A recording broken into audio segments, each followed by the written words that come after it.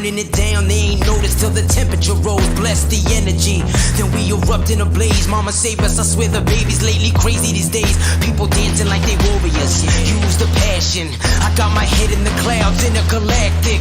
I'm on a venomous prowl, ready to snatch it. Are you prepared for it? Then let it happen. Rise up though, rise up though. All my people, where you at? Rise up though.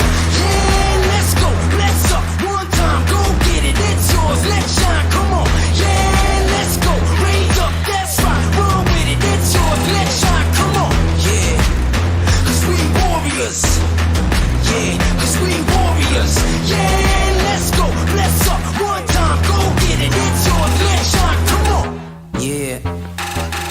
There's nothing to say, oh God, nothing to say. I ain't have words, I erupted in thunder and rain. If your man's strong, then why call me running away? It's just a game, but nobody coming to play. Alright, I got this, watch out, I got this, boy. Raise up, max out, then blast the noise. A perpetual dream shattered by exceptional thieves. Forget what you think, live for you, resting in peace. Bless. Rise up though, rise up though. All my people, where you at? Rise up though. Let's go. Yeah, let's go. Let's up. One time, go get it. It's yours. Let's shine. Come on. Yeah, let's go.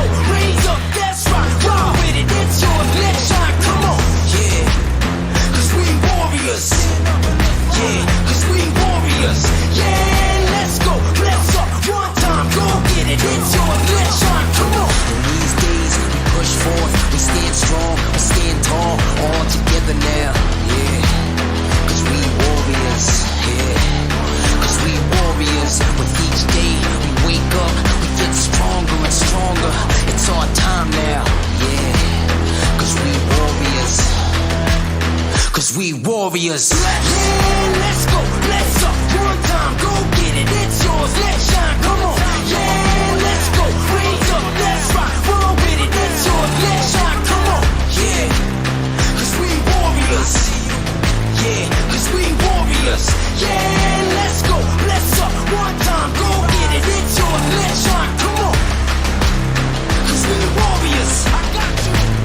Yeah, we warriors. Cause we warriors.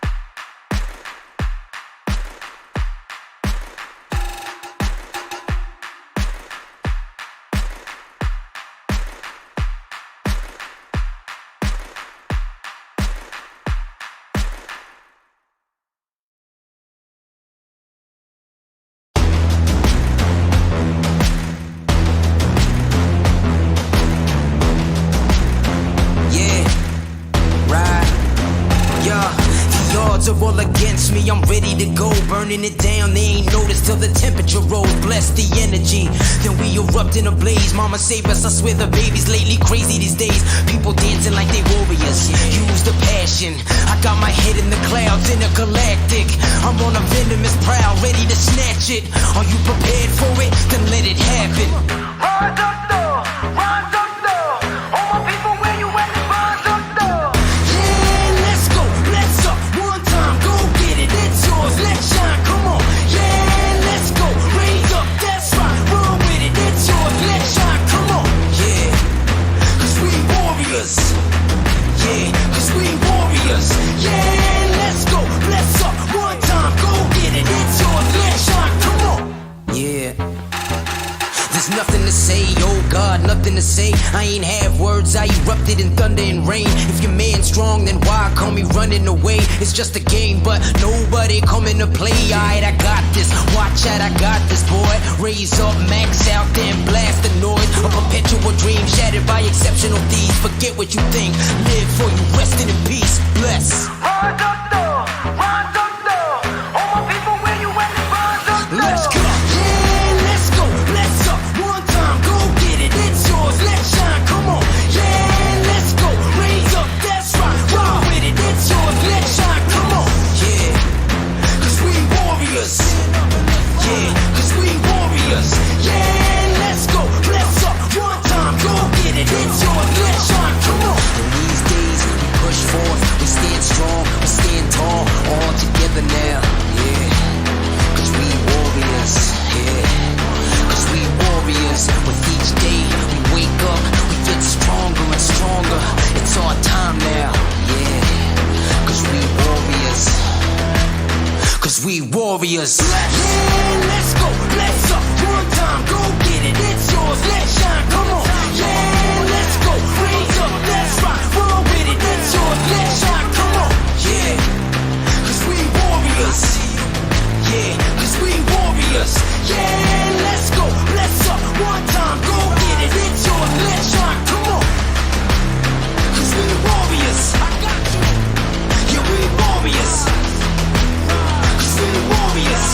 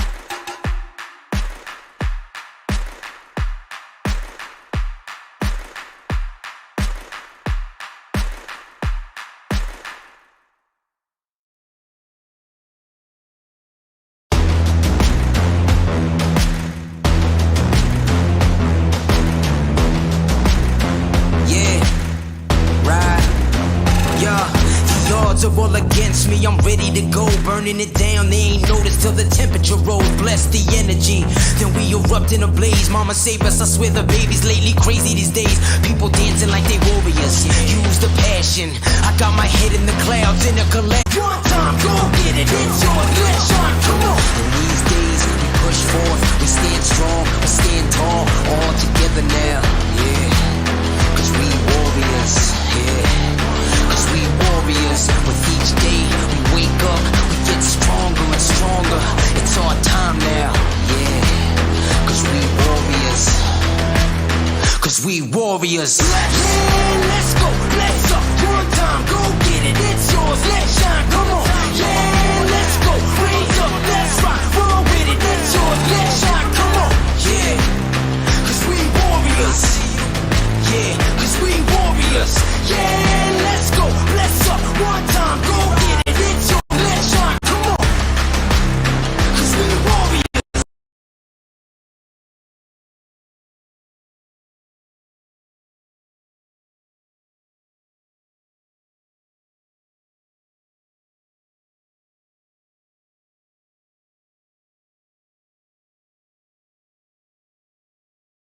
Warriors.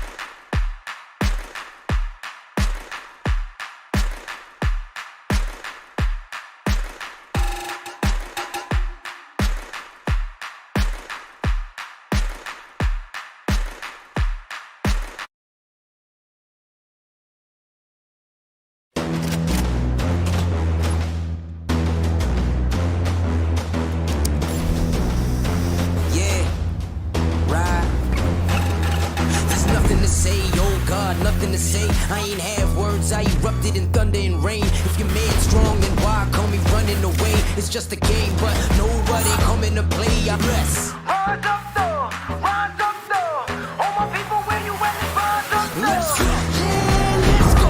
Let's up one time, go get it. It's yours, let's shine, come on. Yeah, let's go, raise up, that's right. Ride with it, it's yours, let's shine, come on. With each day we wake up, we get stronger and stronger. It's our time now, yeah. Cause we warriors. Cause we warriors. Yeah, let's go, let's up one time, go get it. It's yours, let's shine, come on.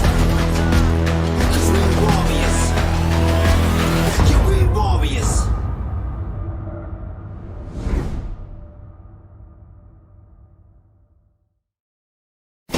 Valorant Agents of India. Are you ready?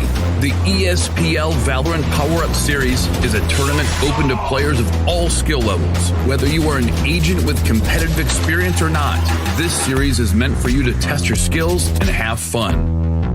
Agents will battle for a total prize pool of 7.5 lakhs and the title of Series 1 champions. It's time to power up. Let's break down the tournament format.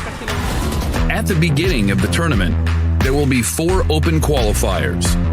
In the qualifying rounds, players will go through a best-of-1 single elimination, battling their way up the ranks. Those ranked top 16 onwards of the qualifiers will face single elimination in a best-of-3 match. The top 4 teams from each qualifier will earn a spot in the group stage, resulting in a total of 16 teams. These teams will then be split into 4 groups, with 4 teams per group. Teams will then compete in a GSL format, where 2 opening matches are played. The winners will then battle in the winner's match, which will determine who tops the group. The losers will battle for survival. The victor of this match will then battle the loser from the winner's match to determine who progresses further in the tournament. The 2 teams from each group move on to the playoffs, where 8 teams will compete via sudden death, single elimination, in a best-of-3. The quarterfinals and semifinals will be an exhilarating battle of skills, wits, and strategy to win through a best-of-3 elimination process. And finally, we reach the grand finals, where our final top 2 teams of the series will battle for glory through a best-of-5 elimination. Valorant Agents of India, will you and your team be the one that reigns supreme? It's time to power up.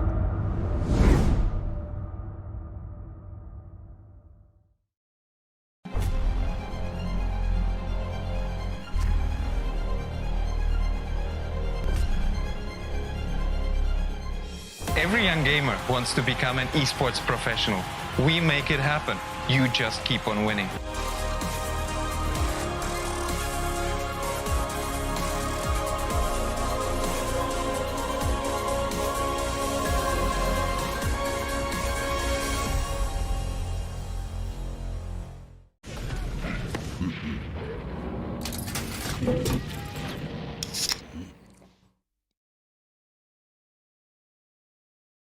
Users of Roblox are all around the world, and all of them expect the same level of experience. The success of games is measured by how much can you keep users engaged.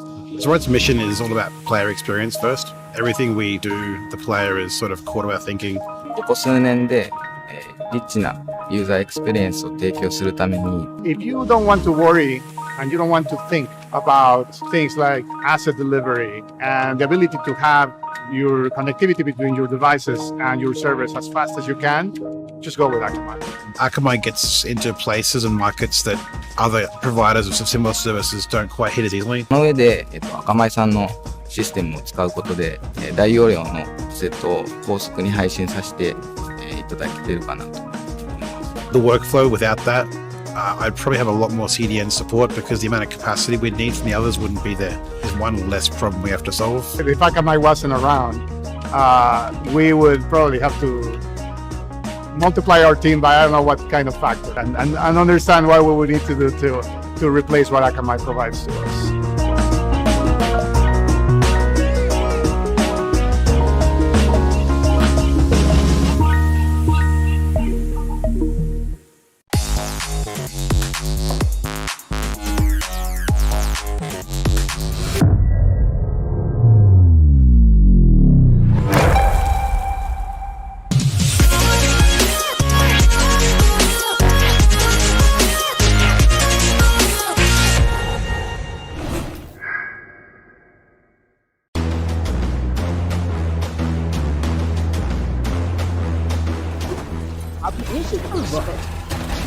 बिल्कुल यहाँ पे एक बेहतरीन battle है और यहाँ पे Tempest यहाँ पे जो डिफेंडिंग करके दिखाई एक प्राइम एग्जांपल है क्यों हम कहते हैं कि एसेट का मैप कमाल का है but is gonna hold a very nice angle for himself. He saw one player there. Oh my god! Who's gonna knife him? Yes, he's gonna knife him! No! Wait a minute! Other player that's gonna be Stenos, who was about to use the showstopper into the easy situation.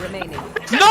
Take one down, and it's the last man standing. इनके पास double satchel boost जरूर रहेगा. क्या वो use करना चाहेंगे? वही एक बड़ी बात है. सेज काफी डिस्टेंस से आ रहे हैं, लेकिन कोई गलती नहीं होगी. दो प्लेयर्स को टेक डाउन किया जाएगा. तीसरा प्लेयर भी यहाँ पे आके आता हुआ बहुत ही शानदार तरीके से टेक डाउन किया जाएगा.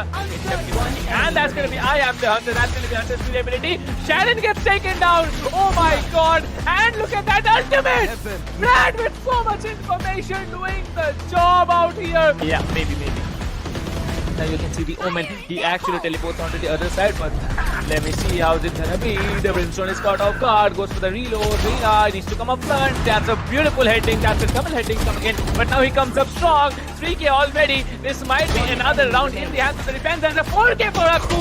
Oh my god! Akku goes on, and he builds an ace for himself. What a ace play did this guy have?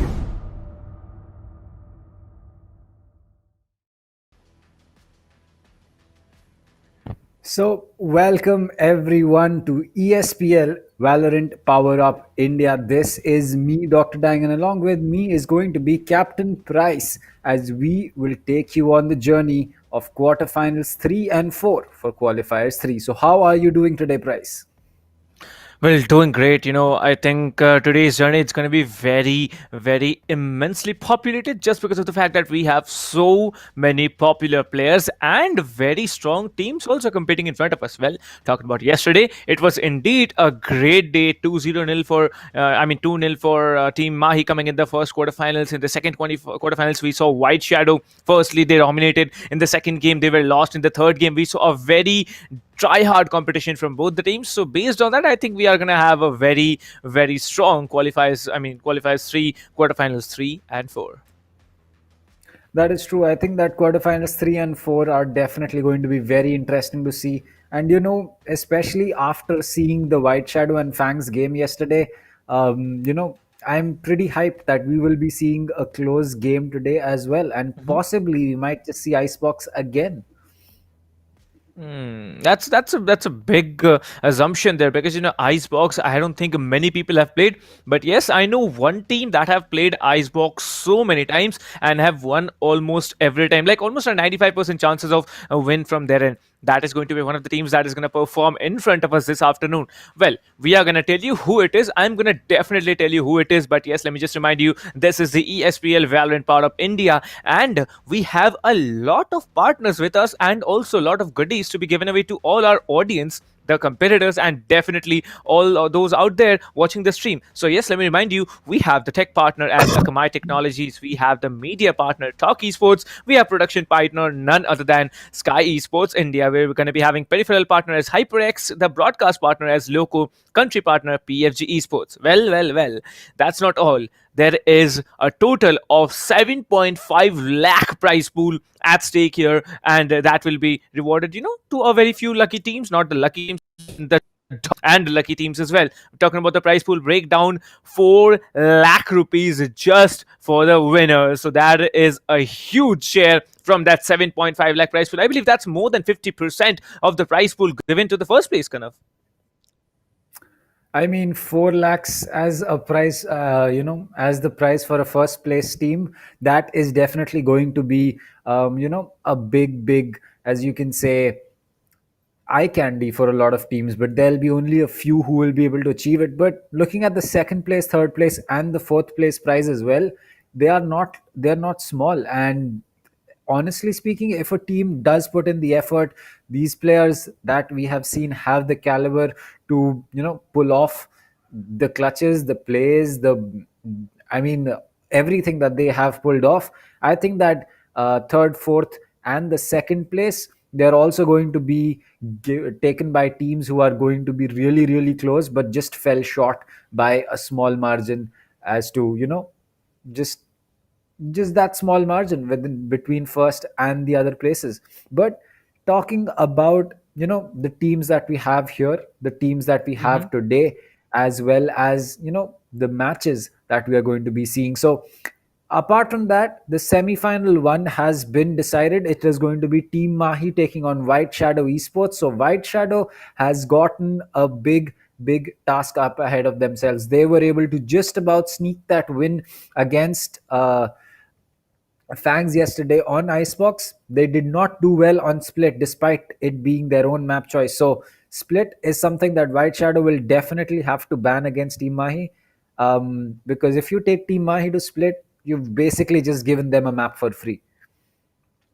Well, that's true indeed. Team Mahi, they actually were falling short on the first map yesterday, but on the second game, they showed us what absolute domination looks like. A 13-1 victory coming in from Team Mahi is not at all a surprise to the audience and to ourselves as well. Well, talking about today's matches, it is going to be very intense, but we are going to see the first semi-finals tomorrow at 12 noon between Team Mahi and White Shadow Esports. I think it's going to be a close one, at least for the first game, but then and there, when Team Mahi has done their homework in the first game, obviously they're going to win it. See, there's no question about Team Mahi not winning, because Team Mahi is a very overpowering team, and also, if not, one of the best, if not the best team in India right now. And if you want to beat Team Mahi, you got to be the best, and if you cannot be the best, they're going to just scratch it away from you. They're going to just snatch it away from you. But today, this afternoon and evening, we are going to have two more quarterfinals of Qualifiers 3. The first game, it's a BO3 for both the games. The first one, it is going to be ParaTroops versus ZeroIQ. And on the second one, we are going to see Enigma Gaming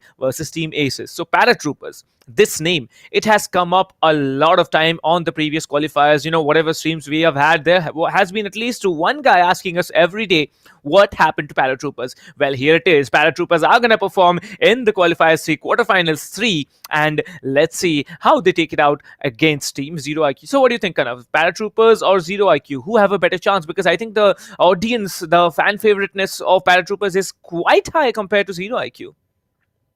Well, I think that ParaTroops is definitely having a lot more of audience support, but I'm pretty sure that ZeroIQ is also going to be, getting their own friends in to, possibly support them as well. But let's go over the lineup, or rather, we can go over the map selection or the map veto first, as ParaTroops has chosen to go to Bind, where they'll be starting on attack, and ZeroIQ on defense. ZeroIQ has chosen Ascent, where they'll be starting on attack, and ParaTroops will be starting on defense, while the third map that we go to is going to be Split, where ZeroIQ will be on attack and ParaTroops on defense. So every single map that we are going to be seeing today is going to be a defender-sided map. So every team that starts on attack will have to be the initiators in picking up those rounds. So finally, going over the lineups that we have today. So ParaTroops will have Binks, Whitehammer, Ditto, Shreyas, Strix, Glyph, and Kuzuri, while ZeroIQ is going to be having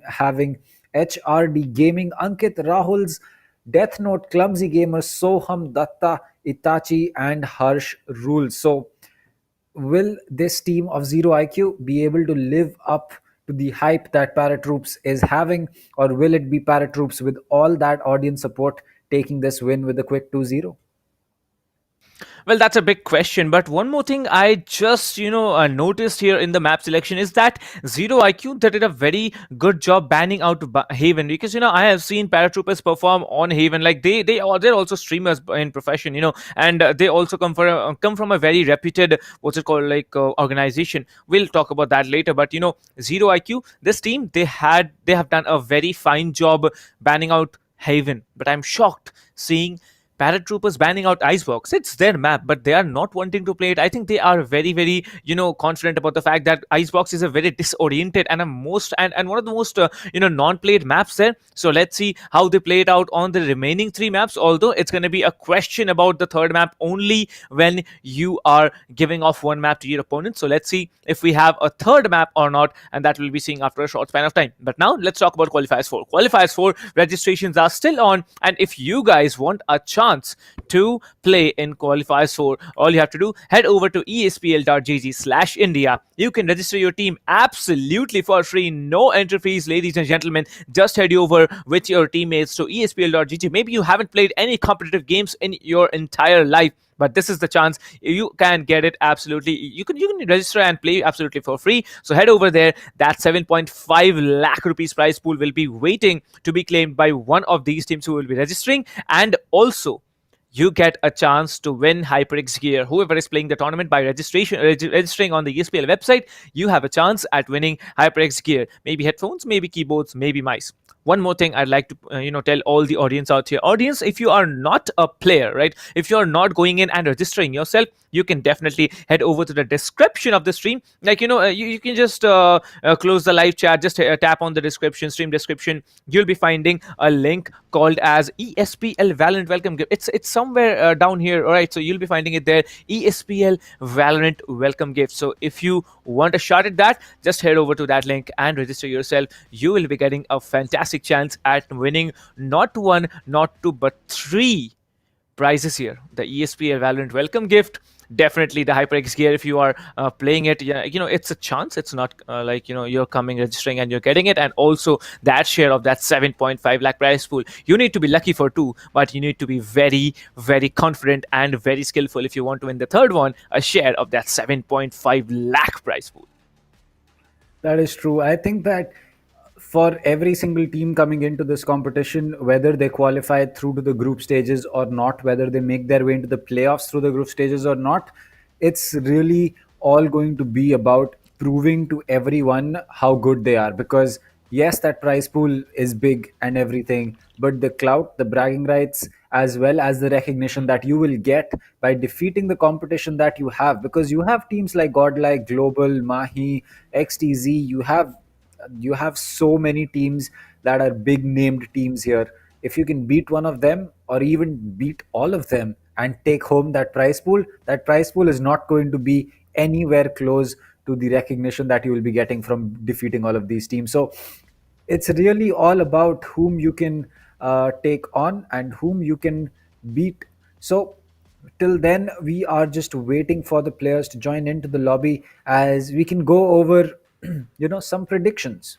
So chat, let us know, who do you think is going to be taking this map of Bind first? It is ParaTroops choice. They are starting on attack, and it'll be ZeroIQ starting on defense. So who is it going to be? Let us know in the chat what will be the scoreline. Well, we all know that since paratroopers, they have picked up the first map, they are not the ones who decided the sides here. The sides were decided definitely by ZeroIQ. Now, ZeroIQ have done a brilliant job choosing defense out here just because of the fact that it's a defense-oriented map. You can be the attackers, you can be, getting maybe 4, maybe 6 rounds, maybe 8 rounds in the attacking half. But if you are on the defending half, take a sentinel, pick any sentinel, maybe a cypher, maybe a killjoy, maybe a sage here. Sage is obviously not that preferable on bind, but if you're using it, wall off any location, watch the other angle just by indulging 2 players to hold off that particular position, leave the other 3 agents on a different side. 3-2 split, sentinel and any other, maybe an initiator, maybe a duelist on one side and the rest of the 3 on the other. You have complete map control of bind on the defender side. But talking about the agent selection here, we can see Kazuri already locking onto that killjoy. Okay, not yet locked on, but will be. And Binks, as usual, he is there locking into that Ray. ZeroIQ Venom moving in with the Reyna. We see a Brimstone coming in. OP Noxious will be coming in with that Brimstone. Clummy trying to pick off that Sage. Will we be seeing a Sage pick? What do you think? Kind of like Sage? Yeah, we are seeing a Sage pick.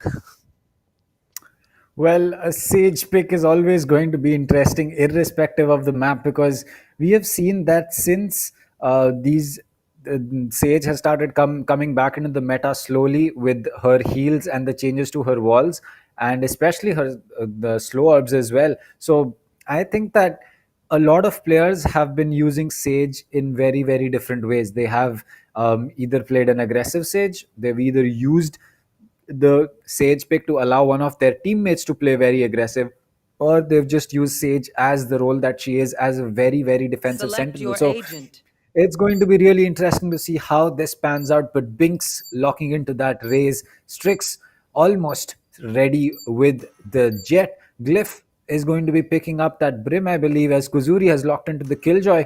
Edit is just thinking about that Sova, as the last 2 players are going to be locking in. So a Sova, Killjoy, Jet, Raze, and a Brim for the attack of Paratroops, while a Brim, Sage, Sova, Rena, and a oh, sorry, I messed that up. A Brim, Sage, Rena, Sova, and Raze for the side of ZeroIQ on defense. So this is going to be an interesting one. And again, we are just waiting for the predictions in chat. Well, and that's true. And one more thing I just noticed. We have Grotto Joe today watching the match here. Oh my god, Grotto Joe, where have you been, my friend? Like, you have been coming daily to the English stream. Suddenly you were off yesterday, but yes, welcome back to the chat as it is. And asking how to register. I tried, but it's not working. Sir, just head over to espl.jg/India. You have to log into ESPL first. You can either log in by your email ID, you can log in by your Gmail or your Facebook, and then it's just procedure. Click on anything you find as you can click on ESPL tournaments. You'll be finding the qualifiers for right on your main screen.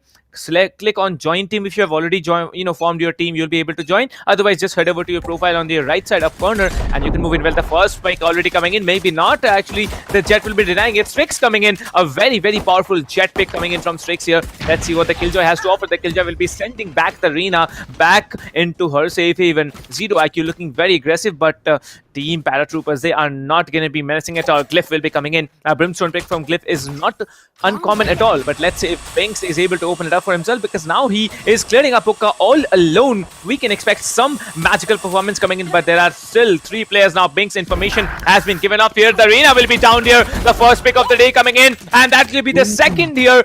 Wall bang and that particular headshot. Oh my god, this guy has already started off. This guy has already got onto the nerves here. Death Note will be coming in. He's holding up elbow all on his own. The spike has been planted for Long and for Hookah. It's an easy defending round. I mean, post-plant defending situation for Team Paratroopers. 3 more players remaining. The Sage, Sova, and Raze with very low HP. Will we be seeing a fight? Will we be seeing a clutch on the defender side? Is a big question. Well, yes, will we see a clutch is going to be the real question, as a flick is not going to be connecting from Blink's ZeroIQ Clummy is going to be collecting that kill, and that will put them in a 1v3 as the last player is going to get spotted, and that Sage heal is not going to be working out that time, as she will get shot down, and the first round goes to the attackers. So again, a very quick start coming in from the side of Paratroops. Very good recon darts.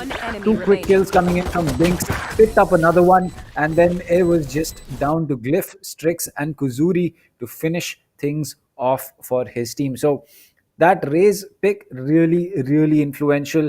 If you know how to play that Raze, pistol rounds are going to be extremely easy for you guys. That is definitely true.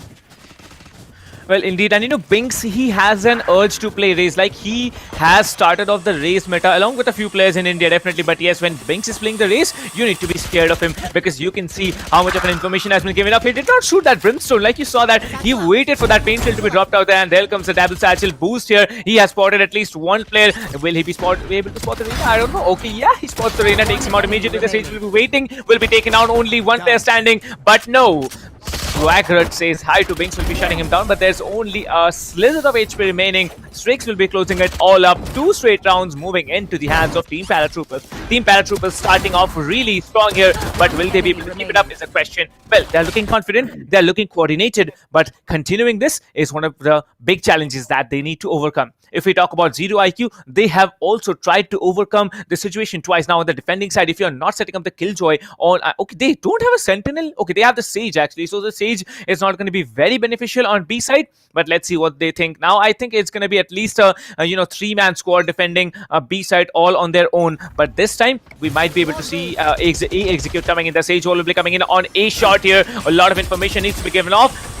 It's there. Sage has been spotted slowly, but no, that Slower will be doing a lot of work here. The showstopper, nothing done. But now Binks has an intel there. ZeroIQ Clummy will be falling down very hard now.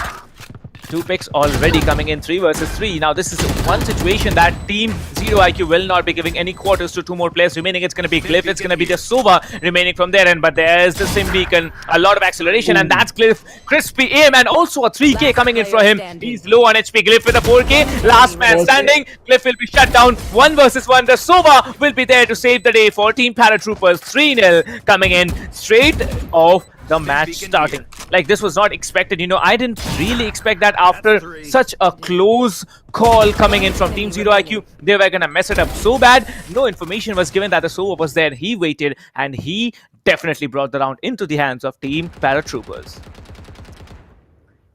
I mean, it's amazing to see how Paratroopers is playing on this defender-sided map. It almost seems that every gunfight that they are taking is seeming to be an attacker-sided one, and that is not the case. They are just winning their gunfights so soon and so easily that the Sage getting caught inside Lamps is going to get taken off. No. And Glyph, with that orbital strike, is going to get that kill. And what a way to start off the round. The Sova is going to get pinged as well. The spike is going to get initiated. One player falls, two player fall, as Strix is just going to make sure that no one is going to be surviving except that Brim with the classic in his hand as he comes in from the side of CT. He will pick one up but gets traded out by Strix, and a quick 3k for this man is going to make sure that Paratroops goes up 4-0. One enemy remaining. Well, indeed, and this is a very strong start to Team ParaTroopers. I mean, they are trying hard, but it's just that their aiming skills are so insane that Team ZeroIQ is not getting a chance even to come back into it. Now you can see the kill distribution there. 2 kills each for the top 3 fraggers. The Reina is staggering. Venom is trying very, very hard to stay into the competition just because of the fact that, they are getting so very dominated now. 4-0 on the attacker side. I don't think Team, ParaTroopers were planning for it, but yes, they have done it brilliantly here. Now, talking about the defenders, they need to be strong here. Now, the siege wall will be wasted down. The siege wall can be brought down by maybe 30 bullets total if you can, all spam together. But there it is, Strix taking down Death Note. Binks will be taking down Clummy. This is a very, very strong push coming in, but Venom will be shutting down 1. ZeroIQ, Venom will be taking down 2. That's a great start now. Swaggerl has moved on with the operator. Already has taken down 1. The spike has there's the spike plant coming through. Let's see if it is a default plant. No, it's not a default plant. The Brimstone may be caught out here, but no, the Brimstone is not caught out. He's still on site, just waiting inside the tubes. He needs to be careful. Obnoxious will be coming in. Obnoxious. Will he be so obnoxious? It's a big question. Obnoxious will be coming in. There's no information given out from the Brimstone. No, it's holding out here. He spots him down. Glyph will be taking 1 down. Last player standing. It is going to be the Sova with that operator. The Brimstone Molly will be slowing him down for quite some time. Needs to take down 2 in a very less amount of time. I don't think he's gonna go for that. I don't think he's gonna bait off with his operator because he knows that operator, it costs you very, very much. So there it is. I think the Sova is going for a save, and the 5th round will be in the hands of Team ParaTroopers yet again. Well, there you go. The save has been completed, or has it? No. Oh, there you go, Edit. You need to make sure that the time runs down to 0 before you run away, because you just dropped a weapon without any reason. And speaking about that, the op is still going to be in the hands of the Sova, which is going to be Swaggerl. Nice name. I mean, Swaggerl, Venom, Death Note, Obnoxious, and Clummy. Nice names, but can they perform is the real question. Till now, they have not been able to do so, as a Vandal, Op, Phantom, Spectre, and a Guardian are going to be on their hands. The paint shell comes out, and as usual, Binks will be the initiator. He will start in to rush and make sure that he can get map control as soon as possible. Clummy making sure that he can get a slow off, but he will get tagged with that 100 fury, but gets taken out as well. Kuzuri is going to get a kill along on the Death Note. In fact, with that Swarm Grenade, Venom does get a trade onto Strix. Glyph comes in and gets him instead as well. Now standing right inside the smoke. Binks very, very aggressive angle as he will get spotted through the smoke. He'll still get one. There's the op player right there, but he will not be going in for that peek. And as the second smoke comes in, Edit 99 will come in and finish things off, as 6-0 is going to be the score for ParaTroops against this team of ZeroIQ. And I don't want to crack this joke, but if they get even 1 round, at least it won't be 0 round. If you know. Well, that's a big question now. I think, there was someone speculating in the chat that we might be seeing a 13-0 coming in from Binks. Like, I'm not Binks, I mean Team ParaTroopers. Team Mahi weren't able to do it yesterday. They had to give off one round to team, the other team playing against them. But now, talking about team Paratroopers, they have a good chance. The Sage will be caught out yet again. This time, Binks will be actually shutting her down. The Sage tried to run off there. The spike might be planted very quickly here. Kuzuri coming on with a perfect backstab, trying to catch out any attacker in the showers here. But are the attackers or the defenders? I'm a bit confused here. Strix trying to hold up anyone on CT. He'll be coming in, shutting down. Binks will be shutting down 2, 3. Strix will be shutting down the last remaining player, and it is a perfect round yet again for Team Paratroopers. 7-0 plus 2 flawless rounds if I'm not mistaken, and that's a perfect way to start the first game in your favor. Well, what a flick coming in from the side of Strix to finish that round off, and unfortunately for Clummy, getting caught out twice by an orbital strike, that's not going to be fun at all. But I'm pretty sure that at this point, all that ZeroIQ wants is that they pick up at least one round. They make sure that they can get one round, if not anything else, to at least, have some kind of, hope of doing anything, because till now, that's the first time I think that the opening frag has gone in the hands of ZeroIQ. And since then, look at that, Binks wall banging Venom. The molly comes in, but it will not be doing anything as the showstopper comes in. It's not going to connect. Obnoxious is going to get that kill. A showstopper comes in from Death Note as Kuzuri will get taken out. So 4v2. We finally might see a round going to the hands of ZeroIQ, but Glyph and Edit are going to pick one kill up. Clum is going to get one. The classic comes out. The reload is going to be completed by the Phantom. And now Swaggerl is going to have a classic. What? 13-0, not coming. Definitely not coming. What a way to take the round that you needed for so long with a classic headshot against the Phantom. Nice, man. Nice.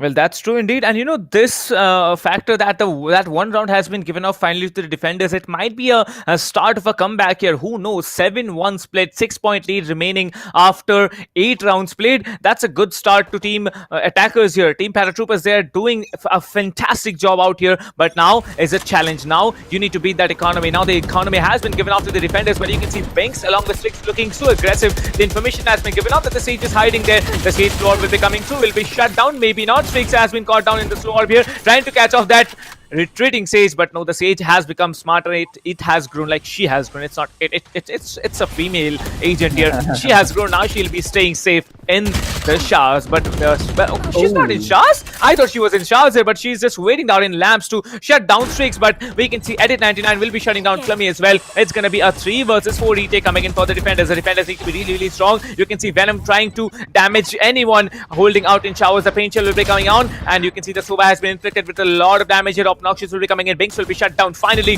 this player needed to be shut down as quickly as possible. There comes Glyph here, shutting one player down. Swagger will be having an operator. Now there's one player still out here in Lamps will be shut down. 2 HP remaining on the Sova. The Sova and the Brimstone, both of them need to be playing out strong here. Swagger goes for the defuse, but there is Kuzuri detonating that swarm grenade, and there she is. Tries the very best, but I don't think there is enough time to defuse the spike. Let's see if this is a defuse. I don't think it's going to be a defuse, because if it is, it's going to be a very, very close one.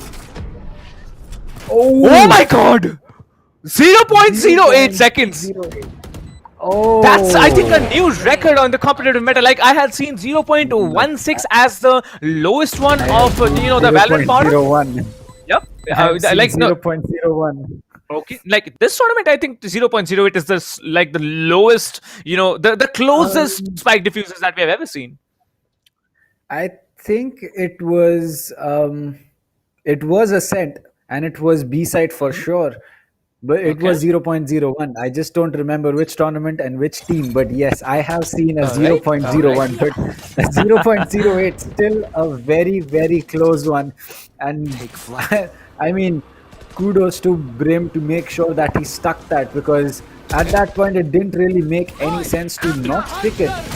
As the Hunter Fury is going to be coming in, the pings are going to be coming in, the counter Hunter Fury comes out, and it's going to be Swaggerl, in fact, who's going to be falling. It's going to be Edit 99 with that kill, as Obnoxious is going to be making his way into a site. He will get pinged, he will get spotted by Kuzuri. That's going to be an easy kill. Venom picking one up, but Strix is going to make a quick quick trade with two people, as Clummy is also going to be falling. And as the race comes in from the back, she will get finished off by Kuzuri. And 8-2. So 2 rounds dropped on the side of ParaTroops, but after that, it's just all the way back to home.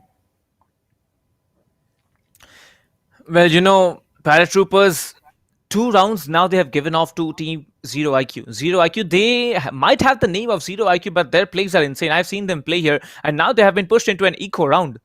Eco round is an important round. If you can beat this, you can actually beat the game here. But now it's a big question. If you can beat the eco round and take down team paratroopers, that's going to be another story to tell. But now coming in, Binks, you can see he is being aggressive, very, very aggressive here. The stim beacon will be actually accelerating that drone there. Like, you could see the animation on top of that. Like, I think the drone was getting accelerated because of that stim beacon there. But now coming in, Binks and Strix, both of the players will be shutting down anyone coming in from CT. And there it is, the ultimate will be popped off by that Brimstone. The orbital strike will be taken down. No one. This time it's a 3 versus 3 retake with the Brimstone having very low HP. ZeroIQ Death Note will be coming in, trying to shut down at least one player. You can see he's trying to get on top of that boxes here, but he does not spot anyone. Edit 99 will be sent back a little bit by that Brimstone Molly, trying to catch off anyone off guard. The Killjoy ultimate will be coming in. The Killjoy will be trying to do a lot of work here. It's a 1 versus 3 for the attackers. The attackers will be trying to do a lot of work here. The attacker Killjoy has been destroyed. The lockdown has been destroyed, but the Reina will be not surviving. It's again a 1v1. The Brimstone to save the day. Edit 99 will be waiting out here, trying to take down the Sova. Will be not. No, he goes for the defuse, and there it is. Edit 99 playing out perfect, timely, and there it is. The 9th round in the hands of team paratroopers. Good start to this team. 9-2 on the attacking side of Bind. I think they are gonna have a little bit of a easy situation on defense.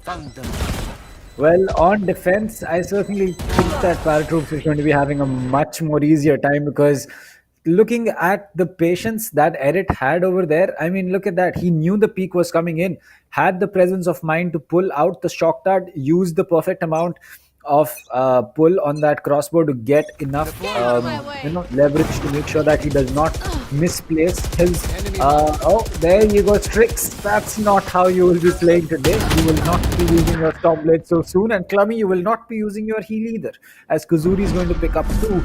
And I agree. I think that with that play, Edit really showed us that he knows what he's doing in this game. He has the presence of mind to use his utility when needed and take the gunfight based on utility. But now Swagrul just holding on inside next to Cubby, as he will have to make sure that his position is not called out, or maybe a molly might not be dropped, because we know that if you are hiding in a Cubby, a molly is really going to be the only thing that's going to pull you out, as a recon dart for CT Hall is being used. This will not give him any intel, as the Boombot will give away his position though, and Binks is not someone who misses a shot.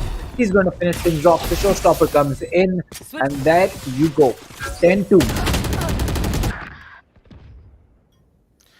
Well, 10-2, 8-point split on the defender-oriented map, where team paratroopers started out on the attack and they are now leading. It's a good start. It's a great start to them, if you ask me personally. We can see 3 light shields coming in from Glyph, Kazuri, and Edit 99, and they're going to play with classics, but there is going to be 2 ghosts coming in from Streaks and Binks. I think they're good aimers, right? Their aim and crosshair placement is absolutely insane. And coming in at the scoreline here, 15 and 13 frags for Binks and Strix respectively. If we talk about the attackers now, Nana and Swagrul, these 2 players are going to be top fragging 8 and 7. The Reena now needs to step up the game, because now it's a time where you can actually flash him off, and there it is. Like I said, needs to step up the game. Strix will be shut down. Venom will be coming in. Now another ghost has been given off to this team. Will they be able to hold it out? Edit 99 already coming in, trying to hold down anyone who's coming down from hookah.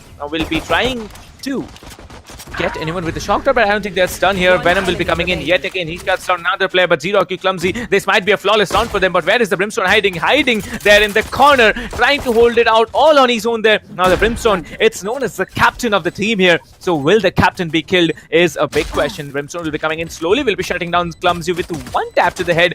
1 versus 3. Only 100 HP and 25 more assisted by that shield. Will he be able to get it done? No. Swaggerl is there to stay high to him in elbow, and he gets shut down. 10-3, 1 round going in the hands, and that too the pistol round going into the hands of Team ZeroIQ. Well, we always see whoever wins the pistol round, they are usually the ones to clutch out the next one as well. We can see the picks coming in, like, the weapons coming in from the defending team here. 2 Stingers, 2 Buckies. If you get one tapped by that Bucky, like, in close range, you're basically dead. Will Cliff and Strix be able to do it? Will Kazuri be able to do it? What do you think? I mean, for Kuzuri to do Bucky, I mean, the level of skill that the man has, the Bucky is not really going to be a difficult weapon for him. Oh, That Bucky? Strix will delete Death Note. Oh boy. Okay. Bucky to the face. That's going to be tough, Painful. as Obnoxious will be looking to use.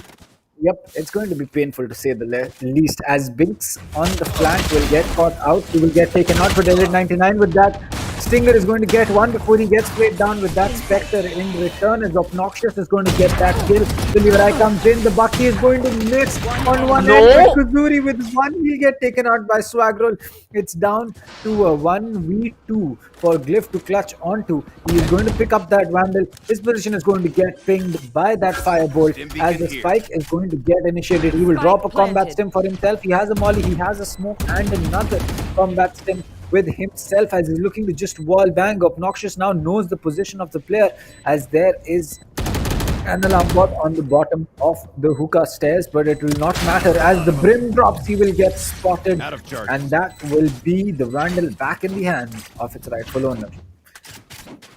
Well, they're just showing off their knives here. Like, I guys, we know that you're rich, all right, but you're showing off knives to poor people like me and Kanav. Like, seriously, guys. But yes, that's one way to portray it out. Like, we also have I think all the players have done this. Like, you're shooting one player, immediately taking out the knife to just, accelerate your movements, to maybe move faster than what you can do possibly with your guns. But now coming in from Team ParaTroops, as you can see how vulnerable they are being on the defender side here. Now they have gone in for an eco round. I can see a shorty pick from someone.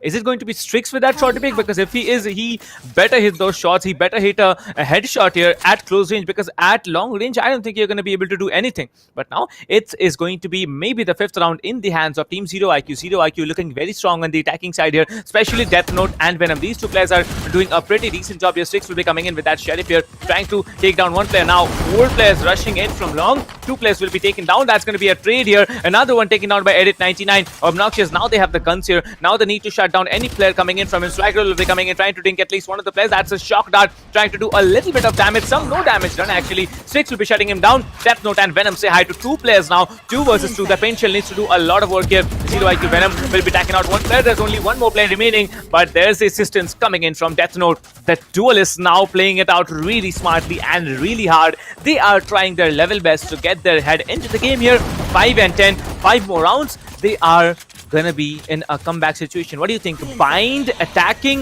if they actually have a comeback against such a strong team?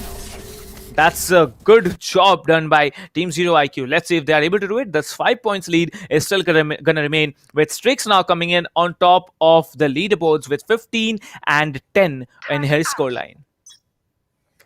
Well, I just think that it's just ParaTroops playing this lightly. They're just trying to, have some fun, peek everything as much as they wish, because I'm pretty sure that if this was a game that was actually going to be a close one for them, and their opponents were someone that they would have problems taking on, they would not be going in for such aggressive plays. And as we look at that, Death Note's position will get caught out with that boom bot.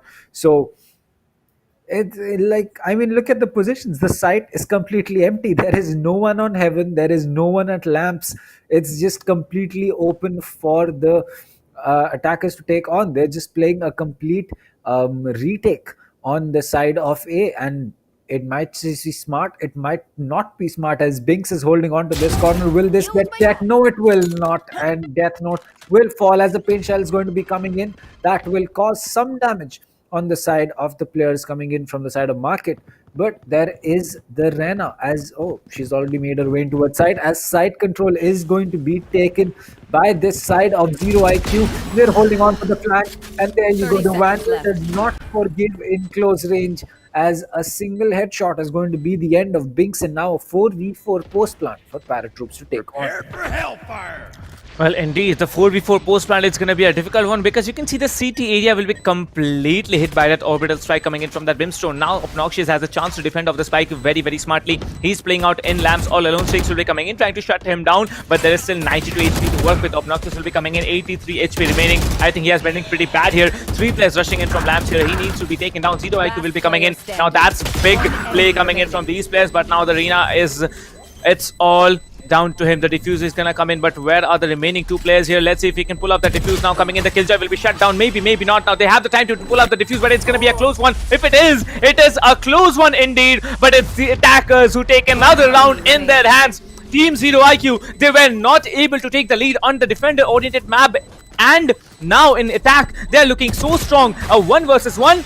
Perfect timing coming in from the arena to slow down that diffuse here, and there it was, a 0.64 seconds diffuse, not possible at all. The spike was detonated, and paratroopers, they are gonna be so worried. They have not been able to win a single round since they started off on defense, and if this is the case, I think paratroopers better get their socks on and wear their boots, because it's not over yet. 4 points still to go.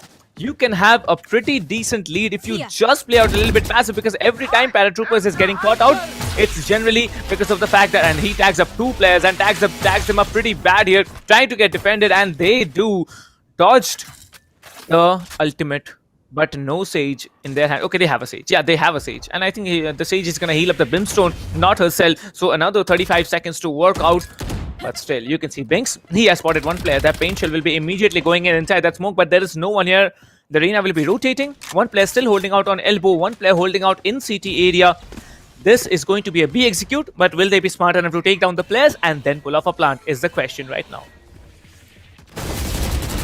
I mean, I think that what paratroops need to do is just get their mind back in the game. They've been able to get these kills earlier, as they have to get the lockdown initiated for them to take this round. ZeroIQ is going to be picking up Strix. Clummy fell, but Swaggerl got that kill. And as no player is going to get detained, the lockdown will end. And there you go. It's going to be Venom spotting 1 player. Swaggerl picking up Glyph. This is suddenly looking like paratroops is not knowing how to handle things, as Kuzuri is going to get 1 but gets taken out by Death Note, and it's all down to the Rays, who will be inside. Hookah drops down, spots 1. What a connect by Binks, but a Spectre in hand and not oh my too god much to work with, as 7th round rolls on the board for the side of ZeroIQ. I think it's time that paratroops really think about what they want to do. Well, you know, Kanav, this team, paratroopers, now they are in trouble. They are in so big trouble that they might be opting for an eco round. Well, I think they're opting for it because I can see Sheriff, Bucky, Ghost Vice coming in from them. Binks will be worried. Binks will be so worried right now that his team is not being able to play out on a defenders-oriented map in defending side.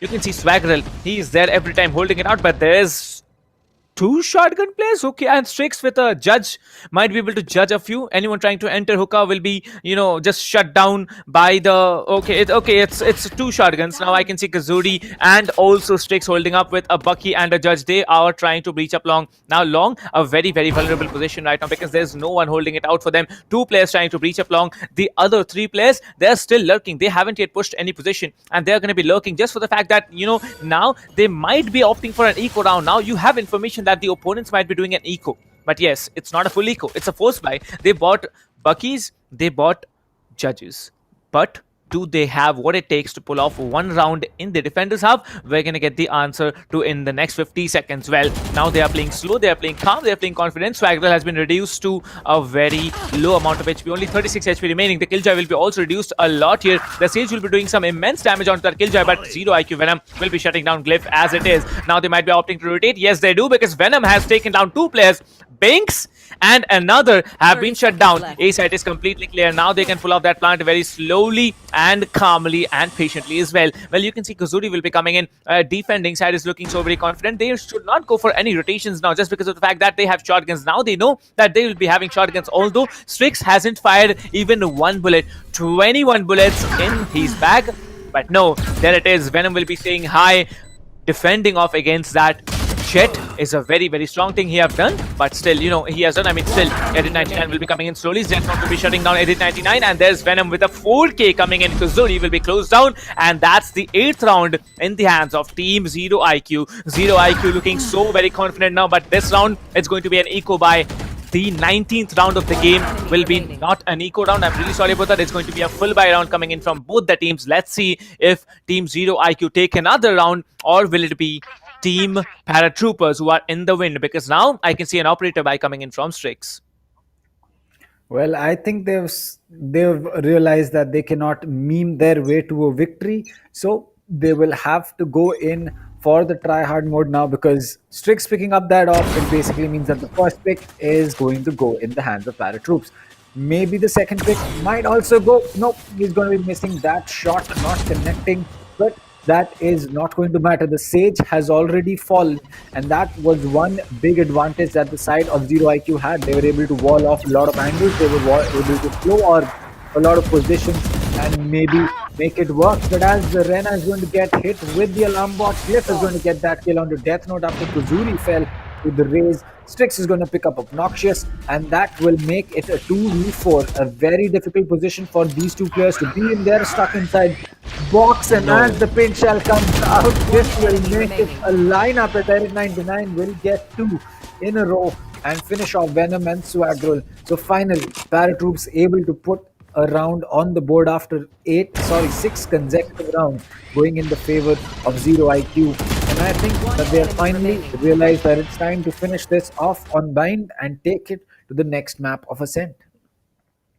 Well, indeed, people in the chat, I can notice that some people are saying that easy throwing, Paratroopers throwing. No, guys, I don't think Paratroopers are throwing at all, because I can see whenever they're getting the chance to, frag anyone, they are taking that chance. And now, coming into the 11th round, it was definitely not a throw from their hands. But now, coming in, Binks is being very cautious. He has to be careful because he's holding up there through that smoke. One taps Zero IQ Venom, and he is out of the game. The Sage will not be... Okay, will be having the revive. Now the Sage can pull off a revive, but will the revive be pulled off is a big question, because they need this round. They need this round really, really bad. Clummy, now you need to go back and revive your teammate. If I were the Sage, or if any of my teammates were the Sage, I would have literally, shouted on that Sage, you have a revive. You need to revive that player. You know how important it is to revive a player when it's a 4 versus 5 situation. But Binks will be shutting down 2 now. Swaggerl and Obnoxious both will be shut down by that showstopper. 2 more players standing from the attacker side. Now the revive needs to be pulled through. Binks is waiting inside the exit of that teleporter.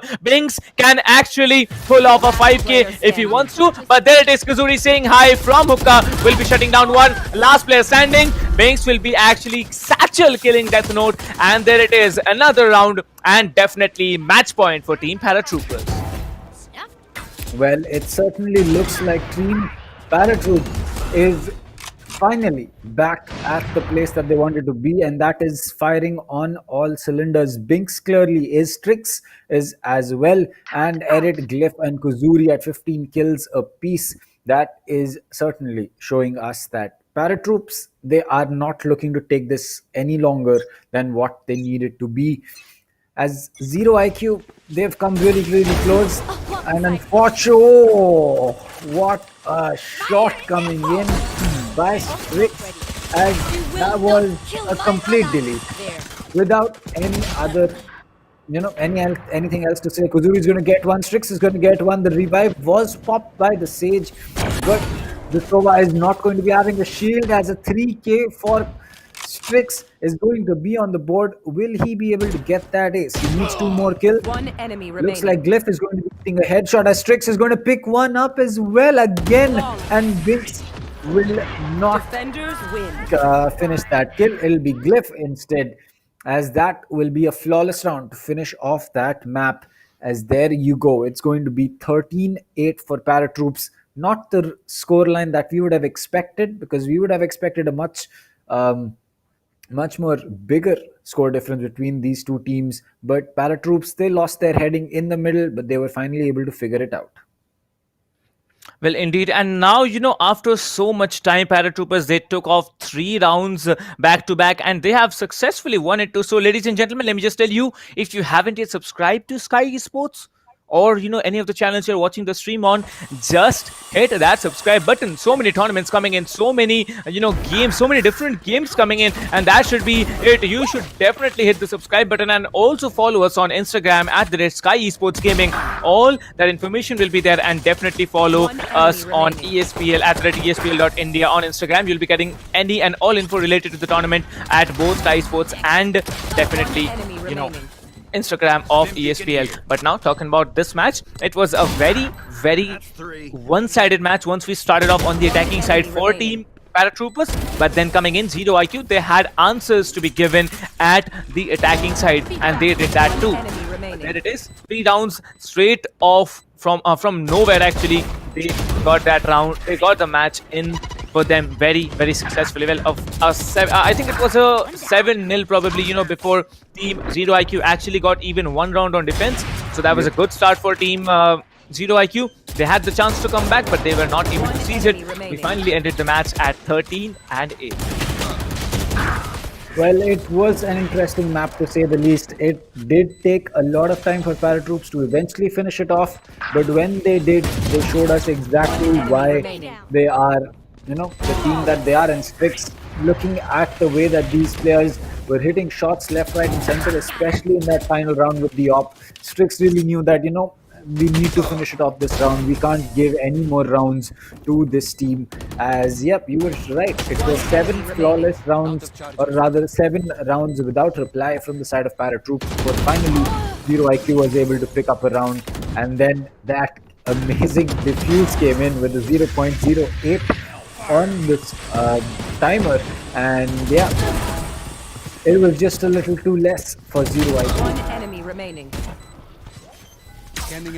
Well, I think they started out strong, but still they were somewhere short. But now I can see that team ParaTroopers, they did strong, and team ZeroIQ, they have a pretty good chance at taking the second map, because it's not their pick, it's definitely team ParaTroopers who have started off with that pick. So okay, I think the first map was ParaTroopers pick, right? Or was it from ZeroIQ? Because as I recall, the first map was ParaTroopers pick, and the second one was ZeroIQ. Just correct me if I'm wrong, Kanav.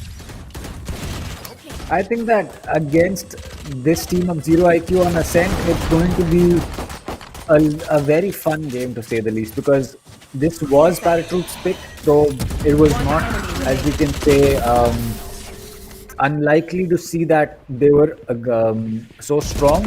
But at the same time, on Ascent, I think that it will really come down to how ZeroIQ is going to start the map, because it is one thing that you are able to, One enemy remaining. as you can say, pick up a lot of rounds. But on the other side, Ascent is going to be a map that will not allow a lot of teams to have a lot of wiggle room. If you take mid control, you can control a lot of rotates, and as we saw, that ParaTroops is able to take map control very, very fast, simply based on the fact that Binks and Strix on that get and raise are going to be very quick at it. Well, indeed, and we have Akash Borkar in the chat saying these commentators are so biased. I'm really sorry, Akash Borkar, but we will be definitely congratulating them who play well, and also, telling it's a try-hard performance for the ones who definitely are not able to perform better. They can't perform better because these are not teams who have, come back out from anywhere. These are professional teams playing out in front of us today, and if they cannot perform well, that is something you should actually never forget. But if you talk about Strix, the moment he had the operator in his hands after giving off 8 rounds, that was actually the point the match turned. Strix getting that operator on, I believe, the 19th round of the game, that was the start of ParaTroopers winning 3 back-to-back rounds, and they have done it so well. Binks and Strix both sitting up there on the leaderboards at 22 and 22 frags each. Just the fact that Binks had 8 assists being a race, that's a big question mark right there. But yes, the scoreline will be a 13-8 victory coming in for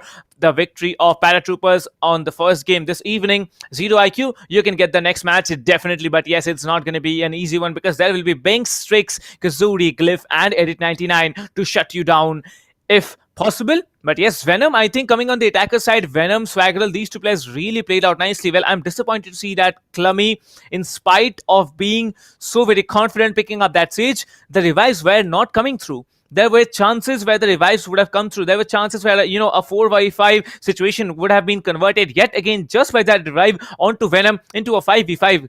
But that mistake there, that actually costed a lot. But now, talking about the scoreboard, Venom with 17 frags, Kazuri with 16, Glyph will be having 16 as well, Zero IQ, Swaggerl having 15 frags along with Edit 99. So both the Sovas, they had 15 frags each. Congratulations, Sovas, you are brothers, but just playing on the different teams. So that's a different story to tell. Zero IQ, Death Note will be having 13 frags. Obnoxious also very well played, man. 11 frags for him, and Clummy with just 6 frags. Clummy is really choked out here. 20 deaths, 6 frags just coming out. Not acceptable at all at this stage of the tournament. But yes, we are definitely going to have a second game today, which is going to be Ascent. I am excited to see how it plays out on Ascent. So what do you think, Kanav? Will Team Zero IQ be able to take it out on Ascent? The revenge factor is also coming into play. So will the revenge factor actually help out Zero IQ to win the next game, or will it be Team Paratroopers' confidence and coordination that they outplay again on Team Zero IQ? I mean, it could go either way. It could either be that Paratroops realizes that, Zero IQ is not a team that we can play, quote unquote, chill against, and they'll just try hard the way that they did on Bind and get rounds left, right, and center. Or it will be Zero IQ realizing that they can take down Paratroops and then just play the try hard game that they were playing, and then take Ascent and take us to the third map of Split. So it can really go either way. I really don't know how it's going to pan out. I hope that we go to a third map of Split, but the way that Paratroops played out Bind once they realize that, we have to finish this map off, it kind of leaves me in a doubt whether Zero IQ will be able to get Ascent or not. Well, that's true. I think we saw actually 3 stages of the first match. I can put it out this way. The first stage was when Team Zero IQ, they were able to do nothing on the defending side, and there was Team Paratroopers coming out over and over and over again on attacking side. They had a 10 to split on defense, right? On the attacking side in favor of Team Paratroopers. The second stage, it was when Zero IQ actually stepped in. They got 6 rounds at a streak against a defending team in a defender-oriented map. That's another story. But on the third stage, there was yet again Paratroopers taking 3 rounds back to back, right snatched down from the mouth of Team Zero IQ, and there it is. But next game, it's going to be Zero IQ with the map selection of Ascent, and I think just because of the fact Zero IQ have been so strong on the attacking side, regardless of the fact whether Team Paratroopers were throwing or whether they were not able to perform so well on the defending side. Just because of the map pick, I'm going to stick with Zero IQ a little bit, because they have something to answer for. Paratroopers, when they were performing, they were actually wrecking out Zero IQ. Zero IQ, when they were performing, they were wrecking Paratroopers indeed. But now Zero IQ, they need to win this map if they want to actually move into the third game, which is going to be Split. Talking about Qualifiers 4. This is just the Qualifiers 3, ladies and gentlemen. This is the quarterfinals of Qualifiers 3. If you want to play Qualifiers 4, you do not need to do anything other than just heading over to espl.gg/India and register for the tournament. Well, if you do not understand how to register, you can definitely hit up on the Discord server of none other than ESPL, because they are the tournament organizers, right? We have a lot of partners incoming. You can see there on the screen here: tech partner Akamai Technologies, broadcasting partner LOCO, Peripherals, HyperX is going to be their production, none other than SkyEsports India. Then we have media partner TalkEsport. Regardless of the fact of having so many partners here, if you really want help, just head over to the Discord link in the description. There are admins online 24/7 now to assist you how to register with the tournament, and they will be there in the support VC, so you can join there and definitely get your doubts clear. Like I was seeing Probe, he was a bit confused, how he's going to register. Just head over to the VC, man. There are people. There's Karthik always there in the VC to assist you, and he will be there definitely. Well, one more thing, second game, it's going to be a challenge for Team Paratroopers, because now if they throw rounds, Zero IQ is not going to give any chance. Zero IQ will be coming in, they'll be bashing in through the door, and they will be getting that rounds over and over again. I want to see a Cypher. I want to see a Killjoy coming in from Team Paratroopers yet again, because Ascent, if you have Killjoy, you can set up on B side. Cypher, if you have Killjoy, you can set, if you have Cypher, you can set up on either A or B. You may be watching B and also mid all on your own. But yes, will we have a Sage is a big question now coming in from ZeroIQ, because ZeroIQ, I really think that Sage play did not turn out to be as they had expected. So what do you think, Kanav? I don't think it's going to be a Sage play at least coming in ASEN, because ASEN there is still a mid, and once you get control of that mid, you actually have the round in your hand. And Strix with an operator controlling mid, that's something you should definitely look out for. I think that for the map of Ascent, mid control is very, very important. So a Sage is not going to be that influential holding on to mid. But at the same time, I think that if we are really just talking about what that op pick is going to be doing on Strix, then I'd say that it'll be best for ZeroIQ not to peak mid as long as Strix is alive. Because we saw that man op left, right, and center. There is not a shot that he is not going to be looking to connect. And if you do want to peak him, then it's going to be honestly at your own risk. I mean, if I was going to be peaking, I would probably have a half in a million chance to connect a random spray onto his head with a vandal and possibly get that kill. But it's not going to be smart to peak mid, especially when you know that Strix is going to be on the op. I mean, peaking mid in general is not going to be the best idea unless you have intel. But if you know that there is an op and Strix is on that op, I would suggest do not peak mid. It is not going to be something that you will survive. It's not going to be something that will help your team out at all. Look for other ways to push, smoke off angles, and then go in for peaks by all methods. But dry peaking mid, especially with an op, not gonna happen. And we know that Ascent is going to be a map that will be driven by mid control. If defenders can retain market and pizza control, you can do a lot of things of rushing in, smoking off CT, taking tree control. It's not going to work out because defense will always be able to either flank up or be able to reinforce objectives by rotating from other sides. So mid control, that is really where attackers are going to have to burn a lot of utility, flashes, smokes, maybe even slow orbs if they have a Sage, but they'll have to think about something. And it's going to be, as you can say, it's going to be a tough one for ZeroIQ, but I think that they have it in them to take this map of Ascent and take us to Split. Well, they should. Our casters, भाई वो paratroopers है, paratroopers नहीं, please paratroop.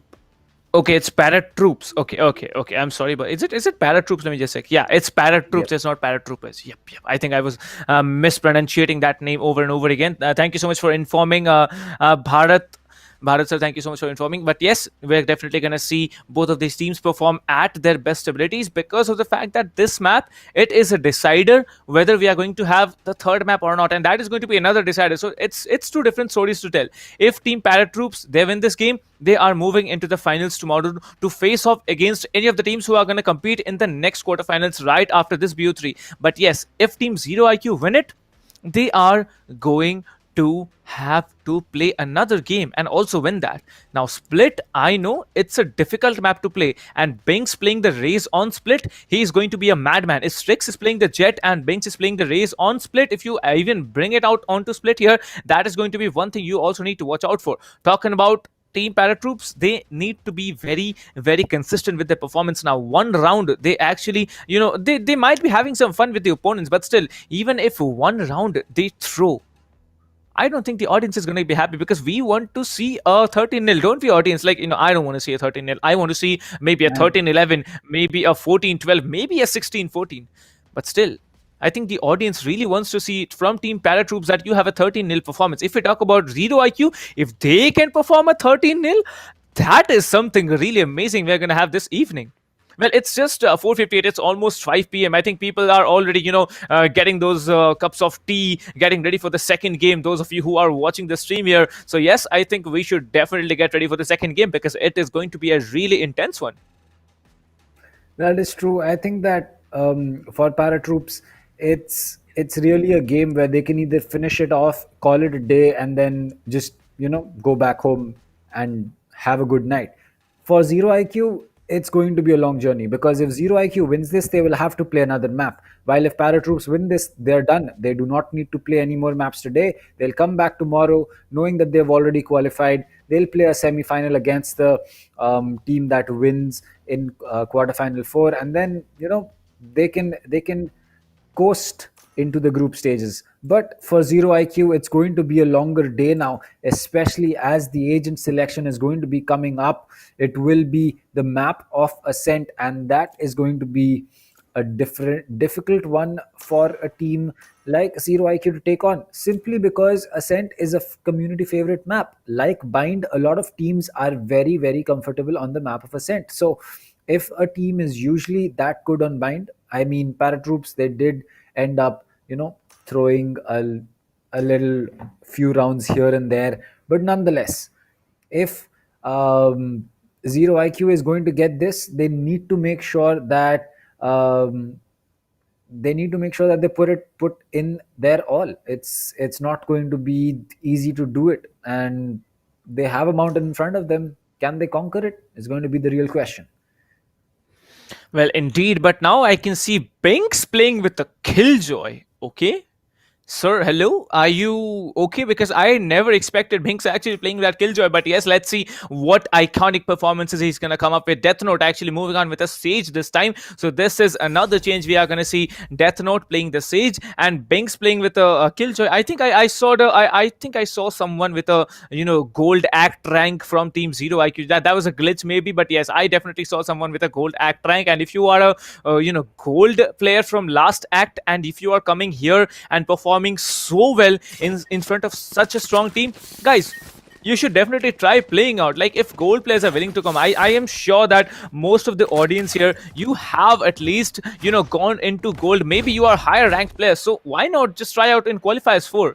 Just head over to ESPL.gg/India and create your own team, register your team, and you'll be getting a chance to play 256 slots. That's a lot of slots if you ask me, and we are waiting. The registrations will be closing on the 30th of January, so register ASAP. Talking about the picks here, Binks will be moving on with the Killjoy. Glyph will be playing the Omen. Now the Brimstone meta has been removed from Team ParaTroops. Kazuri will be moving in with the Phoenix. So after Killjoy playing a duelist is that's a drastic change coming. Strix setting down with that Jet yet again, and Edit 99 with that Sova. This is going to be an A execute coming in. Well, you can see Strix, the information has been given off. He will be moving in beside the generator, but Kazuri will be playing deep side. Now Kazuri's position has not yet been viewed by anyone. Glyph will be trying to hold out tree all on his own. There is going to be 2 players coming in from Catwalk and also Cubby area. Now the flash might be an OP one coming through, but no, Obnoxious will be catching him off guard here. Now will be coming in. That was a heading, but I think he was shielded there. Only very, very low HP remaining on Swaggerl here. Swaggerl will be coming in, shutting down one player definitely, but he needs to take down 2 more. Let's see if he's able to do. Swaggerl does, but now he's so low.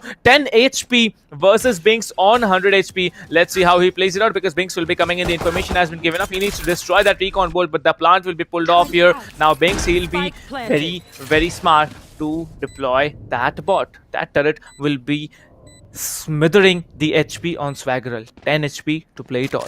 Will Binks be able to do it is now a question. He's going to be so aggressive. Binks will be re-peeking that same position. Now he's coming in. He is going for that kill because he knows his teammate has given off the information that is very low here. And there it is. The right click will be coming in. That's it. Don't interrupt my work. That is Binks. That's Killjoy speaking there. And he secures the first round in the hands again for Team ParaTroops. Well, the first round going in the hands of ParaTroops is going to be a very important one, because the pistol round is usually what will decide the pace of the game for the next round, and especially in a lot of situations on Ascent, it will decide the pace of the full buy round as well, because some teams, oh, there you go, exactly what I was talking about. Some teams will be going in for a force buy, and that is exactly what ZeroIQ is doing. They feel that they can take this round forcing the buy, and if it works out, it will be a good decision. It's a risky one, but if it works out, it will be a good one. If it does not, then they'll have to wait till round 4 to go in for that full buy. As the Leonai comes in, the Rena has made her way in. Will get taken out. The Jet will get taken out. The stage is going to get sprayed down by Kuzuri. Finally, Swaggerl is going to get that kill, but a simple spray down by Kuzuri and Glyph to finish things off.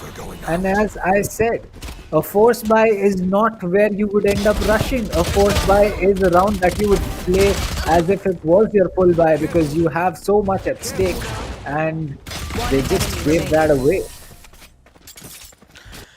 Well, it's a question right now that how Team ZeroIQ is going to function. A force buy round coming in from them. Now they are going to be pushed into an eco round. Team ZeroIQ, they really have to make a point here. They haven't been able to secure the second round as it is, and neither the first one. But now it's a question. Streaks, you can see an aggressive push coming in. That's a very, very crispy one tap coming in. You can see he's trading off a left and right here, but Venom will be coming in, shutting him down totally. But now he can go for that pick here. But Kuzuri, he says hi to one of the players, says hi to the second one, maybe a third here. Kuzuri getting on his nerves now. The last remaining player will be shut down by Edit, and he does. Kuzuri, excellent fragging skills coming out after playing that Killjoy, switching on to a Duelist, and that to a Phoenix. Drastic change, really doing strong. 8 frags now and only 1 death coming in for him. Like, okay, Kuzuri, you have made your point. You can play a Duelist as well as a Sentinel. So that's, hats off to you. 3-0 coming in from Team ParaTroops now. ZeroIQ need to be careful. Now they have a full buy coming in from them. But if they lose this one, they are going to push into another force buy round, if I'm not mistaken. Now, ZeroIQ, you can see everybody has Vandals to play with and also heavy shields. But will they be able to pull off this round is an important factor. 3-0 coming in from Team ParaTroops. We'll be trying to get this one as well, but let's see if they're able to, because now it's a full buy coming in from both the teams. Did you see what has been picked up? A cannon has been picked up by Strix, as he will be having the op this round to play around with, and Swagrul will put an end to his counterpart, which is going to be Edit 99 getting taken out with that Hunter's Fury. The recon dart towards deep sight is going to be used for a wall bang. Kuzuri making sure that he does not walk into its line of sight, does not take any damage. A shock dart being used, 2 people inside, 3. The Lerai should be coming out. That will prevent this glyph from peeking as they will make their way in, but Strix is going to connect. He will not connect the second shot, as now he knows exactly where this player of Venom is going to be inside. But Swagger picking up that kill, going in for that spike plant. It's going to be a run it back. The Sage with the wall in her hand is going to get taken out. Kuzuri gets reset to his spawn, as it will be Obnoxious coming in from mid. He will molly off CT, and now this seems to be a 3v3, or make that a 3v2, as suddenly ZeroIQ has complete side control, as Kuzuri will pick one up. Venom coming in from the back. Obnoxious just holding on. Do they have the time to go in for this defuse? It looks like no. Venom is going to get that kill. It's all down to Kuzuri. The op has been picked up. The Spectre is going to be used, but Venom will connect and finish things off. Pick up that op on the way out. No, drop it again. No op needed on the side of ZeroIQ. Well, I think, they are not trying to take long-range fights. They're pushing it into close range, because at long range, we saw how crispy, Strix was. We saw how crispy Kuzuri was. But now coming in at close range, I think Team ZeroIQ, they did a fantastic job here. Not picking the op, good decision. But now, it's a question. Full buy round has gone into their favor. We can see a destroyed economy if you talk about, Swaggerl, Obnoxious, if you talk about Death Note, if you talk about even Clummy here. Clummy will be trying to fight really hard. Now, you can see how crispy that cross is. That's a very tiny dot. Like, Strix, are you actually able to see through that?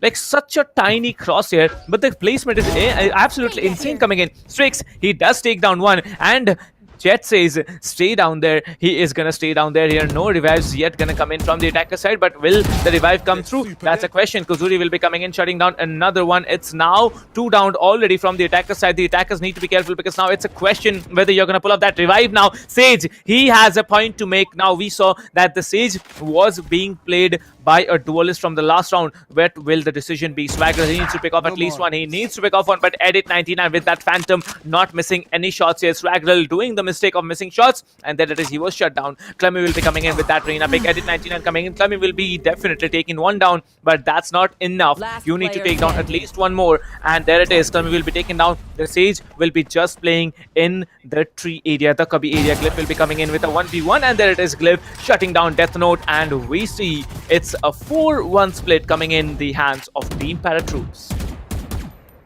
Well, it's looking like Team ParaTroops is just having a very, very good time on Ascent. Yes, it is a defender-sided map, so I would not say too much about Zero IQ not being able to pick too many rounds. But still, they need to make sure that they can come close to picking up some rounds, because that is when they will be able to pick up those rounds. Because right now, it just seems that it's been ParaTroops all the way, and for that one single round that Zero IQ has been able to take, that was just unfortunate from the side of ParaTroops. They were not able to be One down. Oh, Strix with a clean shot, but Clummy coming back with another clean one. This man is certainly feeling it on the Rena, not so much on the Sage though. But as the Rena is going to be using that clear eye, it's going to be a Paranoia coming in. Kuzuri and Glyph getting one kill each. It's down to the Sage as she will get taken out, and Glyph will get rid of Death Note, while it will be Kuzuri getting rid of the Jet. And that is another round for ParaTroops. And yeah, there you go. It's just looking like, as someone said, it's looking like an easy game for ParaTroops. One enemy. Well, indeed, and we have around 350 people. Well, guys, if you haven't yet liked the stream, if you are, a big Binks fan, if you are maybe a big Zero IQ, maybe a very big ParaTroops fan, why don't you leave a like for them? Because these teams, they are playing very, very confident and very well as well. You can see Strix will be coming in with that operator pick yet again. He will be shutting down at least to one player with that operator, because now you need to leave a mark here. Now he knows where absolutely exactly he needs to shoot, but no, he is denied this time. Clummy will be moving in with an excellent pick, but Edit 99 will be trading off for that. So that's a good start to the team. Now low HP on Venom as well. Venom will be shut down, maybe another one, but Clummy will be shutting down another player. Obnoxious with only 50 HP, still surviving. The Brimstone ultimate from the attacker side will be shutting down one, but Death Note, now you have a chance to revive one of the players. Why are you not reviving is a big question. You can also heal up Obnoxious, but not doing the same either. Now Clemmy will be shutting out another one. There's the revive coming through. Swagger will be resurrected, and he is into the game. A 4 versus 3 game has been turned again into a 3 versus 3, as Clemmy will be taking down one player indeed. But Binks, he is holding off B all on his own. There will be one player at least trying to hold out, but no. Now it is going to be a close quarters combat, as Glyph will be taking down Death Note. Death Note slowly coming in. He will be shut down now. The Killjoy is playing deep side. We know that the Killjoy is playing deep side, but where is he? He is going to be playing in the boathouse. Last player standing. Kazuri coming in, trying to take down one, but Binks will be denying that. He takes down 2 flags in this round, and they are now at a 5-point lead. Well, a 5-point lead is certainly going to be interesting. I'd say that Zero IQ need to take at least a total of 4 rounds on attack, so that they can have some chance of coming back. Or it could just be that maybe they are not good on attack at all, because on Ascent at least, it just seemed that on Bind, on defense, they were not able to do anything, and when attack rolled in, they were able to pick up rounds left, right, and center. So maybe if this team of Zero, oh, what a connect by Glyph. Oh, that is going to hurt a lot, as the Vandal connects with the head. And maybe Zero IQ is a team that just loves to play after the split, but they need to make sure that the scoreline needs to be competitive, because it did not seem to be a good one, as this is just going to be a frag fest, as every single player of Zero IQ will look to rush in, but get shot in the back or in the chest as they make their way into a site from Arc. And that was it. A flawless round coming in for the side of ParaTroops. Well, they tried to make a chain, going into the B side here, because everyone you saw was taken down in that simple space, just the entrance of B main and on B main there. But now it's a challenge. It's a 6-point lead yet again in favor of Team ParaTroops. ParaTroops, they're looking so confident, and Kuzuri, 13 frags coming in for him, just 2 deaths, and Binks, 4 frags, but just 1 death.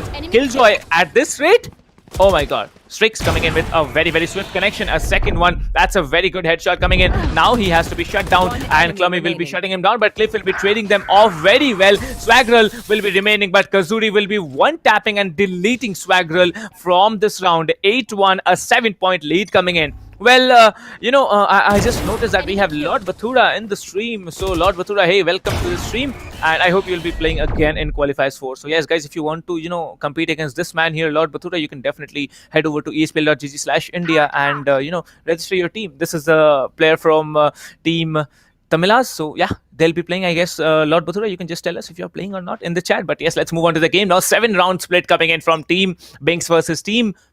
Team. It's Team Binks. ParaTroops just because of the fact that Binks is there always. And now Strix will be coming in with that operator, trying to be very aggressive. He has been smoked out, but he's smart here. Well, let me just tell you guys, you have a chance to win a Fury 5 mousepad. You also have a chance to win a Pulsefire raid, and you also have Alloy Origin Score RGB giveaways coming in, and also Cloud Core 7.1. So yeah, just head over to our description. You will be finding that sweep widget link coming in. Well, talking about the match, that's a very crispy frag coming in from the defender side here. Strix will be coming in, trying to take down one player, but no, Swagger will be taking down Kuzuri. Kuzuri was a big hit. Now the Sage will be shut down. Edit 99. How crispy is that aim coming in for him? Clummy will be taking down Binks. Binks will be coming in, will be shut down. One player will be shut down. That's a lot of bullets missed there by Swaggerl, and but still, he takes him down. It is going to be now a 3 versus 3. You can see Edit 99, so much information given onto him. He shuts down another player. The Reina Clummy has ulted now. It's Strix versus the Reina. Now he misses the shots here, but no damage done. 1 versus 2. He can pull it off. He can pull it off smartly. 35 seconds to go. He needs to shut down at least one player. Strix will be coming in. Will he be able to pull out that operator shot is a big question, because now the player is actually going for the Sova here. The Sova will be shut down. Now it's only one frag, and then it is Strix will be saying hi to Clummy. The perfect position held down there by Strix will be the round win coming in for Team ParaTroops. ParaTroops now at an 8-point lead. Oh my god, OMG. Guys, if you haven't yet subscribed to SkyEsports Gaming or any of the channels you're watching the stream on, just hit that subscribe button. Entertainment will be coming through till the end of February, because we're gonna have the finals on the 28th of February. That's the last day. Our 2-month-long tournament, 7.5 lakh prize pool at stake, and one more qualifiers to go. Head over to ESPL.gg/India and register for the tournament. Well, talking about Strix again, he's again picking up that same position, but now this time he's denied to peek just because of the flashes coming in. But now the Reina will be shut down. Strix will be taking down one. That's one. There's two. Strix will be taking down two. Kuzuri will be holding down that perfect position. That Omen flash along with that Sova ultimate will be doing a lot of work here. Now there's one player in Wines. There's one player holding out into a main. It's a 1 versus 2. Now Binks has been damaged, but Binks will be taken down. Okay, Binks does not get taken down. How is he alive? He takes down 2 instead, and that's another round. A 9-point lead coming in. If it's a 10-2 again, I'm going to be very mad, because it can't be an 11-1 either. But will it be a 10-2 is a big question, because now ParaTroops, they need to get this round, because last time they had a 10-2, almost it was like ZeroIQ had come in. They almost came into the game. And you see ZeroIQ's economy is destroyed. They're buying guns and not picking up shields.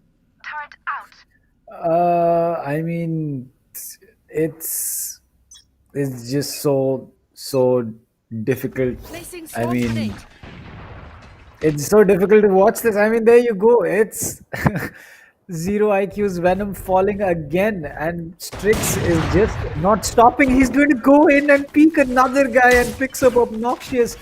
That is the mark of a player who knows that he's going to be hitting shots. As he spots another one, pushing aggressively for that frag again, making sure that Glyph does not spot that player of the Sage, but Sage is still going to get that kill, as it's going to get one. Clummy is going to get one on the Binks. Kuzuri is going to get one as well, as it will be down to Clummy versus Kuzuri as well as Strix to get this kill, as the op shot is going to be missing. Clummy will be trying to go in for that push, but Strix is ready with that Stormblade, and 11-1. 11-1. Let that. Well, that's let true. That sink in. Guys, just informing you, those of you who haven't yet noticed, we are having a 350 plus watching. So yes, if you haven't yet liked the stream, do hit that like button. And if you haven't yet subscribed to SkyEsports or any other channel you've been watching the stream on, just hit that subscribe button. Well, talking about SkyEsports, we have already reached at 96.2k followers, subscribers. So why not get it to 100k? Why not complete that huge milestone? Let's get it to 100k. Moving in, talking about this match is going to be a very quick one if Team ParaTroops get 2 more rounds. Now ParaTroops are on the attacker side. Now they had been dominant on the attacker side back in Bind, but on Ascent it's a different story. A very quick push coming in. The Sage Wall will be actually walling him in now, but no, the Sage will be denying that factor. The Arena will be coming in. Some damage done onto Strix here, and Kuzuri gets shut down. So that's one disadvantage coming in from the attacker side here. Where are they gonna go? Are they gonna rotate? I think they are gonna rotate because there's already 3 players I can see rotating from spawn. One of the players is gonna be the lurkers here. The Killjoy will be still staying up in B main. Now, Obnoxious has to hold out A all on his own. I think the Sova is coming in for some assist there, coming in from 3, but will he be able to hold it out is a big question. Now the Shock Dart will be giving some information that there's one player here, that the door will be closed here. Binks will be picking off ZeroIQ Clummy. Clummy will be taken down. It's now a 4 versus 4 retake coming in, but Binks will be saying hi to Venom and will be shutting him down as well. Well, that was a quick shot coming in from that Ghost. As the spike has been initiated, Pizza and market control is being held on the side of ParaTroops. And the Sage is going to get caught as the 3K is going to be coming up for the man Binks as he's coming in towards Heaven. He might just be able to get that ace as Heaven ramps is going to be the place he'll be entering from. Eret 99 gets one kill, Swaggerl gets one, but he knows the knife comes out. Will he connect? No, he will not. Binks, no, just trying to meme, not getting the meme and getting memed on instead. Binks, but nonetheless a good effort coming in from the Mac. Possibly get a style. Indeed, and it's 12-1. We're already at match point here for Team ParaTroops. ParaTroops, they are doing a fantastic job here. Now you can see Obnoxious actually playing at the Marshall. They're having some fun. Like, they are not going in for buys here. Obnoxious playing with that Marshall is actually showing that they are having fun. ZeroIQ now, they are like, they've almost lost all hope now. Well, you can see another Marshall coming in. That's going to be Strix, but Venom will be defending it off very smartly because he has won that position. Talking about Obnoxious trying to come in very strong. The Brimstone Volley will be slowing down the players a little bit, but now Strix will be coming in with the forward push. He'll actually connect one shot onto Brimstone, but will be connected a little bit onto himself. Binks will be shutting down Clummy, now trying to pick up the angles here, and that's Obnoxious deleting Strix right out of this round. But now it's a 3 versus 3 coming in into a 2 versus 2 now. Cliff had to actually cancel that diffuse and go down for that player. So that's some great commitment coming out from him. 2 versus 2. It will be a difficult retake, but now you can see both the players are in Heaven. They need to kill Binks here, and Binks will be coming in. One more player, they have the round. The ultimate can be pushed in. They can actually clutch it out, and that is it. Obnoxious will be shut down. ParaTroops with a taunting victory in a 13-1 split. Well, 13-1, I did not expect that. I expected maybe a 13-6 or 13-5, something like that. But 13-1, I did not expect this. I just did not feel like ZeroIQ knew what they wanted to do against ParaTroops. And again, Ascent, a community favorite map. A lot of teams play this. It's not really the best choice to take a team like ParaTroops to a map like Ascent, especially when they have Strix, Binks, Kuzuri, and I mean Kuzuri especially. What got into that man? I don't know. He was just fragging left, right, and center, and hats off to that man. I mean, from going from a Killjoy to a Phoenix and then doing that well, it certainly speaks a lot about that man.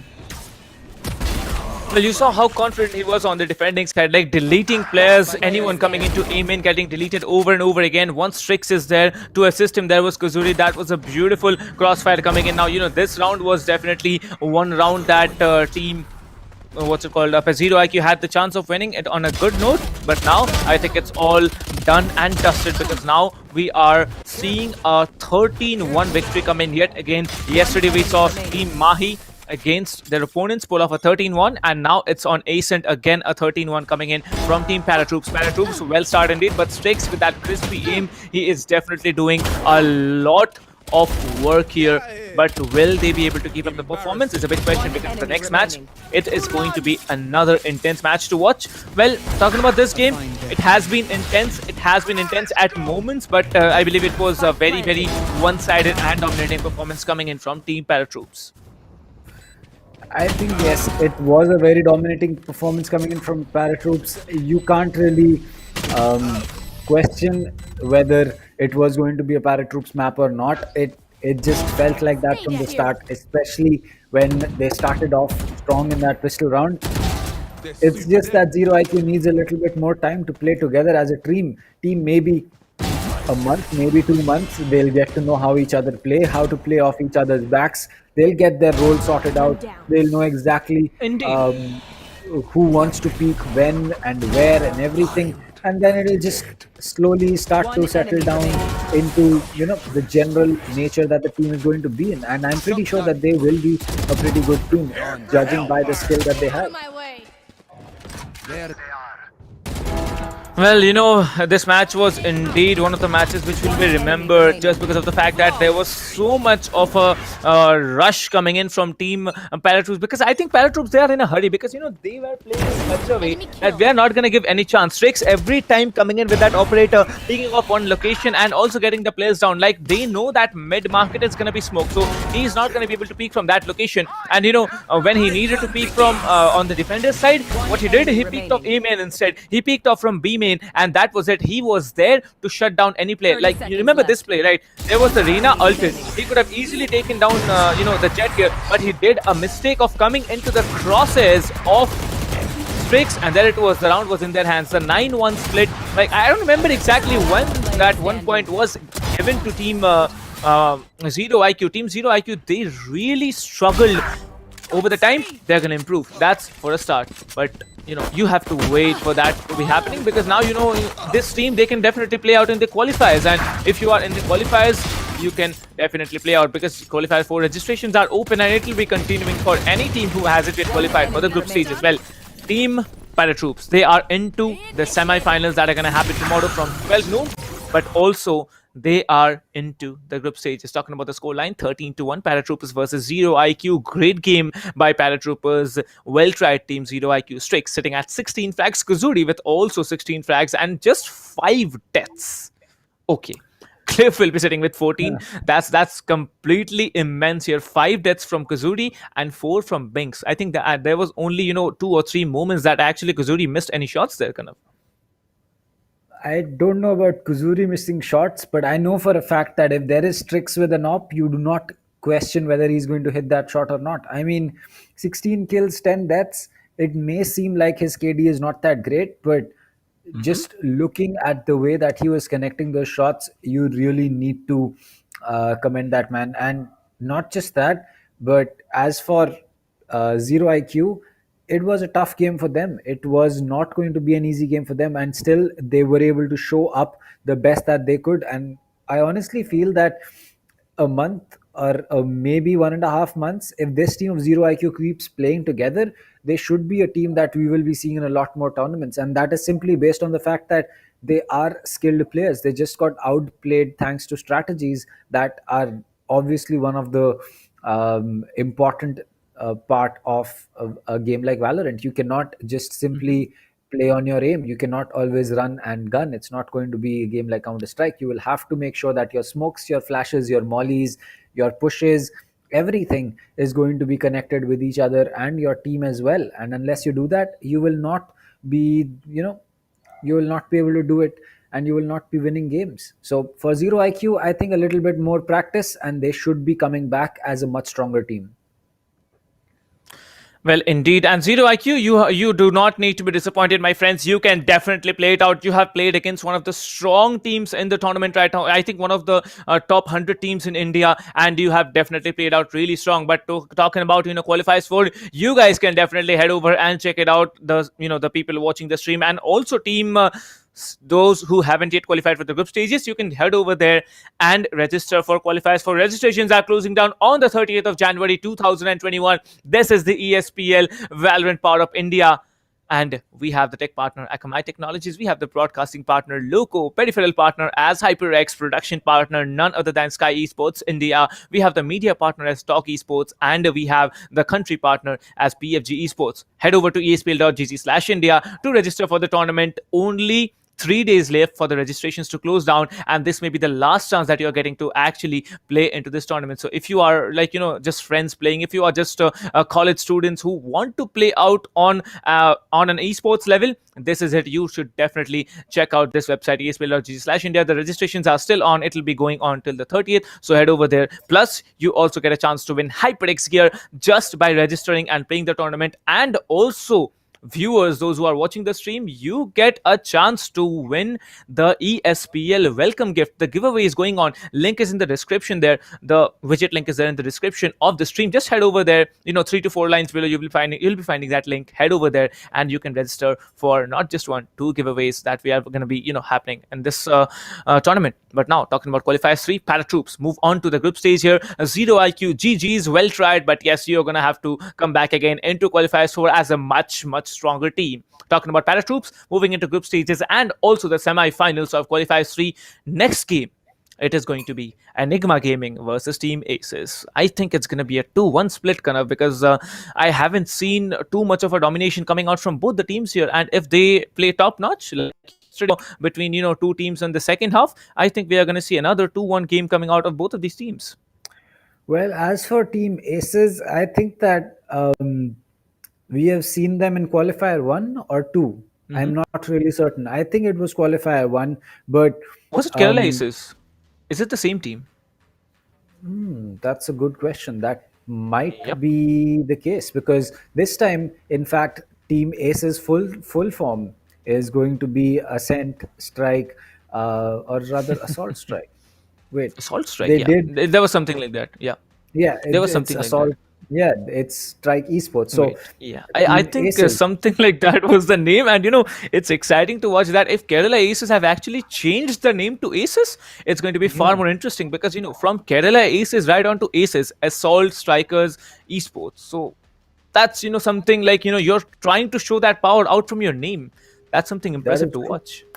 Well, that will be something that we will be seeing after this short break coming up. So get your snacks, get your tea, coffee, or whatever you want to drink right now, because we will be back in a short while with quarterfinal 4, which will be the last and the final game for today between Enigma and Team ASES.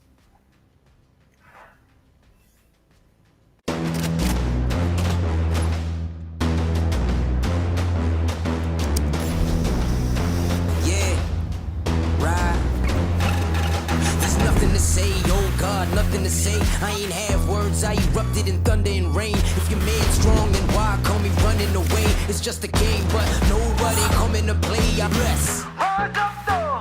Rise up, though. All my people, where you at? Rise up, though. Let's go. Yeah, let's go. Let's up. One time, go get it. It's yours. Let's shine. Come on.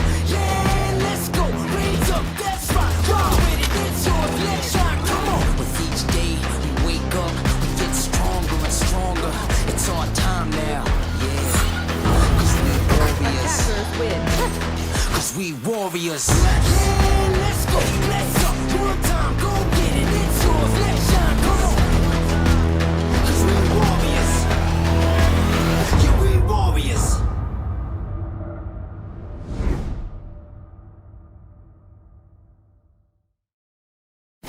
Valorant Agents of India.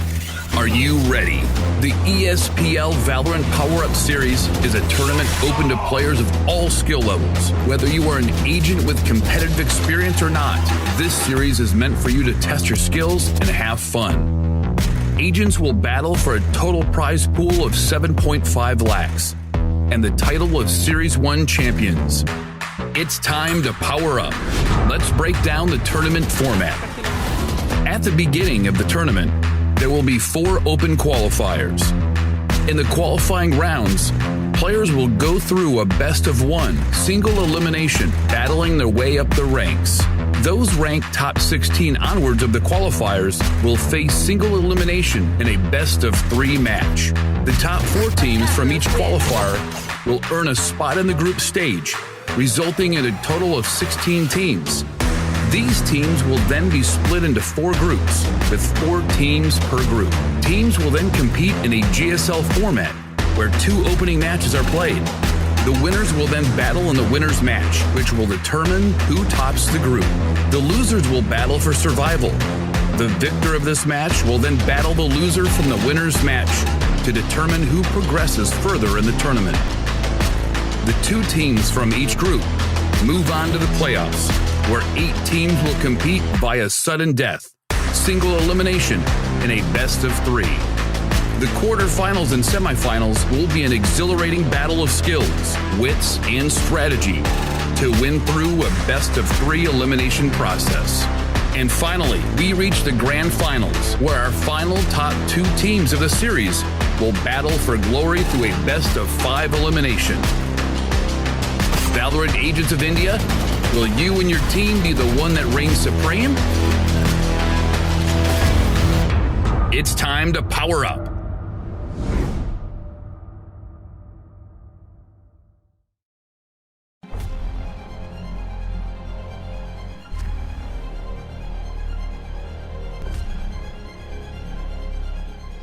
Every young gamer wants to become an esports professional.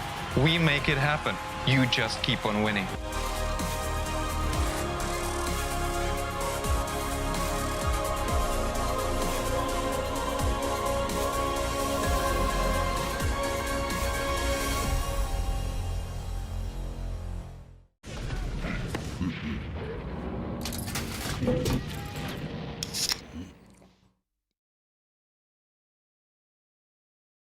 Users of Roblox are all around the world, and all of them expect the same level of experience. Well, the success of games is measured by how much can you keep users engaged.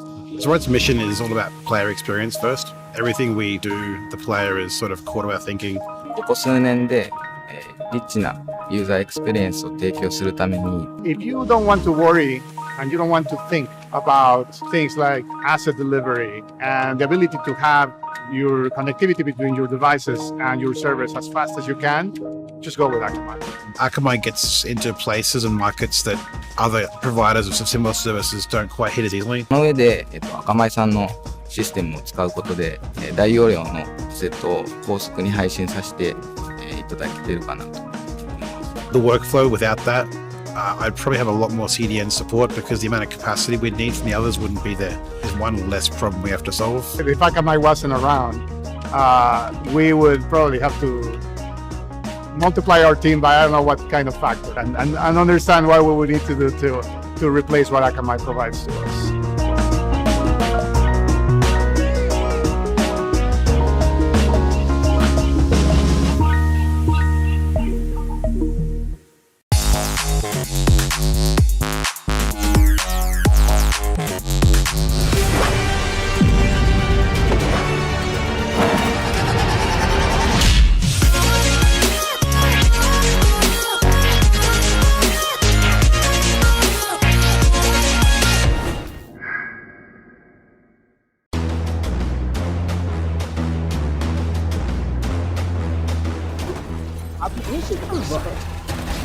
बिल्कुल यहाँ पे एक बेहतरीन battle है और यहाँ पे Tempest यहाँ पे जो डिफेंडिंग करके दिखाई एक प्राइम एग्जांपल है क्यों हम कहते हैं कि एसेट का मैप कमाल का है but is gonna hold a very nice angle for himself. He saw one player there.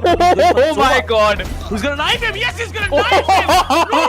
No! Wait a minute! Other player that's gonna be Stenos, who was about to use the showstopper. It's a 3v3 situation. No!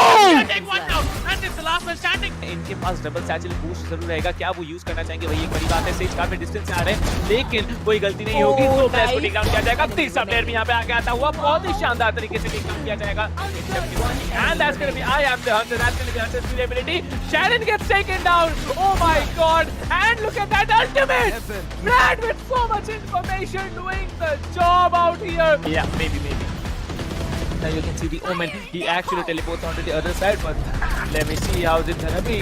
The Brimstone is caught off guard, goes for the reload. Rina needs to come up front. That's a beautiful heading. That's a double heading coming in. But now he comes up strong. 3K already. This might be another round in the hands of the defense. And a 4K for Akku. Oh my god! Akku goes on! And he builds an ace for himself. What a ace play did this guy have?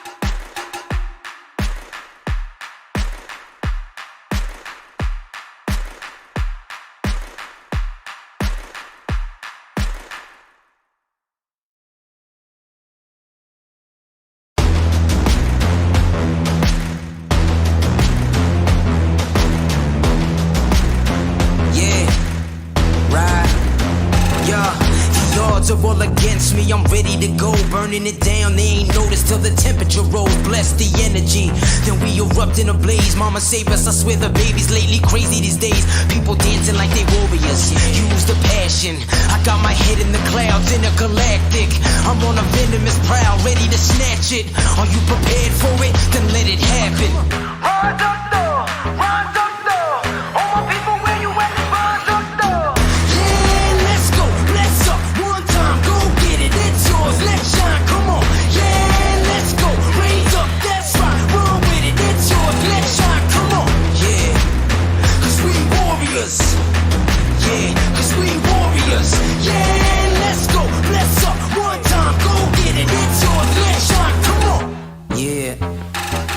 There's nothing to say, oh God, nothing to say. I ain't have words, I erupted in thunder and rain. If your man's strong, then why call me running away? It's just a game, but nobody coming to play. Alright, I got this, watch out, I got this, boy. Raise up, max out, then blast the noise. A perpetual dream shattered by exceptional deeds. Forget what you think, live for you, resting in peace. Bless. Rise up though, rise up though. All my people, where you at? Rise up though. Let's go. Yeah, let's go. Let's up. One time, go get it. It's yours. Let's shine. Come on. Yeah, let's go. Raise up. That's right. Roll with it. It's yours. Let's shine. Come on. Yeah, cause we warriors. Yeah, cause we warriors. Yeah, let's go. Let's up. One time, go get it. It's yours. Let's shine. Come on. In these days, we push forth. We stand strong. We stand tall. All together now. Yeah. Cause we warriors, yeah. Cause we warriors. With each day we wake up, we get stronger and stronger. It's our time now, yeah. Cause we warriors. Cause we warriors. Yeah, let's go, let's up. One time, go get it. It's yours, let's shine, come on. Yeah, let's go, raise up, that's right. Roll with it, it's yours, let's shine, come on. Yeah, cause we warriors. Yeah, cause we warriors. Yeah, let's go, let's up. One time, go get it. It's yours, let's shine, come on. Cause we warriors. I got you. Yeah, we warriors. Cause we warriors. Yeah, we warriors. Cause we warriors.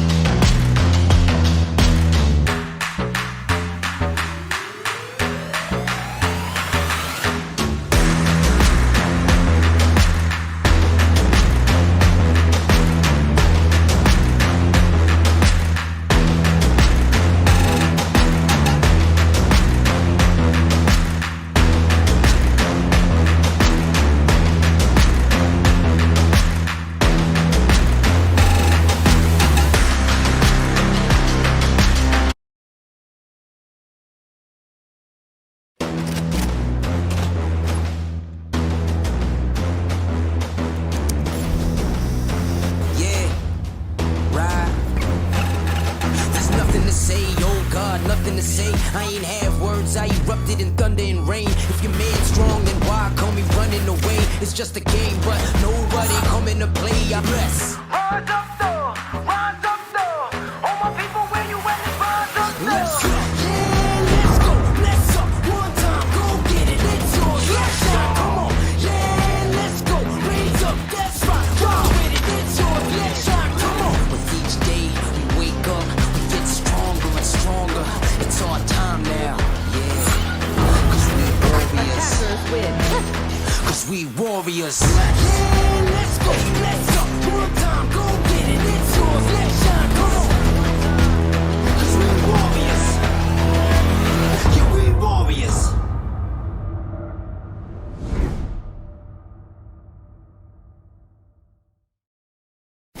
Valorant Agents of India. Are you ready? The ESPL Valorant PowerUp Series is a tournament open to players of all skill levels. Whether you are an agent with competitive experience or not, this series is meant for you to test your skills and have fun. Agents will battle for a total prize pool of 7.5 lakhs and the title of Series 1 champions. It's time to power up. Let's break down the tournament format. At the beginning of the tournament, there will be 4 open qualifiers. In the qualifying rounds, players will go through a best-of-1 single elimination, battling their way up the ranks. Those ranked top 16 onwards of the qualifiers will face single elimination in a best-of-3 match. The top 4 teams from each qualifier will earn a spot in the group stage, resulting in a total of 16 teams. These teams will then be split into 4 groups, with 4 teams per group. Teams will then compete in a GSL format, where 2 opening matches are played. The winners will then battle in the winner's match, which will determine who tops the group. The losers will battle for survival. The victor of this match will then battle the loser from the winner's match to determine who progresses further in the tournament. The 2 teams from each group move on to the playoffs, where 8 teams will compete via sudden death, single elimination, in a best-of-3. The quarterfinals and semifinals will be an exhilarating battle of skills, wits, and strategy to win through a best-of-3 elimination process. And finally, we reach the grand finals, where our final top 2 teams of the series will battle for glory through a best-of-5 elimination. Valorant Agents of India, will you and your team be the one that reigns supreme? It's time to power up.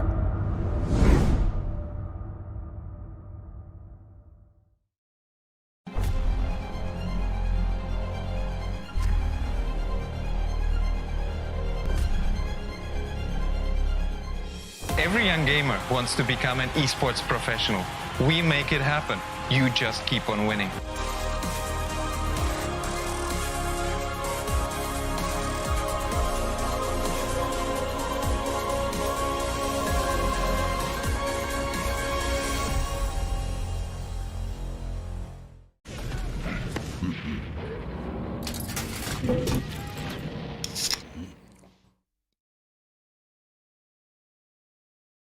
Users of Roblox are all around the world, and all of them expect the same level of experience. Well, the success of games is measured by how much can you keep users engaged.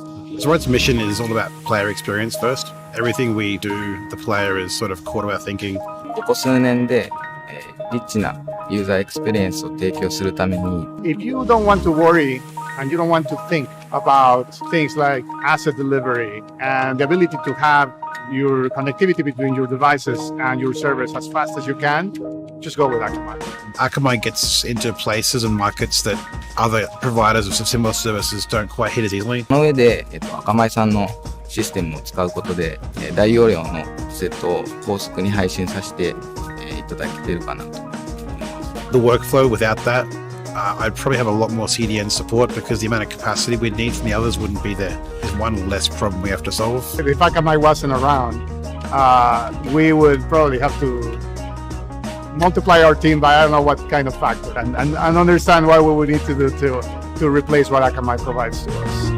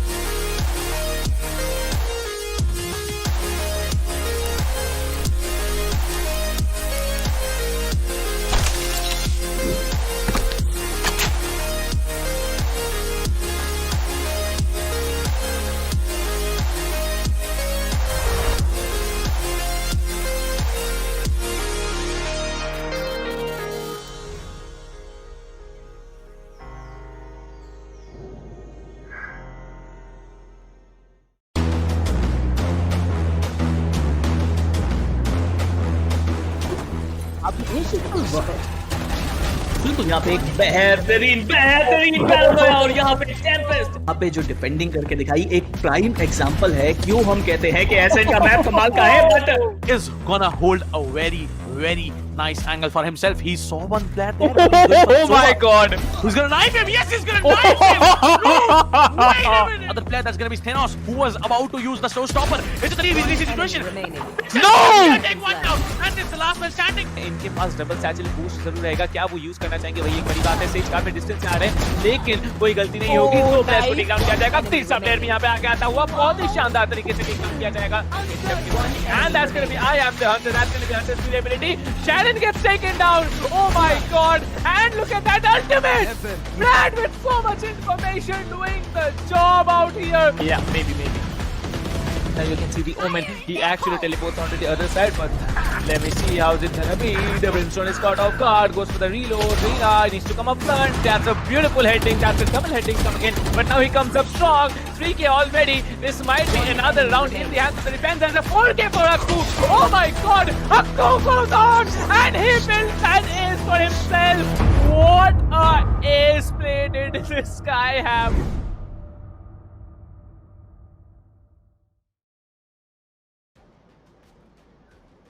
Well, ladies and gentlemen, you can see who is here. It is none other than Dinkar Dinbot.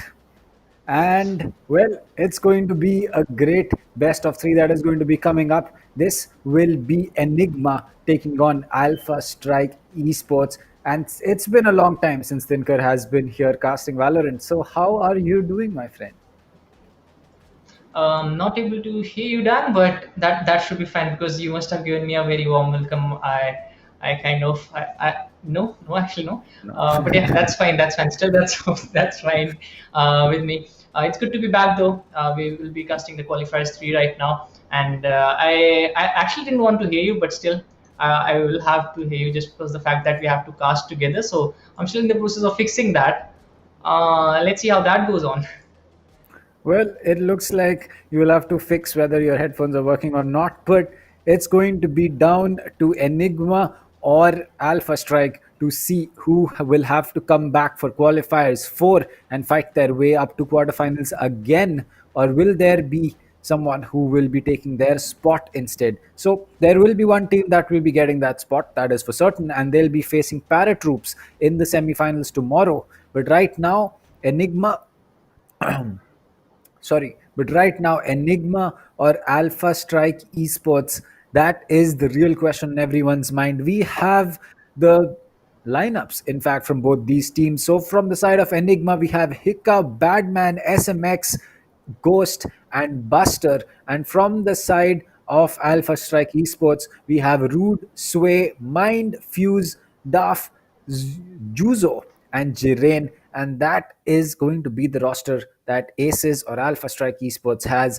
Honestly speaking, I am expecting a lot from both these teams, especially just reading the names that we have on the side of Enigma. It's going to be a star-filled lineup, and it will definitely be something that we will have to look out for.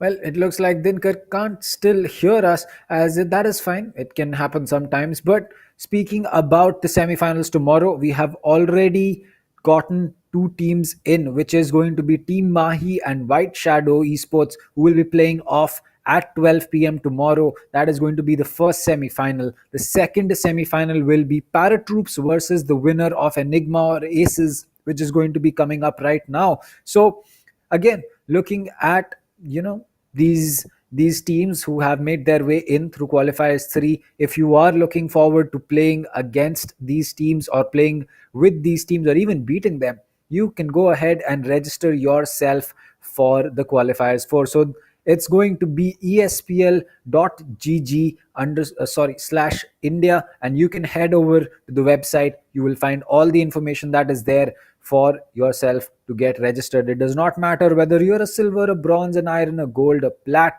or a radiant. You can make yourself a team and you can play for that. So it's going to be important, to say the least, that if you guys do manage to qualify, it's going to be a big thing for you guys.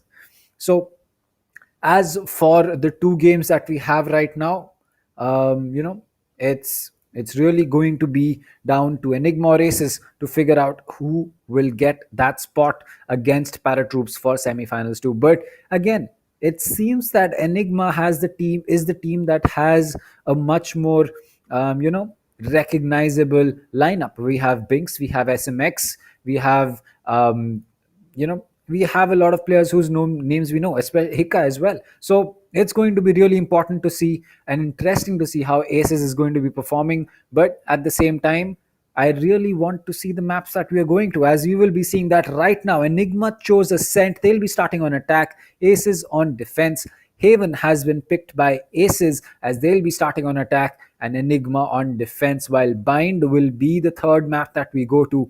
ASES starting on attack and Enigma on defense. So again, it's really going to be down to it's really going to be coming down to who is going to have a stronger start. So just about to we're just about to head our way into the match. We will be getting the agent selection screen coming up on our displays any second now, and we will be knowing whether it's going to be a triple duelist lineup coming in from the side of any one of these teams, or will we be seeing a double sentinel? Maybe we'll be seeing two controllers, a sentinel and two duelists. We do not know. But Ascent, again, it's going to be a map that as I stated in the last best of three, it's going to be a map that a lot of teams like to play together, and it's really going to be interesting how ASES is a team whose players we have not really, at least personally for me, I have not heard or casted before. So it's going to be interesting to see how they play. While for Enigma, there are players who have casted before. We have seen their gameplay. We have seen how they,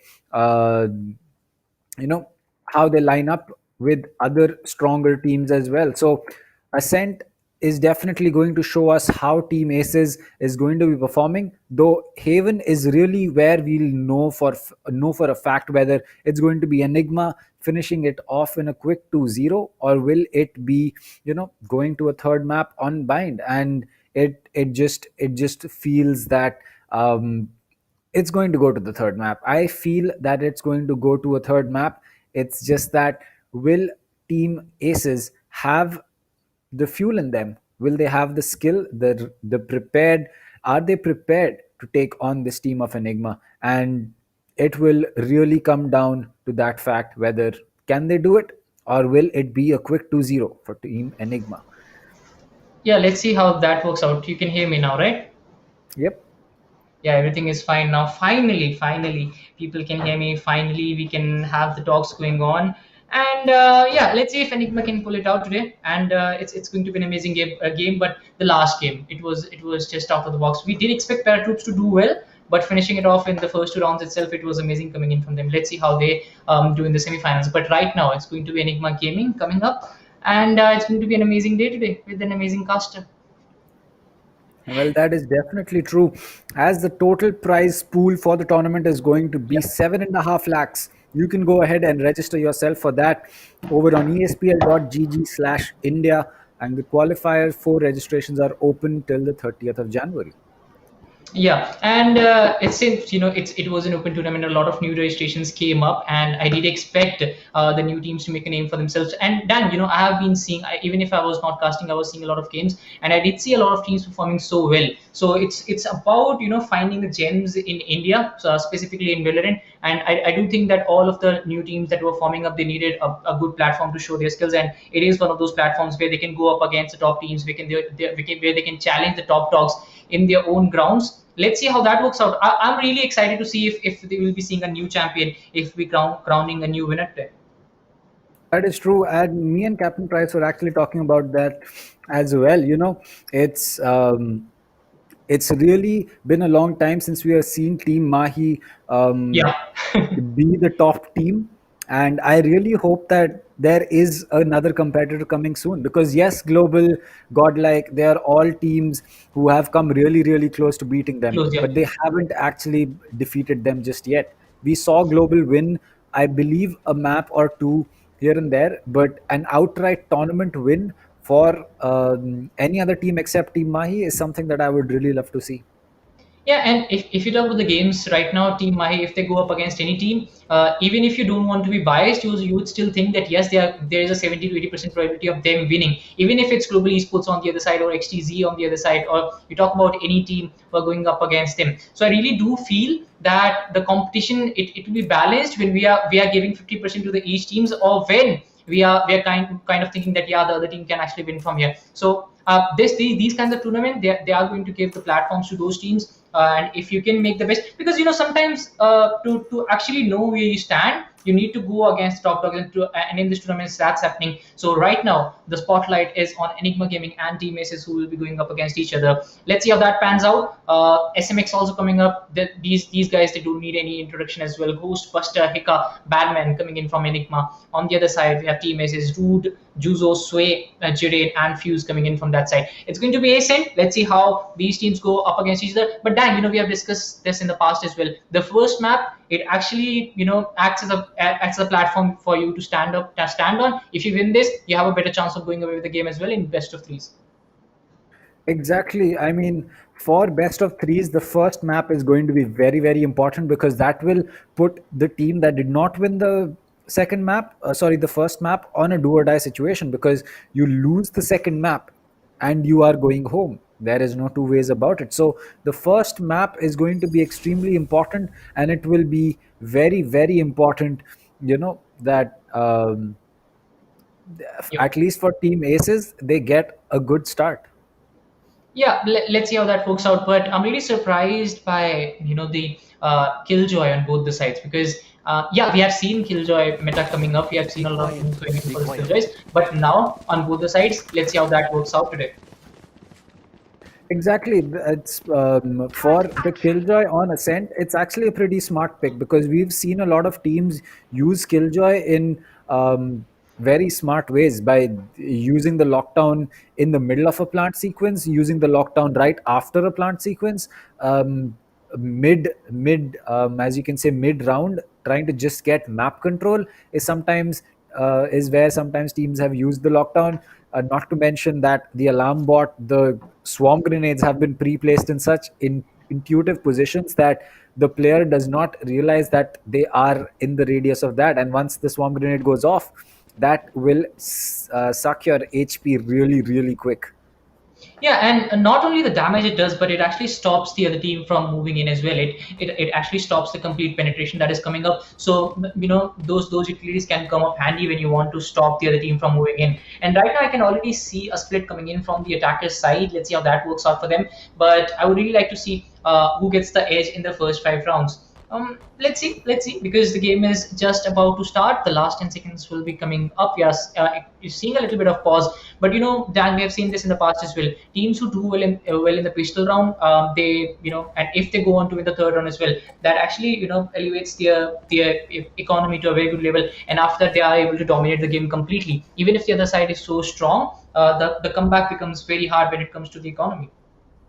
That is true. The first pistol round, and as I have stated this countless number of times, pistol rounds are usually defensive sided, irrespective of the bias of the map. So even if though Ascent is a defender sided map, it will also be a defender sided round going in. And if this team of ASES is able to pick up this round, it will go a long way, because next it will be an eco round coming in from the side of Enigma, and they'll have to make sure that either they get a thrifty round, or they simply give up that round and wait for the third round to roll in and go in for a full buy. So again, just making sure that every single room inside the building is empty, so that there are no collateral damages. But again, great visuals coming in from the side of the production, and honestly, Ascent is a very, very beautifully built map. Yeah, and even if we talked about Killjoy on both the sides, I do feel that SOA will be really important as well, because specifically on the defender side, because one recon dart and you can completely clear out the B side. We can tell the complete information that yes, it's open, and then the complete rotation comes in towards the A side. Yes, sometimes it does backfire on you, so that's something that I would really like to see. But these Sage coming up in ASEAN. That's a little bit of surprise for me. Yes, we have seen a lot of that on the Haven map, but let's see how that works out, because right now the conversation is on here and the conversation is on in the chat as well. We are waiting for the start to happen. But yeah, I mean, the people in the chat, they must be restless as well. I was not reading that just a while ago, but now finally I have opened the chat. Let's see how that works out. In the last game, there was a lot of support coming in for Binks, and we know why that support was coming in, because we know the kind of player he is, the kind of domination he has shown in the past. Let's see what happens. Well, as for what is going to be happening, I can't have predictions because I know that Enigma's players have a much longer history playing competitive simply because I can recognize their names. But I don't want to count out the effort that ASES has made coming here, because it's not easy to reach a position like this uh, only to be undermined by someone who does not know who you are. So I'm going to hold off on my opinion about ASES till I see them play properly, which is going to be at least one map. So as far as Ascent goes, I am not going to be having any opinion about ASES. But as far as Enigma goes, I do expect a lot from them. So if something is going to be happening on the side of, say, Enigma not being able to play well, coordinate well, then I'd assume that it would hold up very, very well for Team ASES. Yeah, let's see how that works out for them. I can already see a lot of support coming in for ASES. We have Link Slayer, and I guess it's Lishu as well. So we have a lot of support coming in from for ASES, and that tells you. I mean, I mean, it is kind of a wrong thing, but I do weigh teams according to the kind of support they have. Because if you are getting support from a lot of viewers, that does mean that you have done something good in the past, or either you are famous. So I do feel that ASES is Just going to like put for up a me, good right? fight today. Yeah. What Yeah, like again? I get a lot of support because Yeah, you I'm don't better get than you get you. you don't get any support. I get a Because lot I'm more better than support you. than you. No, come on, Dan. Anyways, let's go back to Enigma. Yeah, we were talking about these familiar faces. SMX, we have seen him playing from the Godlike Esports, and he was really good. I did feel that we were seeing a little less of him, but finally we'll be able to see a lot more. I'm waiting for the game right now, and it will start in a little while. No worries about that. But one thing that I'm really surprised about is only one duelist coming in from ASIS. That's only Jet, which is coming in. I do feel that Sage pick might be a pick which can matter a lot here. I would have definitely gone with a duelist composition here. But let's see. They must be having something in mind. That's why they have come up with only one, a totally different strategy coming up here. Well, I think that a strategy that these teams will be using will really depend heavily on how the other team is going to be setting up, because one duelist from the side of ASES may seem like, a weird thing for a lot of teams. It may feel like on Ascent, how do you want to deal with just a Jet? But if you look at their lineup, they're playing two Sentinels. That means that they are planning to pick up as many rounds as they can on defense, which kind of makes sense. If you pick up, say, 9 rounds on defense, you suddenly just need to eke out 4 more rounds. And taking 4 rounds with one duelist is not that hard if you think about it. So it will really depend on how these two teams are going to be going up against each other and how their strategy is going to pan out. As for Team ASES, I really hope that they are able to figure out the one duelist and the two sentinel role that they're going in for.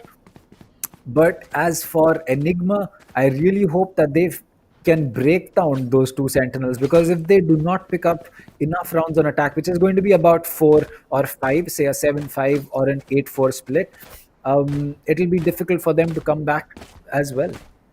Yeah, I do feel it's a pick just because of them being on the defensive side, but I still feel it's a very big risk considering that only one duelist, even if you get even if it's a 7-5 score favoring the defensive side, and then you only have one duelist on your side when you're going to attack, I would still feel that Enigma Gaming will be making a comeback. But it's a very big risk, because we have seen a lot of professional plays in the past as well, and it's very rare that you would see a team coming up with only one duelist. Yes, it's for the strategy. Yes, you're on the defensive side, but it's a big risk. You can, I mean, if things don't go well for them, they will be losing the game in the first half itself, because right now they have put all their money for winning that first half. And if things don't go well for them in the defensive side, then you know what's going to happen on the attacking side as well. They will be low on confidence because they will be out of a lot of things. The numbers won't be favoring them at that point in time. But let's see. We can't judge a book by its cover. We still have a lot of things to see. We still have a lot of strategies to see.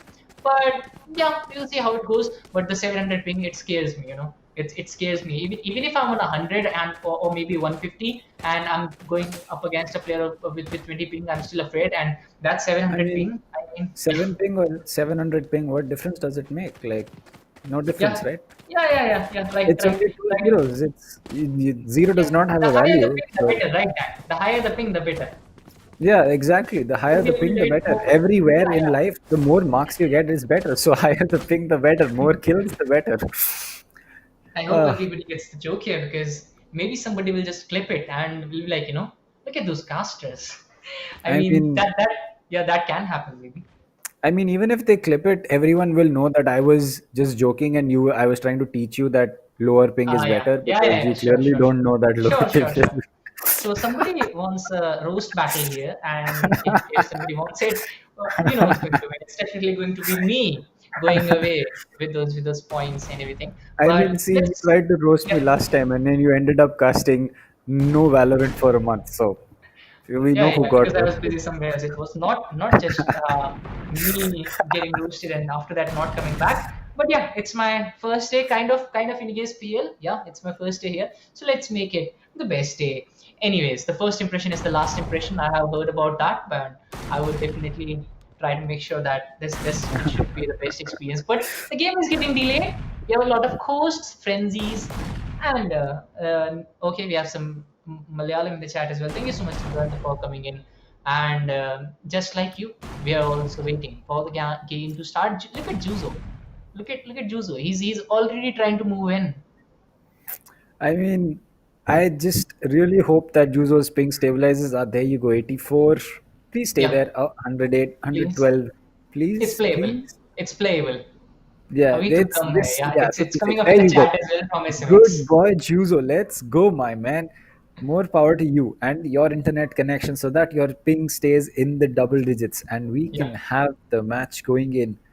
Well, it Even the looks opponents like, are favoring him. Even the opponents are like, come on, Juzo. Come on.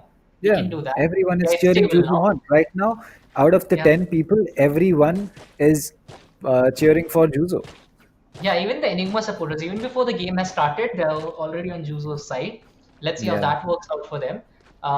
Yeah. Again, we can see a lot of chattering happening there actually, and I guess the game is about to start. We have Juzo on 56, Root on 48, so that should be fine, right? But I Yep, really like the thing on the Enigma side as well.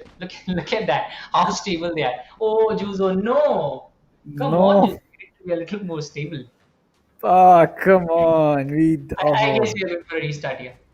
Yeah, we will probably have to go in for a restart as either Storky will be coming in for Yeah. Juzo or maybe his ping will finally fix itself and not create any more issues. But, speaking about a player change coming in even before the Yeah. first round has been played, that's going to be tough for Aces to come back from because they would have expected a certain play style from whichever agent Juzo must be picking up, which was, I believe, the Omen. And Storky coming in will mean that either Storky has to go in for that Omen or Storky has to pick up another another agent, and someone else will have to pick up that Omen instead of him. Well, I believe that it's going to be Storky having to pick up the Omen because it's not going to be someone else picking that up. So let's see how that plans out.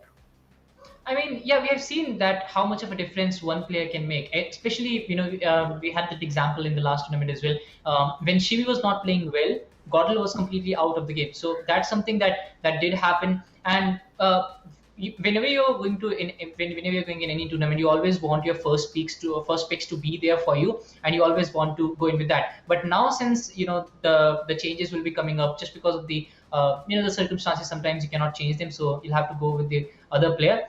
Some viewers in the chat were like, let's go for a 4v fight, and I still feel that Stokey would be a much better pick, and he's a very good player, and he'll be showing that in a little while. And all the 4v5s, they'll be shut down for a little bit. But again, I really feel bad for the other team, ASES, because you talk about them, because we have seen a lot of faces from Enigma. Yes, that kind of tells us that yes, we have seen that from them, so they have a lot of experience. Yes, we have not seen a lot more from ASES, and this time it's their chance to shine. And when what's the best thing about underdogs, they have a moment that they can steal, and they can actually completely shut down the other teams and make a name for themselves from that point on. So I really feel ASES, this is their chance to make a name for themselves, and I can see a lot of supporters coming up as well for them. Let's see how that works out. I agree. I think that as far as this team of aces is going to be going, it will have to make sure that they can prove something. Even if they do not clear themselves out and win this qualifier, well, there you go. The change has come in, and it's going to be Storky picking up that Omen as I predicted. As this time, I think we will not have to wait for the timer. So, chat, quickly let us know what you think is going to be the scoreline. What's going to be the prediction? And Dinkar, I want to know your prediction.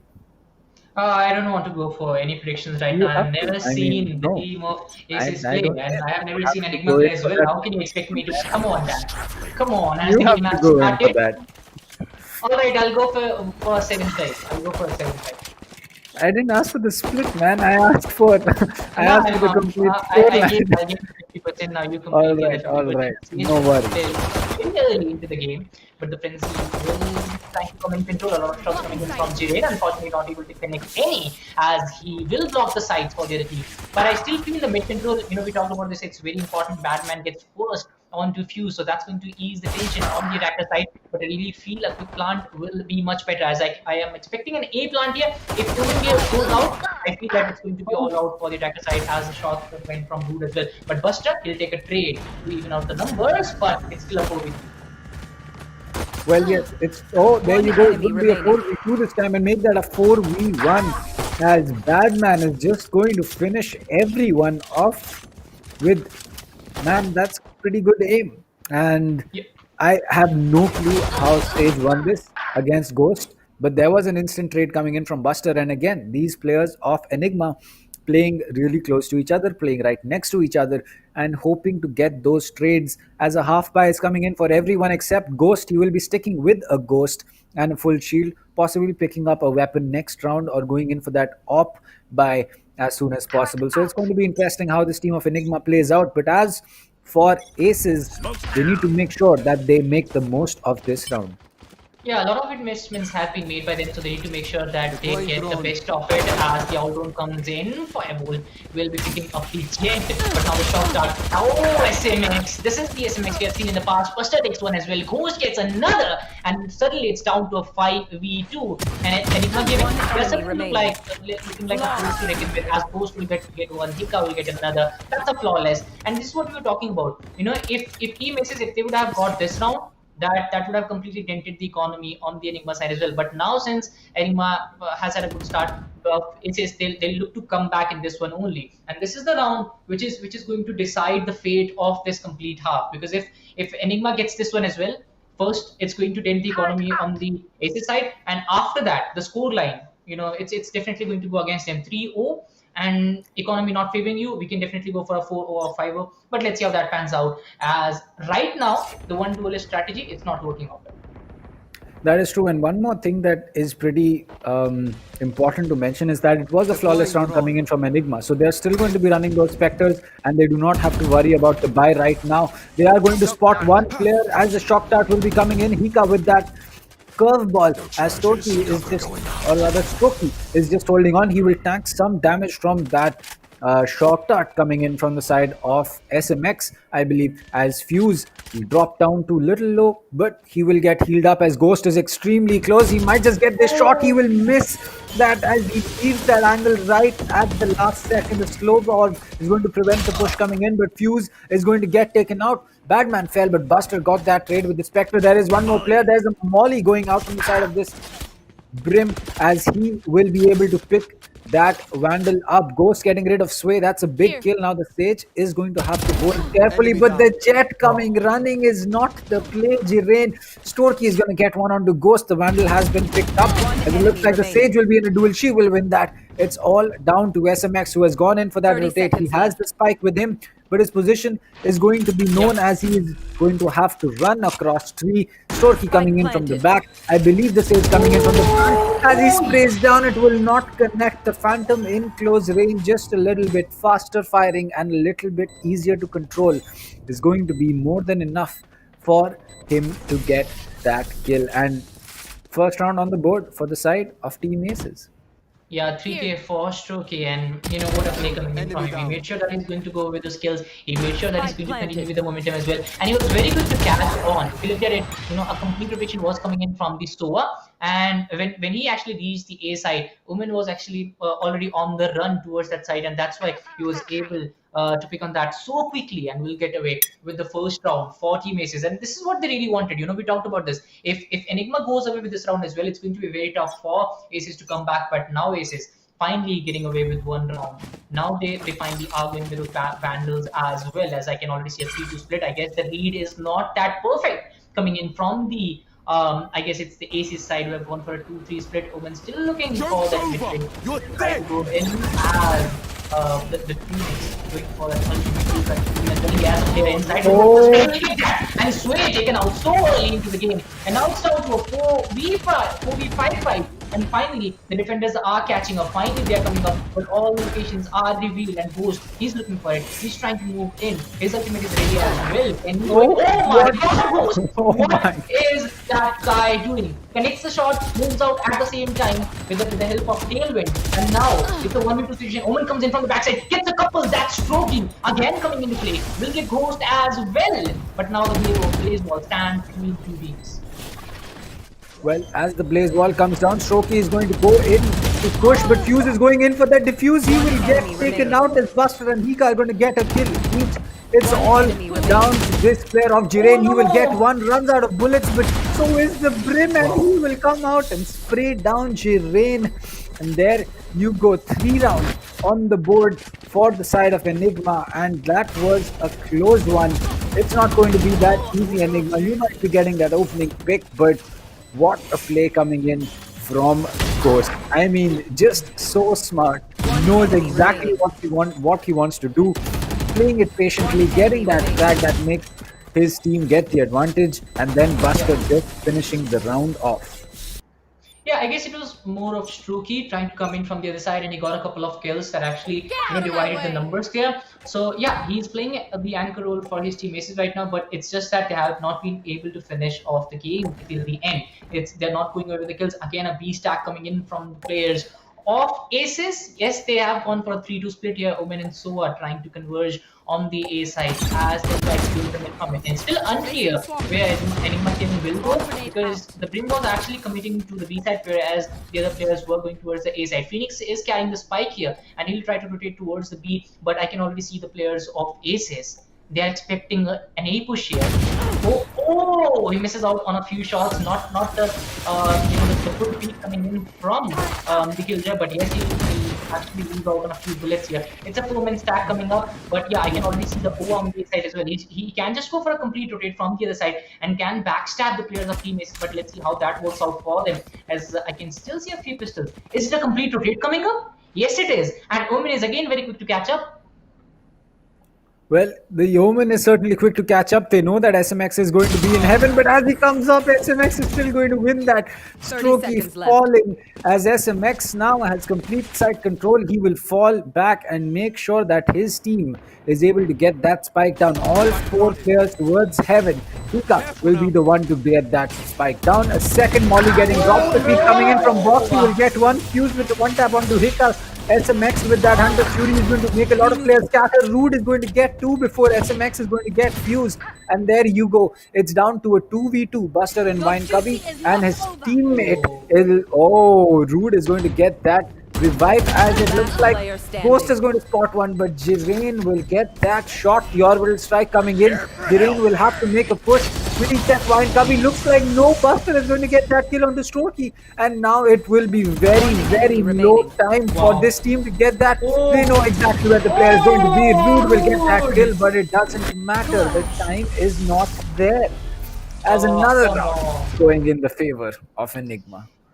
I mean, that was very quick coming in from the boys of ASES, I would say. Just because if you look at it, the four players from the ASES side, I guess it was the Enigma side who were on the B side, and then the Sova on the A side. Even if his team was on B, he held down to A just because they had a probability of a complete rotation coming up. And even when the complete rotation came up, he was the first to get that kill, so that his team can move on. It was a 5v4 situation, but I really appreciate how the team ASES played from there on. They came back with the shots. It was definitely Rude making that comeback. It was definitely Rude, who took that platform away from Team Enigma and made it for his own team. He got a couple, but after that it was just too much. Buster, I mean, this guy, he's looking very strong right now.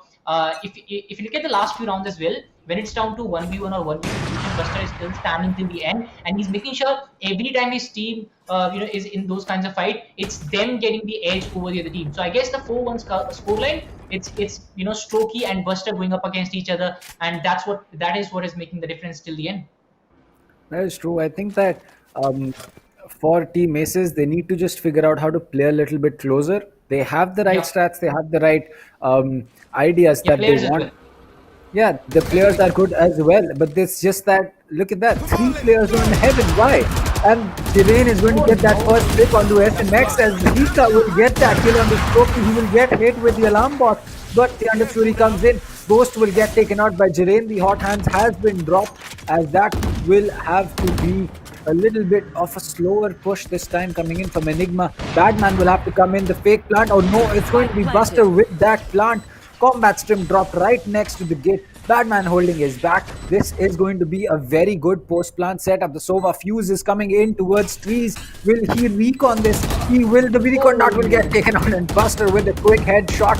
It's down to Hika inside sight. He will get taken out by Rude. This another sim beacon has been dropped. Killjoy comes in. One will get taken out by Rude, but Buster will get that trade. Now he needs to move with 2 players, and he will not be able to do it this time, as Rude with a 3k will get the spike defused, and Team ASES take their second round. Yeah, again, it was Buster staying till the end, standing tall till the end, but Rude standing even taller as he'll get back and will take that round away from the players of Enigma. A good battle coming up, but we talked about this. If you talk about the players of ASES, they need to just play a little closer to each other. The Sova, it was a very good setup coming in from the players of Enigma Gaming. They had all the corners covered up, and Sova, he moved right into that trap and he went down very early. But still, the backup coming in from Rude, it was just too good of getting a couple, and after that, the third on Buster as well to get his team a victory. A very important victory, I would say. After 6 rounds, we are seeing a 4-2, but the operator in the hand of Chirin, he can be very lethal. He's going for that. Oh, misses the opportunity, and that was the spike carrier. If he would have been taken out, that would have actually eliminated the position of cases, as they'll get one. You will get one as well. Rude again continuing from the last round, but it's Ghost will get back to Stroke. It's down to a 2v3, and Team ASES still has the advantage, and still there's a pre-plant situation. Jet is struggling with those health points, but Sova is just leading in. Goes for the spike initiation. The spike will be planted. Jet is all ready. The Cloudburst comes up to block the sights from the players of Enigma, but Jet, he's on very low health points. Keep on shots here and there. But Jirain, looking at the wrong angle, will get served by SMX, and now the Sage, it's all down to him. Can he make the play? The time is running out. The health points, on Jet. Oh, Ghost, amazing coming in from him. He'll get Rude, and that's the end for Team ASES as well, as we are down to a 5-4 line after the first 7 rounds.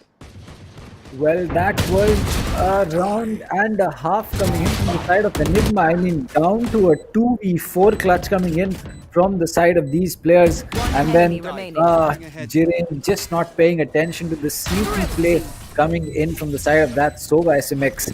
And honestly, that clearly shows us why Enigma is the team that they are, why they are at the top in terms of kills and everything right now in this matchup. And there you go again, an aggressive peek. The Killjoy turret getting destroyed, but it's going to be a bait as the Stage is going to get spotted by Ghost.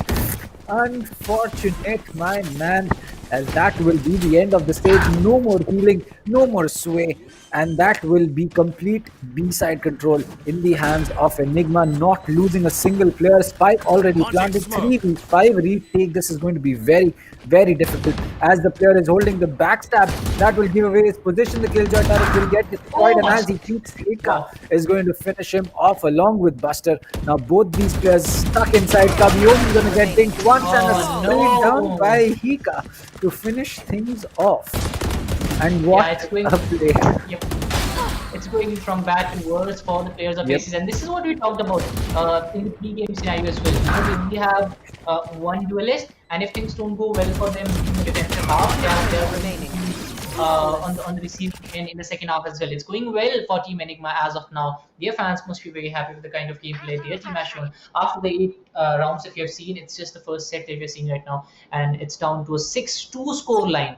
And I really like how Enigma is playing. Whenever the stack comes up from them, it's a 4-man stack where one player is actually holding the other angle, but this time they're going in for a complete 5-man rotation. And since last time it was a B stack coming in from them, I guess Team just thought that this might just be an A push as the Killjoy comes in from Enigma, and it's kind of a scenario where we might just see this round also going away to Enigma. But since this round is actually taking away a lot of from them, a lot of investments, I feel that let's see if Team can come back. Well, it will be interesting to see as a 4v5 this time. The spike is still going to get planted. No one can stopped by that lockdown. Shoki is going to fall after getting rid of Buster. Another Killjoy is going to get activated, and this time it seems that there is no one to get rid of that. SMX tries to make his way out, but Jiren is going to get 2. It's all down to the Killjoy. He will not get detained. He knows the positions of both the players. He will spot one very, very close. The Killjoy turret gets dropped. The Jet will fall. But Fuse is going to get that kill. And a Diffuse is going to be coming in as well. What a close round coming in from the side of Team ASES. Yeah, very good round coming in from Team ASES, and that did drew out the utilities from the other side. That's from Enigma side, and after that they counter attacked really well. So it was a very important round for both the teams, because these teams, they wait for the lockdown to come in. And whenever the lockdown is pushed in, I guess the lockdown coming in from Enigma was just a little earlier than I would have expected. And that's why, if you talk about Team ASES, they were able to pull that off. They knew that the timing is right for them right now, and they came in. But even after that lockdown, it was just down to the gunplay coming in from Team ASES to hamper the side of Enigma. It's down to a 6-3, where Team Enigma is definitely leading right now. And again, this time changing places. Enigma Gaming trying to go for the central control. No, actually they're not going for the central. In the first couple of rounds we did see them doing that, but the Untouched Fury from Fuse, this can do a lot of damage to the player of Enigma Gaming. He connected a few shots, but not enough to get that kill. I really didn't expect, the recon dart was enough to reveal all those positions. Jiren goes for the few shots as well, but it's not as of now. But Buster, he's ready. Running back comes in from Hika, but Hunter's Fury coming in from the other side as well. This can be very fatal for Team ASES. They need this round, but it's not working out for them. But finally, Stoke and Root, they'll get one. Root will go for that revival onto Jiren. So Team ASES, they are again up to 5 people here. It's a 5v4, but a complete rotation is on the cards for the players of Enigma Gaming. And spray comes in from Stokey. He changes the game again in his team's favor, gets a couple, but Badman will shut him down as we are down to a 4v2. Well, it seems that it's going to be a tough one for Enigma to take this, but they have completed a 4v2 clutch earlier as well. They have one smoke, combat stim, and a molly to work with, at least for Buster.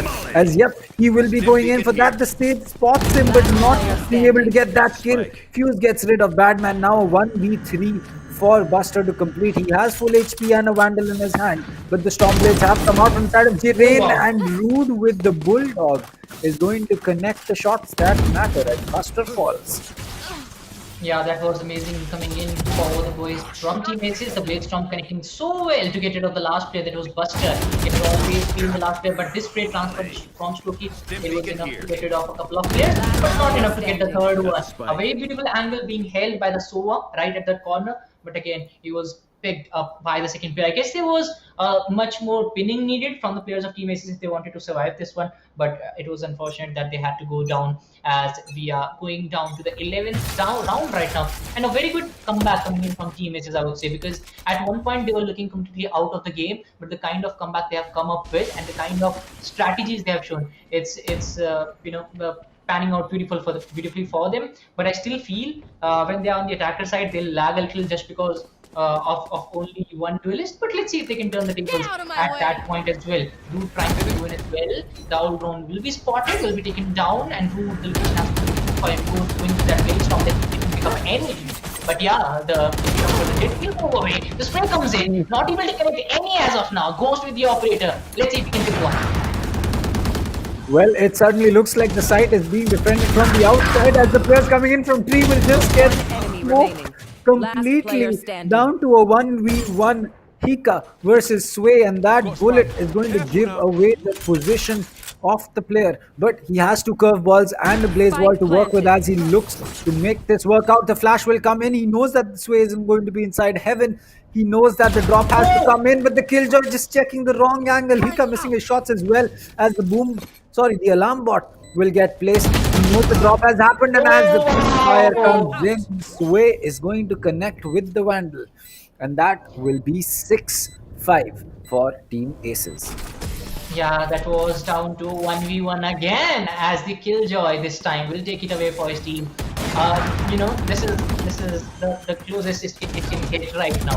Down to 6-5. If you talk about Team Aces, they didn't have the best of the starts, but I really appreciate the kind of comeback they are weaving right now. And that 1v1 alarm bot coming up at the right time. Then the crowd shot by Sway, getting rid of the Phoenix on the other side. And Phoenix, he had a lot of utilities. They were planted at the right time, but it was just that the shots didn't connect at the right moment. Killjoy checking the wrong angle actually was one of those places where I thought it might just go away to the other side. But again, the Phoenix was not able to get the job done as they were moving towards the 12th round.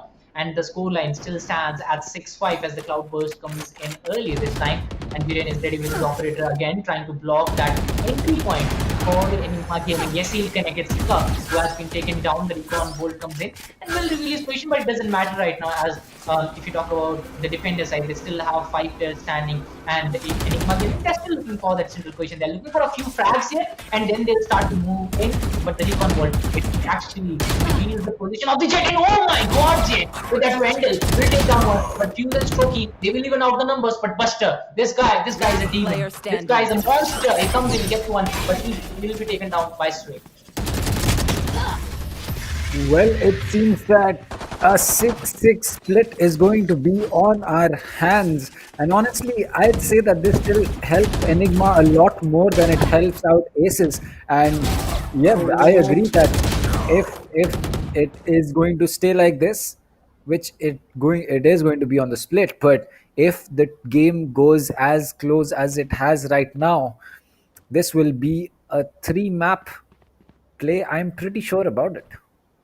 Yeah, and we love 3 maps play. Everybody loves it. If you talk about the the viewers, the chat as well, they want their teams to actually fight for a longer time. There are a few people who want to get the victory in their favor. But if you talk about the equal supporters, the neutral supporters, they always want a 3-round game. Players will be moving down to the other half right now. The game is still hanging in balance after the first half as Batman. His location has been revealed. Sova coming in with that recon bolt, ready with his ghost. Oh man, what a shot coming in on him.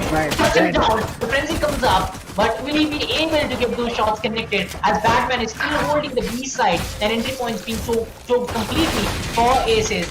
And the Sage coming up handy right now as Strokey will get one as well. The plant will be very easy coming in from Team Aces. It's a 3-2 situation. Oh, Heka makes it a 2v2 as he gets one. And both the players from Team Aces, they are on the B side. The run is coming from Heka. He's got one. He gets one. Will get another on the Killjoy. It's a 2v1. He holds the angle. Sway gets one. Lord Killjoy, he's turning on health points, and Buster will get the job done. He'll go for the defuse. That's a 7-6 in favor of Enigma game. Well, there you go. Enigma getting that round that is needed again. So both pistol rounds going in the favor of Enigma. And that, I mean, this connect from Badman. I mean, oh boy, that was clean. Strokey getting that kill on Ghost, but eventually it was Buster to get that round win for his team. And it really didn't matter at that point. They knew exactly where the players were. They had to play off each other, and that is exactly what they did. And again, it's going to be, um, you know, it's going to be a 7-6 and a P4 round coming in. The Jet is going to play that way too aggressive. Buster getting two through the one and then one through the wall. Badman getting one as well. So is going to get spotted. Fuse will fall. The Frenzy is going to get picked up and the Killjoy will get cleaned up by Buster. And when this team gets going, it's basically going to be impossible.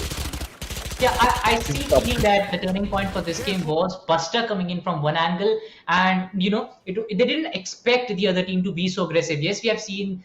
If you talk about defender side, they try to stick to the side. They try to wait for the attackers to make a mistake and then come in. But it was the other way around this time. The Bremy was just too aggressive coming in from one side, and it was a complete push coming in from Buster. He got a couple, and that was the point where I thought, yes, Ace is out of this game right now in this round specifically. It's down to a 8-6, and I guess this time they'll be a lot more cautious when they are moving in. Yes, they are moving in slowly this time, but this time you can see the other side as well. They are not that aggressive. They are waiting on the back sides. They're not coming in on the entry points as Sova coming in from one side. Batman also waiting for his opportunity. As the bolts will be coming in from Sova, not doing enough damage as of now. Finally, will do that tickle damage, but the location has been revealed on the other side as well. Batman peeks a little, goes for that spray. Unfortunately, not able to connect any, but a full rotate, a backstab is on the cards for the Phoenix as he's coming in from the backside. This can be very fatal for the team of Aces. As all of them, they are still waiting on the entry points, and their sides have been blocked. Coming in from the Brimstone, the Phoenix from the other side. I mean, he can be the difference maker, but he's not going for the rotate. But the rotate is actually coming in from Team Aces. What is happening here? Well, it looks like Aces is going in for that rotate, not knowing certainly whether they want to do it or not, whether it was a fake rotate or not. It certainly seems that the Sova has left 3 as Strokey is going to be the first one to breach into sight, and that is exactly what was happening. The Jet, the only duelist, will have to play second entry this time. The Jet is going to have to make this work out, but Batman with the spray down, he'll get one. That's going to be the save.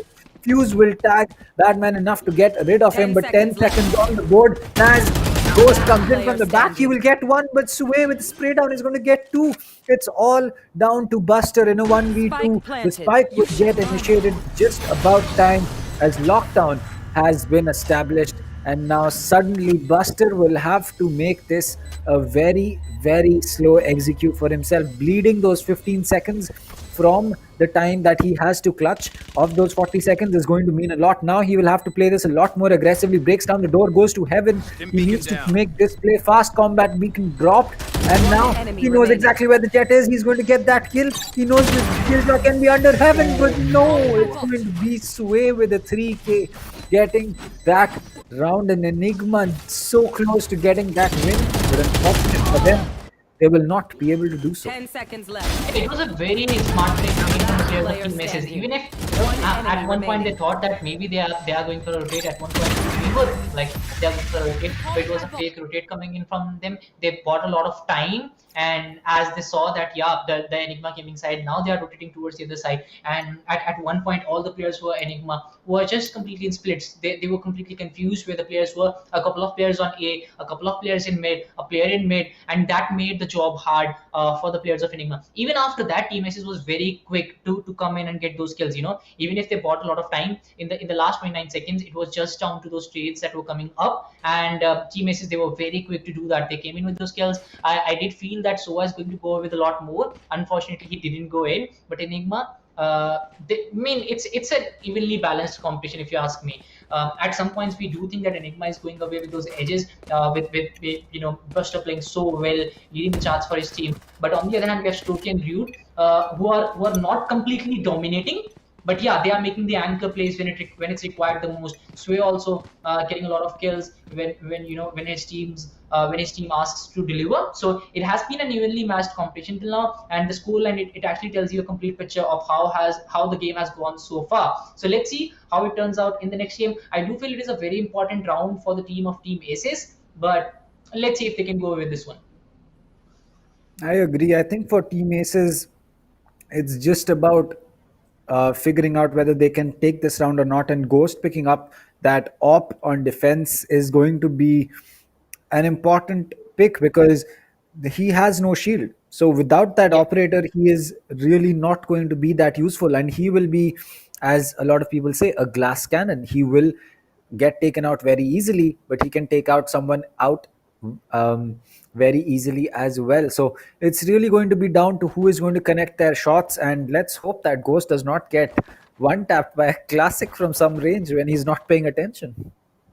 Yeah, I do feel that that will be a B spot coming in from him, where he'll be trying to block that entry point for the team of Team Aces. But I do feel if he gets the opening kill, then that angle is completely gone from the hands of Team Aces. If he's the first to come in and block the B main side, it will be very hard for Team Aces to come back. But that still remains a story for a little later, because right now, if you look at the positioning, it's a 4-man stack which is coming in from the players of Team Aces and Women. I guess yes, he is finally coming up as well. So that will be a full man stack. And whenever it's a full man stack, I do feel that timing is most important, because when you are on the attacker side, the only advantage you have, yes, it's a 5-man advantage and you can stack on one position, while on the defender side they don't have the luxury of doing so. They'll have to go for a split, because if they don't do that, they'll have to give up on one side, and that will be completely open. But right now I can see a rotation coming in from the players of Team Aces. They're looking for mid control,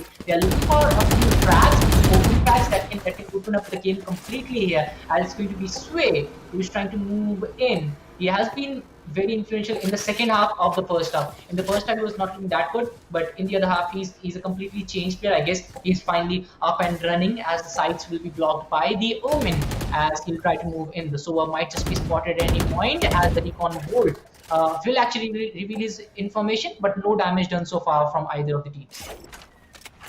Well, it's looking like Ghost will have to wait some time before we'll get to know his op pick is going to make sense or not. But he needs to pay attention to B main as well, because if he's peeking this angle towards Pizza and someone pushes Arch, he is as good as a free pick for himself. But the Omen and the Jet sneaking their way in from market could be something that he'll have to think about. But SMX very, very close to these two players. The shot, I believe that was a recon dart. Yep, it's going to be a recon dart coming in. They know there is one player in B main. They know there is one player in market as well. Both so close to each other. G-Rain as well as the Omen going to be very close. The peak comes in and Strokey is going to connect. Ghost is going to fall. The op clatters on the ground. The orbital strike comes in, and now they will have to wait a little longer. SMX going to be pushing him through that smoke. He will spot two players in the back, but he will not get that kill. Strokey, Pika, Buster, Fuse, G-Rain and Badman lighting up that scoreboard. It's all down to Badman now. In a 1v2, he will connect one. The bot gets placed, but not the time to take your bot out, my friend, as it will be Badman falling and Strokey getting that clutch in. 8-8. It looks like we are still not done with that. Yeah, very well spot by the players of Team Aces. I did feel at one moment that that seemed to be a 2K coming in from one of the players, but I guess it was Hika who was coming up with a backup at the right time to save the player, but unfortunately was not able to save the round for his team. A very good fight back coming in from the players of Team Aces. Let's see if they can continue the momentum. Yes, we have seen Team Aces coming up with a lot of comebacks, but they have never been in the driving seat in whole of the game that we have seen. It's always Enigma getting the lead. I really like, Buster takes one. A beautiful shot coming in from the Sheriff of Buster. Will he get another? No, he will be shut down by Rude. And it was an amazing opening, but I did feel that he would have definitely loved a little more backup coming in, as we will get on to Badman. The revival will come from the players of Team ASES as they are leading right now. SMX will get a couple. He gets a 3K. Root off the boards as well. Oh, It's a boy. complete turn of events here. At one point, we thought maybe Team ASES is going to go away. Then we thought, Enigma is having the lead. But that 3K, it has changed the complete complexion of the game as we are down to a 3v2. Well, what a turnaround coming in from SMX as he's looking to pick up the Bulldog. He will get that and he will make a fallback. So now Few is in fact so deep into enemy territory that he will have a lot of control to himself. But the spike is, I believe, in the hands of Ghost. But Sway is going to be checking that angle as that will be spike. Enemy remaining. And he will get that frag now. Fuse with that door to stop his movement, will give his position away. That recon dart is not going to be doing anything, but he's going to be creeping up or no. It looks like the Under Fury has to come out. The Sova has been spotted. He cannot be able to land enough shots. The curve ball comes in, and I believe this is going to be the end for this man. Wow. It's going to be Hika getting that kill with the hot hands as Fuse is unable to push him fast enough. Unfortunate. It was just unfortunate to come in the line of fire. And those were just random shots coming in. And amazing play, but take up the hot hands. Perfect use of utilities coming in from him. Erwin and I can see that. Thank you so much for coming up on the stream, guys. I hope you're enjoying as we are down to a 9-8. Dan, this is what I was talking about.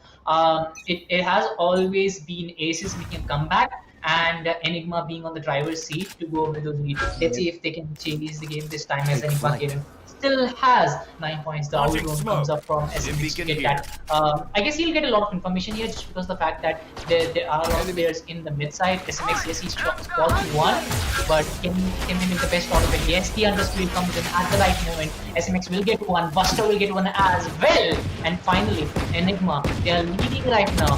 Buster will go one, SMX will get one as well. That's so off the board. All enemy remaining. They are looking like, they are falling like a pack of cards here as Root remains the only player and he has nowhere to go. He has been surrounded from all the corners and yes, he's going to go down. Azika will get the last player. That's a flawless coming in from Enigma Gaming. And I mean, the owl drone and then the recon world and then the industry. It was just amazing. SMX putting everything in. But yes, he got the reward for it as it was Enigma Gaming getting a 2-point lead. And after 17 to 18 round and when the game was so close, 2-point lead, it's a lot. And if Enigma can get another, I think it will be 70% of the game already done in dusted. That is true. I think that if Enigma is going to get that op off the hands of Jiren, then it would basically mean that a long line of rounds are possibly going to be headed in the way of Enigma. And it looks like the ultimate from the Omen has been popped all the way to heaven. They know exactly where he is. They will see the gun barrel and SMX will finish him off. Strokey trying to play it smart but gets outplayed instead. The alarm bot will get called out. It will get shot as well, I believe. Not sure about that just yet, but the rotate is coming in from the side of Team ASES. They know they cannot push B. They will have to look at something that they will have to, find on B. B. Yeah, but is it a fake one? No, it's not a fake one this time. They are rotating for Ed as it's going to be Team ASES looking for the B side right now. But number coming in from Enigma Gaming. And this is what you can do when you have 5 players standing. They still have 2 players on A, then they have a player in mid, and actually a complete trio in the mid, and they can easily rotate towards the B side if the spike initiation starts 30 on seconds the left. B side, as they're still waiting for the spike to be planted. But look at Team ASES, how cautious they are. The killjoy comes in from them. That's a lot of utilities being used here, a lot of investment being done, and Team ASES, they need this round. We talked about this. If Enigma Gaming goes away with one, it's going to be tough for this team 10 seconds left. of ASES to come back, as the plant will be coming up. This is going to be a rather easy plant, but now you check the angle. Fuse also gets one, gets a couple actually. Jiren will get one with his operator. The last player might just be spotted. It's the Brim and the Jet coming in from one side. Cool. Will he check the angle? Yes, he will. Buster gets one. Down to a 3v2. Buster and Jet, they are looking to make a very difficult play here. Buster knows where the last player is. Both will get one, but Root is going to be, will shut down Ghost. Jiren's ready, but he won't be able to get that. Buster gets a 3K here. It's down to a 1v1. Can Buster make the play? Can he do the impossible here, I would say? Sway, moving in. Oh, swamp grenades. They can be very lethal, but Buster is waiting for the right opportunity. Goes for the fake defuse. It is one. Okay, but unfortunately, the time is not in his hands as he's going to fall down to the explosion. But it was an amazing play coming in from this guy. Silence. That is true. A few more seconds. Had that swarm grenade not been there, oh, One enemy remaining. it would have been a clutch and a clip for the ages. Maybe Buster should have. Yep, I think he did the right thing. He knew that there was no way the player was surviving. Might as well get that kill and get himself traded as well from the spike, because it didn't make any sense to leave the Killjoy alive in that situation. And ASES taking that round by the skin of their teeth, so close, but it still feels that Enigma, they need to pick up their socks. They need to make sure that they do not give away free rounds. They need to make sure that they finish this off on defense as soon as possible. So it'll really be interesting to see what happens, and Rude will not see it from his point of view, because he will have to sit and watch his teammates as Buster's going to get one with the orbital strike, and that will be one for Yuka as well. One enemy remaining. Yeah, beautiful play coming in from Enigma Gaming, and then get one. It was a perfect retake coming in from the players of Enigma. They planted one. I guess it was Phoenix on the left hand side, and then Buster getting that opening kill and getting that attention away towards him, and then Phoenix coming up with one. And it was just a perfect play. Hika getting a 3K. To actually take that round away from Team Aces. And I can see Team Aces is a very good team. You can see the shots coming in from them, but it's just that the execution coming in from the players of Enigma, that's just too good. In this round as well, when it mattered the most, you could see the kind of hunger in them. Buster holding one angle, Hika playing the anchor role as well, going in, and then the support that was coming in from Buster. It was just too good. They made the dream play there, and the team play was just amazing coming in from them. As Ghost is ready with his operator. I mean, we have talked about this in the past as well. If you talk about operator, it's a dual-edged sword, but Strokey and Batman, they'll both get a couple, but numbers are still favoring Enigma game. The Hunter's Fury comes in from Fuse. Let's see if he can get any. Oh, Fuse! He'll take down Batman, and suddenly it's a 2v2 fight where it looks like Team Aces, if they get the plant right, they can just go away with this one. But it's the Omen and Soa making the play. They'll have the spike. They have the spike control. It might just be an A push, but they have a lot of time in the hand. They might just they can go for a B rotate here, and if they actually commit to a B rotate, and if they can take out Sova in that process, that will be very good. But Ghost, he has that angle completely blocked, and as soon as Omen comes up in the side, he'll be going down. That is true. The Omen is going to go in a second. Oh, what? Ghost missing that shot, having to use his Storm Blades now, and SMX will have to come in from the side of 3. This will be a tough one. Will he connect that sprint? No, it's going to be Strokey getting that kill, and now Ghost will have to make amends and get this spike, or get the spike diffused and get those kills. He is being pushed from two sides. He will spot the Omen, get that kill. The Recon Dart is going to get taken out. 3 bullets, goes in for that reload. 25 in the mag. He'll connect that headshot. And there will be more than enough time for this man to get the, get the op back and get the diffuse back on. Yeah, that's going to be another round going in the hands of Enigma. That's the 12th round, and the match point will come up on the screens, but it was a very good try from their side as well. It was a 2v1. I did feel that the execution could have been a lot better from the players of Team Aces, and yes, this is what we're talking about. If you talk about the players of Enigma Gaming, they deliver when it matters the most, and it was the same thing happening this time as well, as the game is down to 12-9, but it's looking like Enigma might just go away with the victory in the first round itself. And we have talked about this in the past as well, that whenever it's a best of 3, you need that cushion in your hand. You need that first round. So even if things don't go your way in the second round, you can actually rely on that. But I do feel that after this round, Team Aces is going to make a lot of amends. There will be a lot of changes coming up. But Buster, this guy is not stopping. He's turning into a monster, but Sway will shut down that monster, cooling down Mika is already. Oh my god, the ult greed. It's going to take that player away, but Rude will actually come up with a spray of his own to even out the numbers. As of now, it's down to a 4v3 fight actually. SMX is holding that angle really well, and he needs that. He needs that kill. He needs that kill right now as the slow orb will be coming up by the Sage. Not too any good as the rotate is on the cards, I guess, because if you talk about the Killjoy carrying the spike, he's already on his way towards the A side. And Enigma Gaming, they are very quick to read that. The Killjoy and Jet on the other side, they have already started to rotate as well. Let's see how that works out because Jet, he's still carrying that operator, and even if it's 3v4 fight. Well, there seems to be a there you go. Are you back? Yeah, continue. Yeah, all right, cool. All right, so the Sage is going to be peeking and Ghost again missing so many shots. 30 The seconds Killjoy left. lockdown has been activated. Badman has his own. Will he try to go in for this peaks? 5 seconds on the board, 4 seconds. They will have to vacate the dome.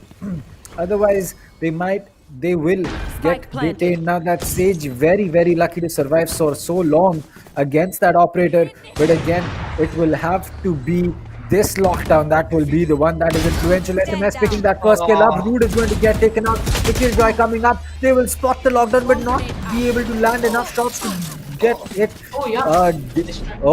That was smart play. The Swarm Grenade had been dropped on the spike exactly. The Killjoy's head is going to get spotted by Shoki. He will get that kill. He will not get the second one. It's down to a 1v1. The shock dart has been dropped. The Killjoy is trying to go in for that too, as she will get tagged by that shock dart a lot, and SMX is going to get that clutch in. He has just about enough time, I believe. Nope, he's not going to have any time, as 10-12 is going to be the score on Enigma versus ASES on Ascent. Player standing. Yeah, SMX playing it up beautifully, but not able to meet the ends as Killjoy was able to buy a lot of time. These small peaks exactly, they were enough to actually buy a lot of time for their team, as it's going to be ASES again coming up with the comeback. But is it enough for their team? Because we have seen this in the past as well. ASES, they come close, but it's just that they are not able to go over the line, and it has happened a lot of times in this round itself. Let's see if they can change the game here, or is it going to be Enigma Gaming coming up with the best of the executions that we have seen from them to take away this round? Because we have seen in a lot of rounds that whenever Enigma Gaming is falling back, whenever they're on disadvantage, all of a sudden they just come back with a flawless from their side. So let's see if they can do that this time as well, as it's going to be a B stack, I guess, coming in from the players of Team ASES, while Enigma Gaming, they are still waiting. They are still not sure where the plant is going to be, as the Phoenix will be. It's going to be Badman taking away Strokey, and it's down to a 5v4. Enigma looking strong now, but one good plant, one quick plant from Team ASES, it can change the game completely. That is true, and the same goes for Team ASES. They cannot make a single mistake. Enigma is at match point, and if they make one and Enigma capitalizes, that will be the end of Ascent. Now, though, you have to agree that this was what a shot from Hika. That quick peek coming in, and he will connect with the head of the player, and that will allow Sage to be on a boost, and she will get spotted. The shot's missing from Buster. That is unfortunate, but he will finally connect with the Doom. And what an angle, as the Sova is going to get taken out as well. And there you go. That will be a flawless round coming in for the side of Enigma. And what a way to take that map, honestly. It's going to be a 13-10 for them. We predicted this. It's like, Enigma Gaming, they always lead, and then it's about Team ASES trying to make a comeback, and all of a sudden it's a flawless coming in from the players of Team Enigma to dent the confidence of Team ASES, and a very good victory coming in from Enigma. But it's still the first round only. If you talk about the game which is happening right now, it's a best of 3. We'll be having the second game as well, and then probably a third one if Team ASES is able to come up with a fight back here. But I do feel that that single duelist play, it actually cost Team ASES a victory, because at some points we did feel that yes, a double duelist composition would have been better for their attacking side, but the execution from Enigma. You cannot take away any credits from when whenever they were falling back, a sudden comeback, and it's done and dusted. I agree. I think that that single jet played could have been a reason, but I also feel that had they just used their utility on attack a little bit better, or maybe picked up some certain rounds that were very important a little quicker, they might have been able to, just get that small difference in and maybe taken it to overtime or gotten the win. And as for them right now, I feel that the next map coming up, which is going to be Haven, is going to really show us whether ASES is going to prevail or will it be Enigma taking this home. Yeah, and at few moments I did think that its teammates is being a little bit impatient, because at a lot of times we saw them making a lot of mistakes that they were just rushing in without thinking twice, and it cost them a couple of games. And I guess at the end of the day, both teams were really good, and it was just that a couple of casual rounds coming in from teammates that cost them this game. Because if you talk about their execution, it was also very good. Their plays, I mean, they were looking good. Strokey as well, he was one of the top players from his team. And it was just that, a couple of casual rounds, we were down and out of this game. And when you're in these kinds of competition, when the competition is so high and when the teams are so evenly matched, you just cannot give it away. You just cannot, lose the pace. And it was all about the team, continuing the momentum, continuing the game that they had in the first half, and then going over the second. Let's see if it will be a replica of the first round, the second one, or will it be team ASES dominating the second one? Because we have seen a lot of times that they win. It's a one-man show. It's a one-man show. We have seen that happening. That either it's a completely one-sided game, or it's an overtime. Nothing in between. We have seen that in the past as well. Let's see how that pans out for both of these teams. I agree. I think that as for both these teams, we'll have to wait till the next map, which is going to be Haven, I believe. And until we see how that pans out, we can't really predict whether a third map is going to be in play or not. Because for Team Enigma, it's going to be the chance to finish things off immediately. And as for Team ASES, it's going to have to be a do or die. And if they do not pick that round up, then it'll basically GG's for them. They will have to come back in qualifier 4 and fight for a spot. But Haven, it's going to be their pick, so I think we can expect a pretty good show up from them. Yeah, and the kind of the numbers games that have been played by the enemy remaining, they have been really good with the plays they have made. And on top of that, the execution when it comes to them having low numbers just like this, talk about the player, they don't want me to fight, but still he was able to go with it. And this time as well, Buster getting in and then Batman coming in from the other side. It has just been a total team play coming in from Enigma. Yes, we have seen a lot of moments of brilliance coming in from Team ASES as well, but it has just not been enough to get it. It all comes down to the kind of that. And in this one as well, there was a player on the other side, but it was just that the Sova wall was so. The siege wall was so well put that it actually denied the entry for the other player. It was still pinned.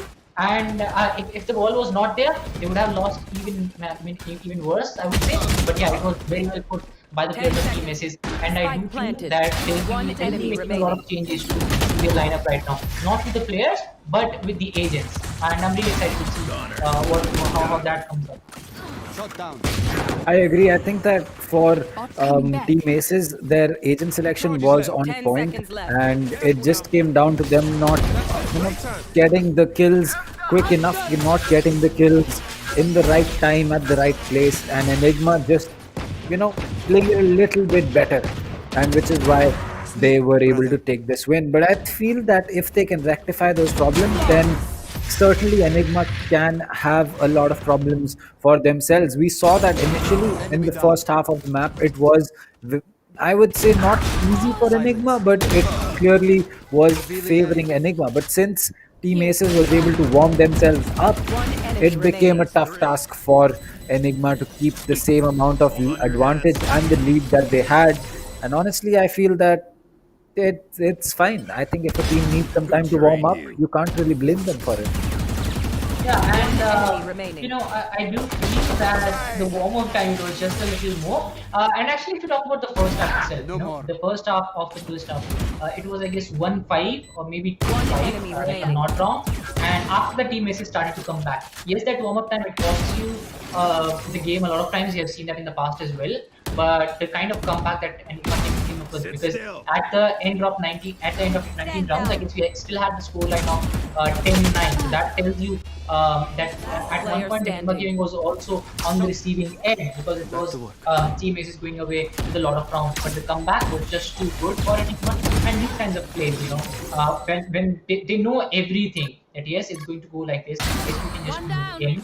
And the kind of, if you talk about the most basic things, the corner checking as well, Enigma gaming, they were very cautious about that. They were cautious about every move they were making, and that's why they were able to go away with that victory. Buster still topping the charts. I'm not surprised by it, because I mean, he was one of those lone players who was getting a lot of job done. Unfortunately, it was not enough. I guess it was enough, but Strokey on the second position, SMX Hika and EG Batman also complementing the play made by Buster. A complete team play coming in from Enigma Gaming, but let's see if they can go away with the second round as well. That is true. For Enigma, the second map is again, as I stated, an opportunity to guarantee themselves a spot for the group stages and finish it off without going to the third map of Split. Now, again, Split is a map that not a lot of teams like to play. So we do not know how Enigma is going to be playing on that map. And honestly, it it feels like it's going to be a dark horse for the side of Enigma and Team Aces. We don't know who's going to do well. Who might we might just have one team do really well and the other not so much. Have both do well, or just have both teams have no idea what they want to do on Split. So, as for Enigma, I feel that finishing it off on Ascent is going to be important. But will they be able to do it? We'll have to see. Yeah, I'll have to wait for that. But I'm really surprised by seeing G-Rain at the bottom of the table. Even if you're a duelist, and actually both of the duelists, if you look at Ghost and G-Rain, they are both at the bottom. But I'm more surprised to see G-Rain down there, because he was looking very influential in the starting. It was just that I guess the operator it binded him, and after that it was all going downhill for Sheen. He was one of the players that I was looking forward to this time. Strokey, obviously, he was one of the stars for his team, even if they were on the losing end. But Jiren, as soon as he got the operator, he was just trying to hold those angles. And at one point, his numbers were going down. It was down to a 1v2. He was looking for those vandals or phantoms lying around, and he was ripped apart at that point of time. So let's see if he can change the game this time. Because we have always talked about this operator, it can be very good, but at the same time it can go against you as well. It is a double-edged sword. But let's see how the next game pans out for both of these teams, as we'll be moving to Haven. And this map, it has a lot of surprises for us. It has always surprised us. If you talk about comebacks, if you talk about the team plays, if you talk about solo players as well, individual players, they have a lot in hand in this map as well. That is true. I think for Team Aces, especially starting on attack, they will have the option to pick up a lot of rounds and then, um, take the win for them. But for Enigma, they'll need to make sure that they pick up at least some rounds on defense, because Haven, we know it's an attacker-sided map, and Enigma starting on defense, going on to attack can be a double-edged sword. If they're not able to pick up enough rounds, it will be difficult for them. But if they can pick up more than the basic amount of rounds needed, which is usually about 4 or 5 on defense, we can see some teams work a 9-3 split in their favor as well. But an 8-4 or a 7-5 split is usually the kind of split that teams would want on Haven. So if they can do that, then it'll be very great. Otherwise, they will have to play a map 3. And as for everyone in chat, if you have 5 friends and you can make a team of 5 players and work it out and play the qualifier 4, you might just have the opportunity to be playing an on-stream game against teams like this. And the qualifiers registration is in fact going to be closing in 3 days from now, which is on 30th of January. You can head over to espl.gg/India and you can register yourself for the same. So now talking about the map that is coming up, Haven, as I stated, a 7-5 or an 8-4 split, it will really help this team of Enigma to keep that advantage in their pocket if they want to use it. If they don't want to use it, we'll see. We don't know whether they want to finish it off. I'm pretty sure they want to finish it off in 2 maps, but can they is going to be the question that everyone is going to be asking. Yeah, and I do feel there will be a lot of changes coming up from the other side as well. If you talk about Team ASES, I guess they'll be changing um, with the duelist. Maybe it'll be Phoenix on their side, or maybe a Reyna can get the job done, because we have seen a lot of Reyna specifically on Haven. The tank ability that comes up, and it's specifically important in pistol rounds. But on top of that, when you are going downhill, and it's certainly it's a 1v2 situation, I do expect Reyna plays to do a lot more than compared to other agents. So that will be something that I'll be really looking forward to. And with ASES changing their play, I do feel that it will affect the Enigma players as well, because the composition change. If you talk about the ASES, just because they had only one duelist, I could see Team Enigma, even if they were on the defender side, they were a lot more attacking. They were a lot more aggressive and oppressive on the side of ASES. So let's see if that comes into play. But I'm really excited about the picks. What it is going to be as the Jet, the Rays, and the Reyna. Is it actually happening yet? I think that Haven is a map where you can safely run 3 duelists. So, it's going to be Storky on the Reyna, Fuse on the Rays, and Jiren on the Jet, Sway on the Omen, and Juzo is just thinking about that Sova. So, Juzo is going to be back, and he will be replacing. Who is he replacing? Who is Juzo replacing? We'll have to. Yeah, we'll have to he's check. replacing someone. Anyways, on the other side, I think we can verify who he'll be replacing. Well, he looks like he is going to be replacing Rude, in fact, who was playing this Sage last map. Yeah, Rudo's actually good, Select but your this agent. time it's going to be Juzo who will be coming up. Juzo actually had ping issues in the last game, right? And that's why he was not able to play. But if you talk about the Enigma gaming side right now, they are going with a duelist composition, but the Brim coming up can actually spice up a lot of things. But if you talk about the Haven map, we have seen 3 duelist play coming up in this map itself. Actually, if you talk about Team Mahi as well, finally they have come up with a through 3 duelist play on Haven, because in the past games we were not seeing that from them, and now they have executed that as well. So I'm not really surprised by seeing 3 duelists specifically on a map like Haven. But the surprising factor for me is from 1 duelist to 3 duelists. That's a complete change of pace. Yep. It's going to be a complete change, but at the same time, I feel for a map like Haven, having a minimum of 2 duelists is really going to be the bare minimum, because an attacker-sided map, you can't really do too much with a lot of sentinels. Yes, you can make it work out if you really want to make it, but then your strats are going to have to be that good as well. You will really have to sweat it out, as a lot of people like to call it, in your defending rounds. But it's going to be the pistol round rolling up on the map of Haven. Enigma on defense and ASES on attack. Hika ready with that paint shell. He will spot one, but no damage except a little bit on the silence. Oh, Raze SMX is going to get rid of Fuse. The shock dart coming in. He will tag some players, but he will get taken out by Juzo, as the Sova is going to pick up the first kill of his VO2. Jiren is going to pick one. Jiren is going to pick 2. And that will suddenly put a lot of pressure on the players of Enigma Gaming. Yeah, as the spike initiation has started from Sova, he'll get the spike initiated. They have the numbers to want it. The players coming in. He'll tag the Cypher a little bit. We'll get the kill as well, as we are down to 2v1. Juzo finally coming back and making the best of his entry, as we are down to 2v1. Jiren will shut him down, and this is the Jiren we are waiting to see. This is not the Jiren who was sitting at the bottom of the kill leaders board last time. And I'm really waiting for him to pick up the operator again, and when his team is on the defender side, him blocking either the A side or the C side, it will be a side to watch. Because last time he was not able to put that operator to good use, but this time I'm really waiting for that. When this game started, I was expecting a lot from Jiren. I mean, we talked about this just before this game started, and a 3K coming in from him, it's going to give a lot of confidence to him as he'll try to move in. Yeah, he'll go for the full shield and the Spectre as well. So yeah, he'll pick up the operator, I guess, in the defensive round. But anything can happen here, as we saw in the last game. But it was all chaotic this time on the A side, as a 5-man stack was pushed in from the players as they went away with the round. But let's see if they can get another, as the half buys are coming in. But Heka, Buster and company, they're still struggling to move in. I think, and yeah, actually, congratulations to Team Aces for taking their first pistol round in this best of 3. I mean, the last 2 pistol rounds went in the favor of Enigma, so it's actually a pretty big thing. And a Guardian being picked up already by Juzo.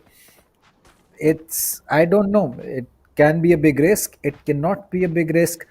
I don't know. But if this pays off, then it'll be a big thing, because no player from the side of Enigma has gone in for any kind of a buy except 2 frenzies and a sheriff. Yeah, actually, they will be trying to save this and maybe come up with a better one in the third round to completely take out the other side. But it's still, if you ask me, the game will hang in the balance for like 5 to 6 rounds, and then we'll see one team dominating. I still don't know who is it going to be, because it will depend a lot on teams getting those most of the rounds out of those 5 rounds. But we are seeing a little pause in the game as these 2 teams will get ready to fight it out in the second game. It's still a 1-0 here, with the one of the sides taking the round, while Jiren played the anchor role for his team, getting a 3K at the A side to guarantee that his squad is going to go away with this one.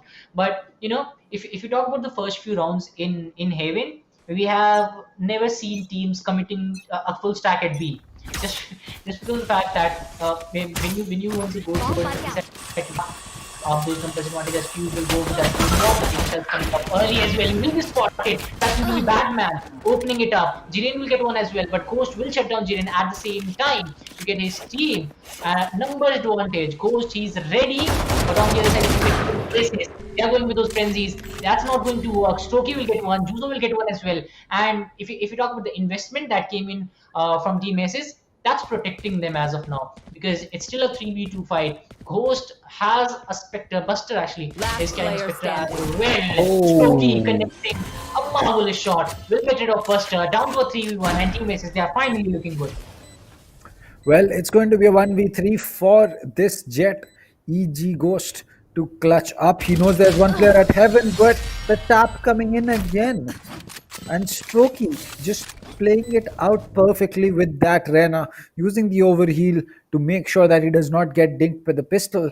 And it's all working out for them. And Sway is going to be investing in an operator and a full shield. Oh, there you go. He's sold that, in fact, as a sheriff and a full shield is going to be on the cards for himself.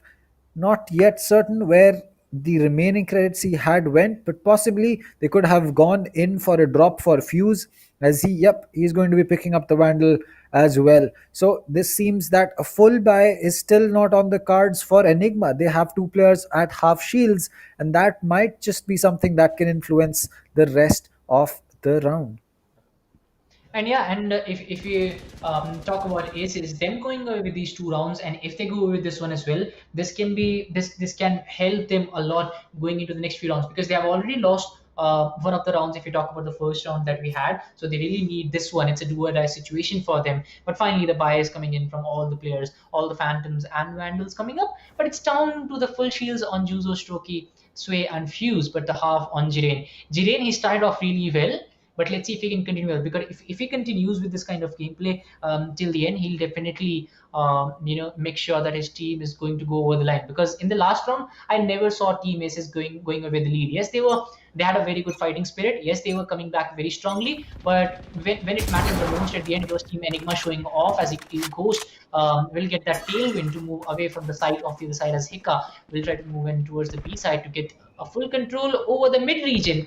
I can see Enigma Gaming playing it a little slow this time. They are waiting for Team Aces to make a move, and then if they can come up with a couple of kills or maybe a single kill, then they want to make the best out of it, as the Owl Drone will spot out a few players from Team Aces Enigma. It's time for them to make a move. It's time for them to show what they have got, as Buster will get one onto Julian. It's a perfect start for Enigma Gaming. The kind of start they would have wanted from this round after losing a couple, as SMX is still looking for a lot more openings. He'll be holding it out. And this is what Enigma Gaming is all about. They have a lot of patience. They have a very good team play, but Fuse will try to dent that with a kill onto SMX, that Phantom connecting perfectly to get one, as Juzo will get one more, and it's looking like Team Aces, they are looking to make a strong comeback here, as the Vandal in the hands of Juzo. It can be very fatal. They are looking for a push, I guess, here. Let's see how that works out for them, as the game still hangs in balance with a 4v3. 30 seconds left. Well, Strokey is going to make it worse, as that will be a pick on Badman. He will fall. The Jet coming in will get caught off guard as well. Fuse pushing in deep towards CT spawn is going to make sure that Aces is now going to be having a huge man advantage, and Buster will not even try to go in for the clutch. He will give up this round, trying to go in for a save. Juzo knows that Buster is going to be towards A, using that Owl Drone to get some intel, and that is smart. Buster will hear it. He will get tagged, and now all hell is going to break loose. He is probably going to get tagged with the recon dart as well. His position is called out. No one is going to be pushing him just yet. They will corner him. Buster will still land that shot. His gun is going to be spotted, and Sway will finish things off. Buster falling, and Aces taking a 3-0 advantage to the fourth round. Yeah, Team Ace is coming back very strongly. I do feel that Enigma Gaming will make a comeback, but I guess it's the influence of a triple duelist composition that is coming up here, and they are finally making the dream run. They are finally going for the shots. They are playing a lot more aggressive, but with a lot of patience coming up from them. So it's calculated risks that they are taking, and it's working out for the team Aces. But even if they have got good first three rounds, I do feel that if they want to win this one, they still need to make sure that they have a good lead when they're going on the defensive side, as it will be the Blade Storm coming up from Julian. He's looking like a totally different player here, as Fuse will go in. He'll get rid of Hika first, and that's again Team Aces having the numbers advantage. Finally, they're controlling the game. They are going for those mid shots. Jiren gets another. Will he get one more? Oh my god, Jiren gets a 3k. Sway will put an end to Buster as well. Team Aces, they are looking like a totally different team right now. It's 4-0. And Enigma Gaming, they need to figure out something right at this moment, because if Team Aces continue this, we might just see a complete domination. We talked about this. It's either a complete domination coming in from one side, or something, an overtime coming up. And right now, Team Aces is dominating the game. Well, what what a round coming in from Team Aces. They are on fire on this map of Haven. I mean, I can still understand that Enigma has not been able to pick up a round just yet, but they will have to pick that round up pretty soon, and they'll have to pick up a number of rounds together pretty soon. The Rena is going to get spotted, and Ghost missing another operator shot. You are not allowed to do that. Hika is going to get rid of Fuse. SMX will get rid of Storky, and that was a good crossfire, but Hika will fall to Jiren finally with a wall bang. The Owl Drone is going to be coming in. Jiren has side control. He is going to go in deep. The Omen should be going in for a long plant. The Owl Drone is coming in from Garage. The Sova will get pinged, and both the players will make their way. SMX is still going to get kill. Badman will get one onto Sway. Jiren gets that trade finally, but it's going to be the end, as Badman will finish things off. And the first round for Enigma Gaming is going to be coming in. Yeah, Jiren fighting till the end, but it was just not enough to get his team a victory. Finally, Enigma Gaming coming up with one of their own. And this is what I was talking about, Post getting that operator, Hika getting a couple in the starting to dent the team Aces, and after that, it was just a formality for the players of Enigma Gaming to go away with that victory. Yes, Jiren stood up till the end, and his numbers, they are telling a completely different story. I guess it's the composition of the team, and maybe Juzo coming back as well to complement his play, and everything is falling in line for this team of Aces right now. But if you talk about Enigma Gaming, they're also coming up with a very good comeback. But they need to continue that, because if they lose the pace here, Team Aces, they're looking like a team who's very quick to come back. Batman is ready, and you'll have a player inside. Very quick, the cyber case comes in from Batman. I guess he try to hold the angle well. Moonbot trying to come up as well. It's a complete rush coming up. Killing it. No, Strokey will shut him down. That will be backing off the boat. Other players are spotted as well. Clement will come up to guarantee some space. Two goes. The Cloudburst denying the sides. But it's the usual push which is coming in from Raze. Strokey will get one. Will move out the way. SMX taken out. Ghost will be taken out of it. But Strokey, he's showing completely different gameplay. He is on a roll right now. He gets a 4K. And that's Strokey going on with the round. 4 team aces. Amazing! This guy single-handedly put the game away from Enigma Gaming. From the start itself, he shuts down one, and this is what Reina can do. You know, we talk about this. If a Reina comes in, this is what he can do. This is how he can dominate the game. This is how he can influence the game. And it is happening right now. Strokey and Jiren, they are on a roll, and Team Aces, they are enjoying it. Well, that is exactly why Reina can be very, very, very dangerous. I mean, she picked up a kill, used that invisibility orb and dismiss, and made her way out. Like, there was nothing that the players of Enigma could do. They had no clue where I went off to. They had no clue when the Reina was going to reappear and go in for a peek. And they absolutely had no idea how they wanted to retake against that, because you're highlighted for the Reina. Her fire rate is higher.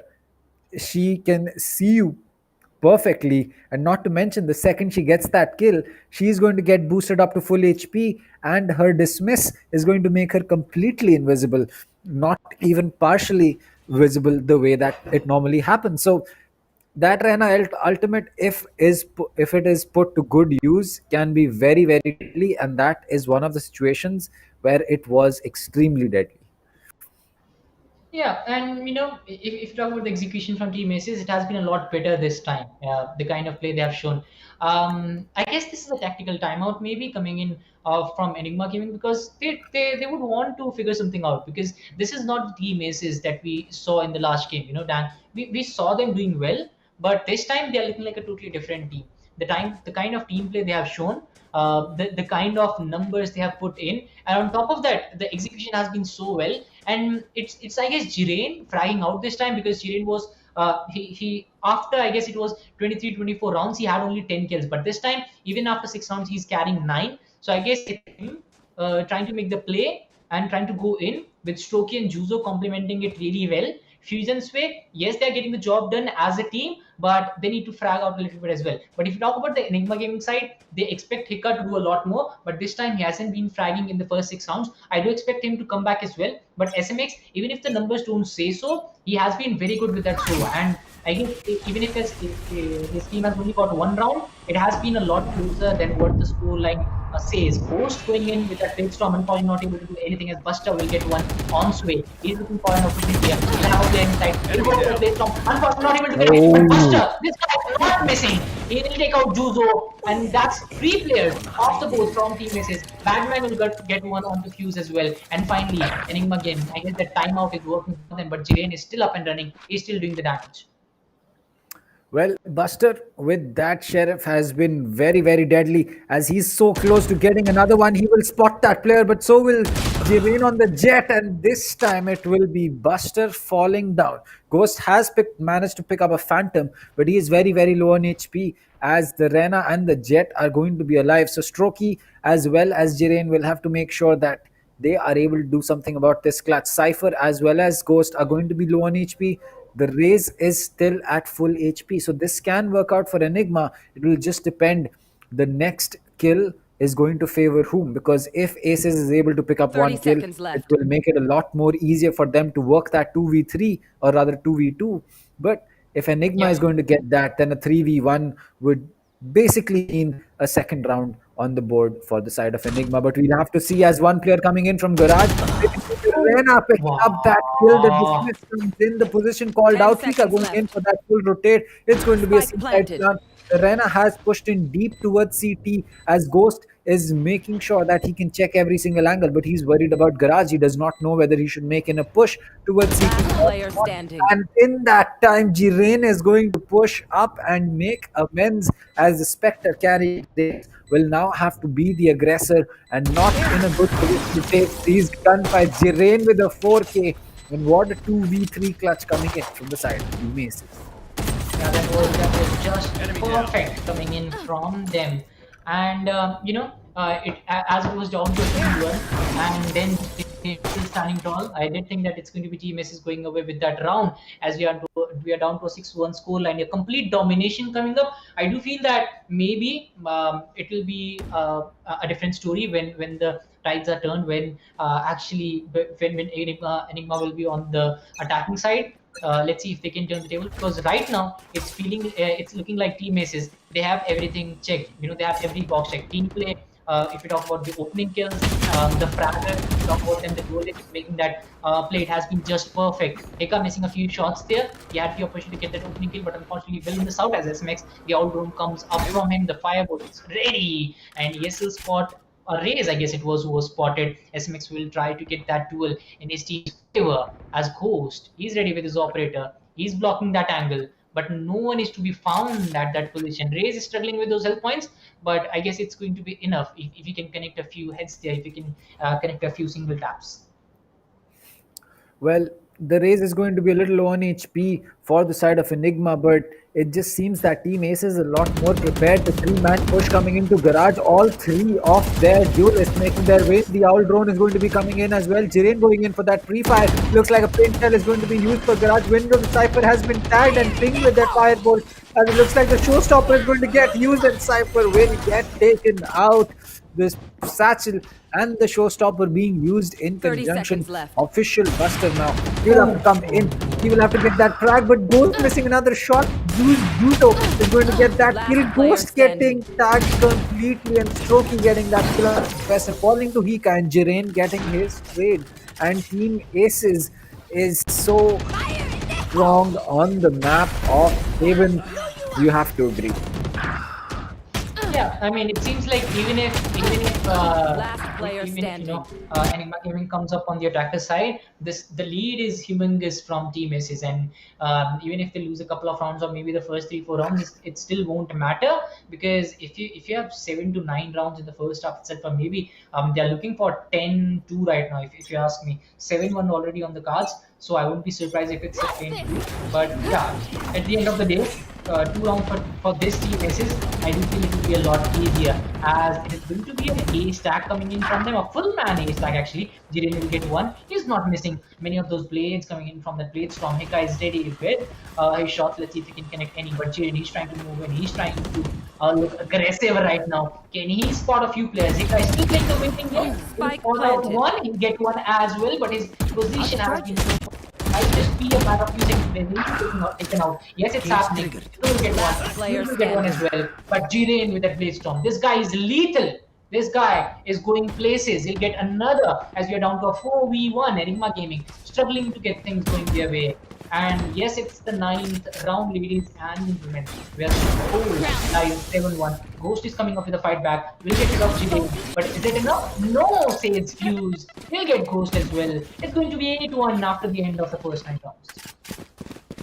Oh boy, Team Aces is running away with the map of Haven, and 3 rounds left in the split.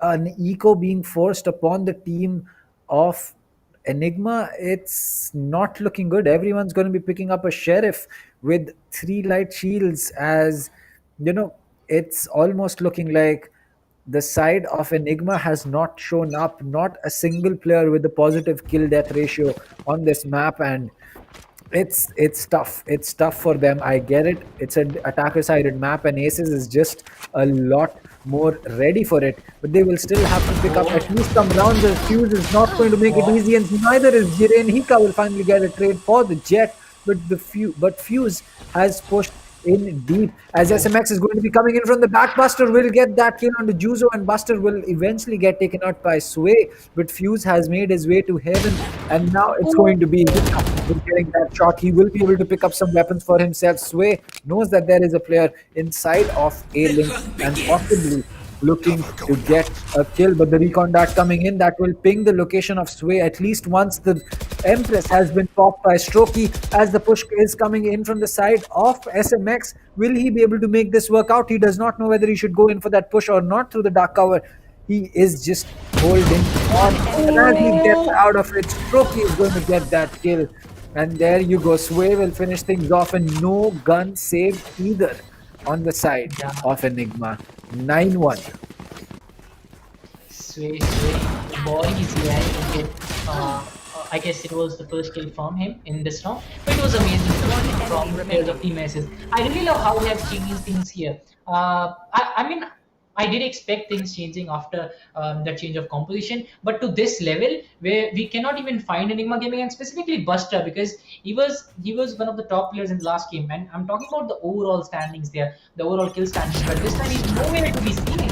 I mean, he has been shut down very early, and I guess it's all about the cover that is being provided by the players of Team ASES.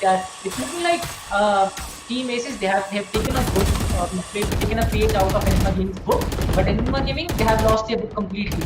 They are they are going from one place to another. They are being played. It's not the same gameplay that we saw from them in the first game. SMX finally trying to come back. He'll get one on to Strokey. Fuse will get one as well. The satchel comes up from Fuse as he'll try to move in. It's down to a 3v4. Fuse coming on Fuse. He's struggling with those health points right now, but he just cannot do anything. The plants have been very efficient from this team of Team ASES, but they don't have the. Finally, the spike has come up from the Rays as he'll try to move in. Enigma Gaming, they still have the numbers advantage, and yeah, I talked about this, a 10-2 score line at the end of the first half. Let's see if that actually happens. Team ASES, they can still make the play. Fuse is looking for that opportunity, and they are spending a lot of time here. I feel it's going to be a C push coming in from them, but they want to win this. They don't want to give up. Even if they have a 8-point lead, they don't want to give out anything for free. As Juzo will try to gain some more information for the rest. Well, it certainly is looking like SMX is going to do something about it, as a showstopper will get wasted by Hika. It's down to a 2v4 with no time on the board. The too long push comes in. Buster will spot the player as he is going to get constantly pre-fired. He is going to make a way in. Hika will get that kill, and Buster will finish things off. So finally, a round on the board again for the side of Enigma. This was a much-needed round. Yeah, and that was what I was thinking, Ishan. What has happened to Enigma Gaming? This is the same question which is popping up in the chat as well. And all of a sudden, it's looking like the teams have changed. I mean, Team ASES was far better if you talk about the first round. They were putting up a very good fight, and Enigma Gaming, all of a sudden, they are going down and down and down, and it's now very hard to come back as we are down to a 9-2 scoreline after the first 11 rounds that we have seen. But Buster and Hika, they finally redeemed themselves in the last round, and I guess that was the platform that Enigma Gaming needed to come back. They went away to that round, but it's still not enough if you ask me, as the game will start to heat up again. It's the A side, which is the of SMX. Will cool down Sway, will get that kill. Good start for Team Enigma, I would say, but we still need a lot more. Strokey will get one on the Batman. Before calling one, he get one as well. Strokey is taking the play, but it's Hika on the other side. Will shut down Strokey. Hika will get one on the field as well, as we are down to a 3-2 fight. Strokey will go for that plant. It's a very good plant from him, but do they have the numbers? Strokey will get one onto Hika. SMX will get one onto G-Rain, as we are down to 2v1. The Jet is struggling with those health points, but I feel it should be enough. But it's the Reina on the other side who can get a lot of work done, but the plant hasn't been done. SMX will shut him down, will get a 3k, will get a round as well, a very important round coming in for all the players of Enigma Gaming. And it's a 9-3 scoreline that we are seeing. Now the pixel round, they are very important, specifically for Enigma Gaming. Well, this was a very important round coming in for the side of Enigma, and they were able to pick that up. So 9-3 is going to be the split. I'm not sure if this is going to be enough considering how Strokey and Jiren are playing, but I think that if this is the best that Enigma can do right now, let's see what they can, have going forward from this. Because yes, it's going to be an attacker-sided map. The pistol round will be very, very important for Enigma to take right now. If they lose this pistol round, it's going to make it extremely difficult for them to come back. And even if the comeback happens, it will probably end up going to a close overtime, as Fuse is going to get 2, as it looks like we will not. Oh, Fuse is going to get 3. What? Oh boy, Fuse is very low on HP, but he's still being the aggressor here. Jiren is very, very close. Fuse is not going to be checking that angle, and Buster will get that kill as he pushes in. He's going to be checking this close corner, and Buster with that frag as well. Batman picking one up onto Sway as well. So now a 2v2, and Enigma still has a chance to make this round work out for themselves. Yeah, Enigma still has a chance here as they're looking for that plant. I guess it is going to be the seaside, which is being left by Soa. This can be the opening that Team Enigma needed as they are trying to move in. This will be the C plant. I really expect a very quick plant coming in, but Soa is waiting at the back of B side. He'll try to move in as soon as the spike initiation starts. But the Jet is not moving in inch here as there is no information. Finally they have realized that it's going to be a C plant. Jet on the move as well. It's Jiren who has been the star player from his team as of now. Team ASES finally looking to come back. It's a 2v2 situation. It's all about that initial pick.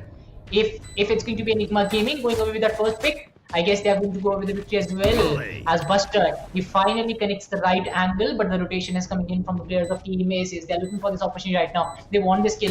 And that's the shot coming in from Hugo. He'll get Batman. Buster is still up. He'll get the rebound that stops him from doing that. Jiren takes out Buster. That's going to be the defuse which is coming up. Look at those health points. Surviving on 20 health points, but still getting the job done. 10-3 is the score line right now. And the kind of play that has been shown by Enigma. And after that, this individual play from Jiren. Getting those kills, getting those frags when it matters the most, and going away with the victory as well as we're down to a 10-3 score line after a matter of 13 rounds. I mean, what a way to kill the hopes of Enigma. I mean, Juzo as well as Jiren just pushing in together, making sure that the players of Enigma just overwhelmed with too many heads to click onto, as Jiren is going to be playing that aggressive, but that is not the play, my friend, as he will get taken out. Sway will get rid of Batman as there's a Spectre in hand, but Ghost will get that kill. He has a Spectre as well. He will spot the Ren and not be able to get rid of Strokey as he will fall, take some damage from that paint shell. As Buster knows that there is a player coming in from the back, he will go in for that reload. One shot used, he will get taken out by Fuse. The jump came on that race. It's just going to be a little bit better. And there you go, the last kill being dropped. And Team ASES will make it an 11-3.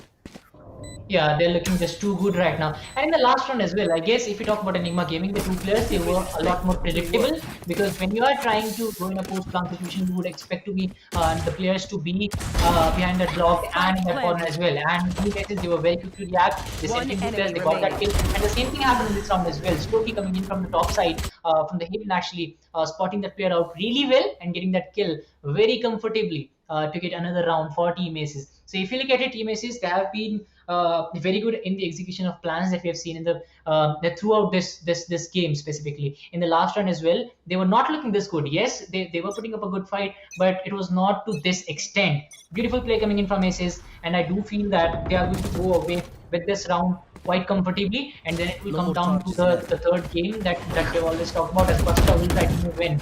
And he has a couple of players inside, but the Cloudburst will actually deny him the entry at the site, as well as it's going to be an A stack coming in from the players of Enigma Gaming. Let's see how that pans out for him, as Hika will start the proceedings by taking down Fuse. So that's the perfect start that they would have wanted in this push. But look at the players of Team ASES, the kind of angles they are holding. It might just be a 1v1, and if he wins it, Strokey, yes, he wins it. And now, even if they have got that kill, even if it's a 4-2 situation, they have lost the fight. Ghost comes up, gets rid of Sway. for 2. The Jet is struggling with those health points, but will that matter? remaining. Juzo will get one on to Hika as well. It's down to 3v1, and Team Ace, it's looking like they're going to go up with another. Ghost is looking for that spike. This is what I was talking about. You take out the spike carrier, you take out one player, and on top of that, you also have the side spike in your control, and you can rule out a lot of players from the opposition by just doing that. And that is what that last player did. He was still just too good for Buster as well. It's going to be Team Aces going over with another, and they are very, very close to going away with this round and making it a 1-1. Well, Split, here we come, because going from this score to overtime is possible for Enigma, but it seems unlikely, seeing how they have been completely taken out. And again, Hika going to be the one to fall. He'll get taken out. Fuse will get rid of that boom bot. He will use one of his own. This seems to be a B push coming in from the side of attack this time. The boom bot is going to spot 2 players. The showstopper is not going to be used up, as Ghost will get that kill, as it looks like it's going to be Strokey getting one. The Empress has been popped with Bustle Peaks right at the correct time, and Strokey is going to get taken out. And that will bring us to a 3v3, make that a 3v2, as Jireen is going to peek and get the head of Buster. And that is not going to be the thing that Enigma would have wanted. Yeah, Batman gets one on to Sway as we are down to a 2v2 here again. It's getting really close, but it's just that in the last round it was Enigma Gaming going away with those 4 victories, but this time it's Team Aces who are closing it down. As again the same kind of push which came in as impact coming on the A side. The shotgun is going to do a little bit of damage, but not enough to get him. But Jiren will couple it up with a very good spray. Ghost versus I guess it's the last player from Team Aces will down to a 1v1. Ghost gets it for his team. He gets it done, and it's down to a 12-4 here. As finally Enigma have got things going, but for how long? As the victory looks highly for Team Aces right now. Well, for Team Aces, 12-4, they can just finish it off right now. It came down to a 1v1. That was unfortunate, but it just feels that at this point for Enigma, they need to start thinking about what they want to do on Split, because this map has basically gone out of their hands. Yeah, it has definitely got out of their hands. 12-4 on the match point. If you have an 8-point lead, it should be enough to give yourself a victory. And I do feel Aces will look to close it as quickly as possible, because they have the momentum right now. They have the players going all in. Jiren starting off the proceedings really well, and then Strokey committing to those fights, complementing Jiren at the same time. Connecting those players beautifully. It was all these 2 players making the difference. Fuse coming up with a lot of if you talk about the kind of setup he did, the kind of backup he provided, it was amazing. And now Juzo with the information which is needed for any kind of rush. It has been just perfect play coming in from the players of Team Aces, and I look forward to the same thing again, because in the last map it was all Enigma. Yes, we were seeing a lot of moments of brilliances coming in from Aces as well, but this has been complete domination from Aces. And Haven is known for this. In the past as well, we have seen either it's a complete domination from one side, or it is a matched game from both of the sides. This time it's Aces who has dominated the charts, and they have got a lot of confidence and momentum from this game. So I do feel that they would like to continue this as well, as the play comes in from 2. He misses it. Oh no, but the Painter is coming up. The Boombot will be out as well. You will get one on shoot, but finally the Painter gets the job done, but Strokey with the Phantom is very little, as we get Batman. Hika gets 2 as well, as it is down to 2v3. The numbers are even, but will they get it off the bench again? He's a different player. SMX and Hika, they come up with a couple, as it is down to a 1v2, and attackers finally coming up with some more. But is it too late for them to make a comeback? Well, it is certainly seeming that Enigma has not given up just yet, but they are on the verge of losing it. Enigma, they need to make sure that they don't make a single mistake, because match point, it's not going to be forgiving. So if they are able to make this work out, it will be a comeback that will certainly be everywhere. But Yeah, it will be remembered for Even a ages. single mistake at 11 rounds, it's going to be tough for them. Yeah, and we talked about this that yes, we might say Enigma will come back in the second half, but it will be too late if they give a 10 or 9 points lead to game miss. Then that's the same thing that happened. Anti-Fury comes in. Jane, this guy is not stopping today. He can hit that blade onto Hika. SMX will get one onto Stokey as well as we are down to a 4v3 again. ASES having the disadvantage. Fuse gets one onto SMX to even out the numbers as Batman will try to move in as well. Jane, he's ready with his flip. It misses a few shots. He finally connects with one. That's going to be Batman off the boards as we are down to a 3v2 fight. This is Buster on the other side. Buster.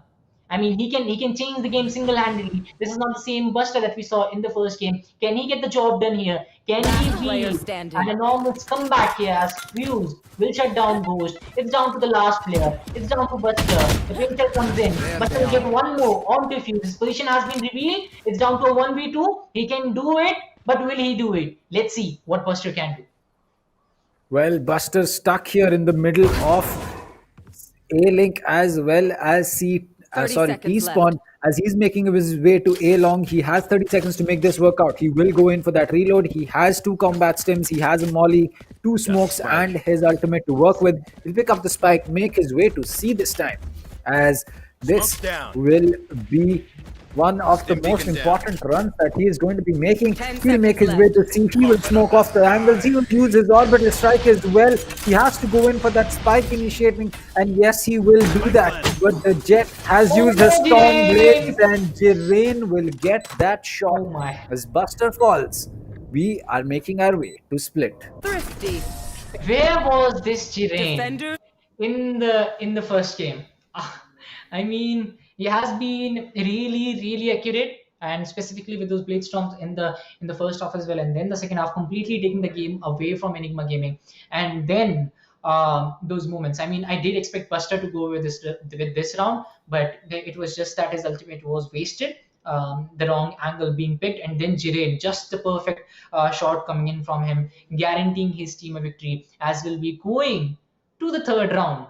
I mean, the first and second round, if you compare them, it has been highly contrasting. The first evenly matched, second completely in the hands of ASES. But I really do not blame them, because we have seen this. A lot of teams, they're just not good at Haven. It's not that they're a bad team. It's not that things are not working for them. It's just that Haven, it doesn't work out for a lot of teams, and we have seen in the past as well, a lot of teams, even if they are close to victory, they go on to lose the game from that point on. So even it always surprises us. I did expect a surprise today as well. It's going to be Team Aces surprising us and going over the victory as well. Let's see how things work out in Split, because it's going to take a lot of strategy. It's going to take a lot of good executions to win in the map of Split. I think that for Split, despite the changes, it's still a very defensive-oriented map. So we'll have to see how this team of ASES as well as Enigma is going to be performing. Because if my memory serves me right, it's going to be ASES on defense and Enigma on attack. And if ASES is anywhere as good as they are on the map of Split, Enigma is going to be having a tough time. Yeah, they are definitely going to have a tough fight, and if that happens, and ASES comes back even after losing the first round, and it has happened very rarely that a team who loses the first round will want to lose the next round. I mean, yeah, it's not like it's impossible that we have seen that happening a lot less often as we move on to the third round. Finally, the best of 2 will be going to the third round, and it's going to be split. I mean, one of the best maps, I would say, for the third round to happen, because we have. If it was Haven, I would be disappointed, because I do feel. I mean, it might be wrong there, but I do feel there are just a lot of teams that feel uncomfortable to actually give Haven the deciding match. Because this time we saw a team like Enigma Gaming, if they can fall down like that, anybody can leave the party even. But right now we're moving on to the third. But it happened. I mean, if we talk about the good things for ASES, they finally got the right composition, they finally got the right gameplay, and on top of that, Jirain was on a hunt. He was going to kills there. He was going over those kills. He was getting the opening kills. He was finishing the game as well for his team. So everything was working out for them. And the way Stokey was playing, it all worked out for Team ASES. And they would like to continue this, because if we know if Buster and Nika gets going, it will be a very good minor dual fight to watch. Buster and Nika on one side, then Strokey and Jillian on the other side. These duels, I would like to see a lot from them as well. I agree. I think that for this team of aces, I was really underestimating them on the map of, as you can say, Ascent. But it turns out Spike that planted. Enigma was not as good One on enemy Ascent, or remaining. rather, Aces was not so bad on Ascent as Enigma thought. And as for Haven, this was a complete whitewash. This was surprising to say the least, and Aces very very well played on Haven themselves. Yeah, I was completely surprised as well. But Split, I do feel it's going to be a different story. I feel that in the first half we'll be seeing a lot more balanced gameplay.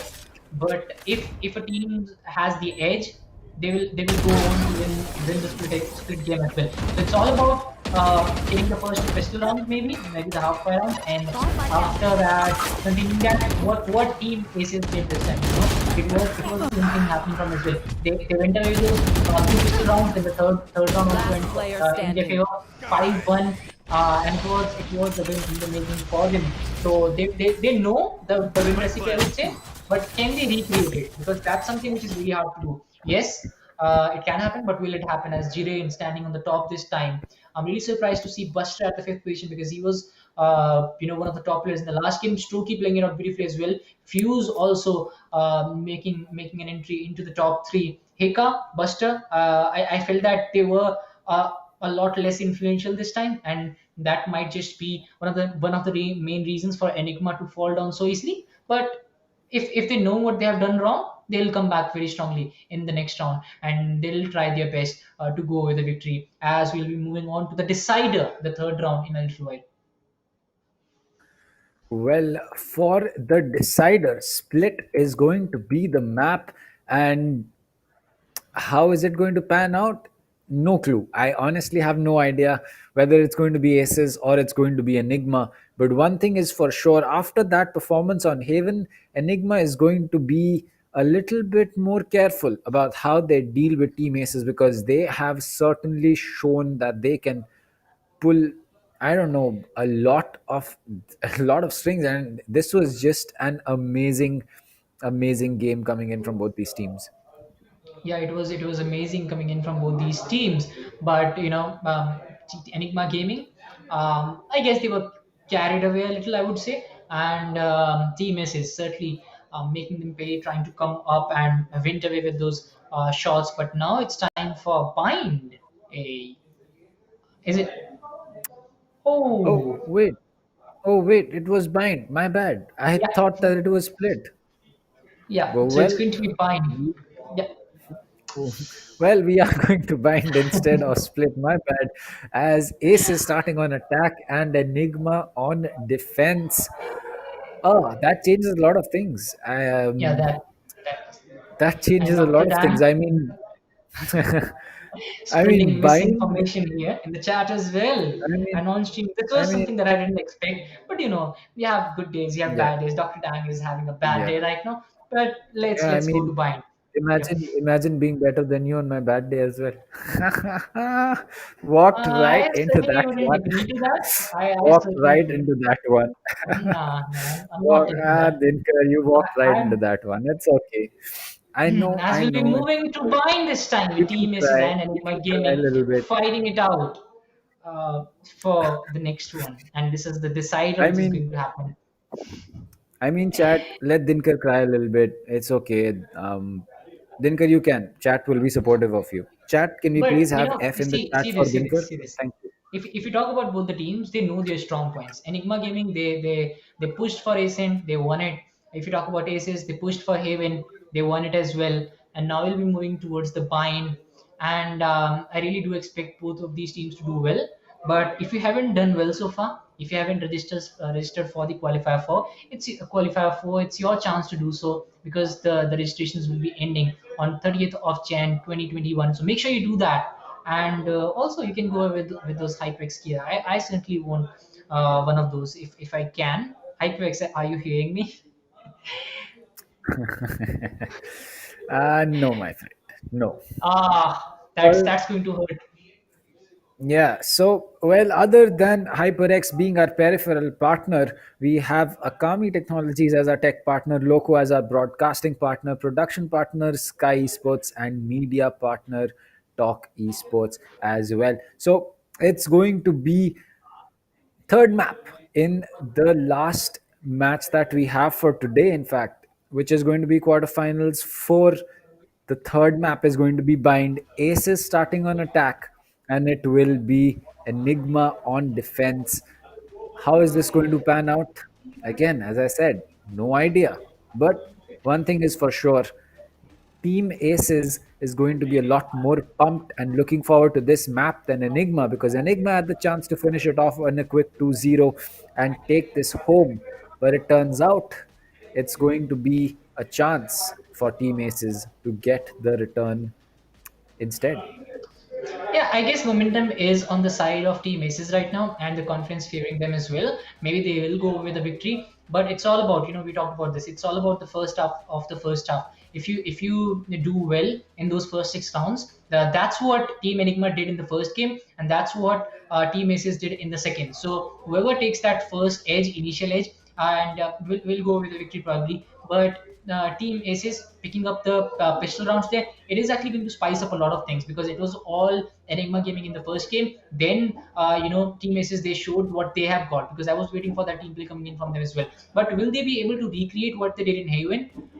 Because I do feel there will be a lot of shortcomings, there will be a lot of things that will come into play, and Team Enigma, they can make the best out of it. But it will be both of these teams adapting to the situations, making the best out of the situations, circumstances they have got. And if you talk about the momentum and confidence, that's certainly on the side of Team Aces. But at the end of the day, these teams they are very experienced teams, and they know how to tackle these circumstances, and how they can mold themselves to the scenarios. We have seen that in the past as well. So let's see if Team Enigma can make a comeback here, or will it be Team Aces coming back with a very strong victory in this map of Pine that we are going to see. It's going to be the deciding map, and we'll have to wait a little bit more for that to happen. But I'm really excited for it.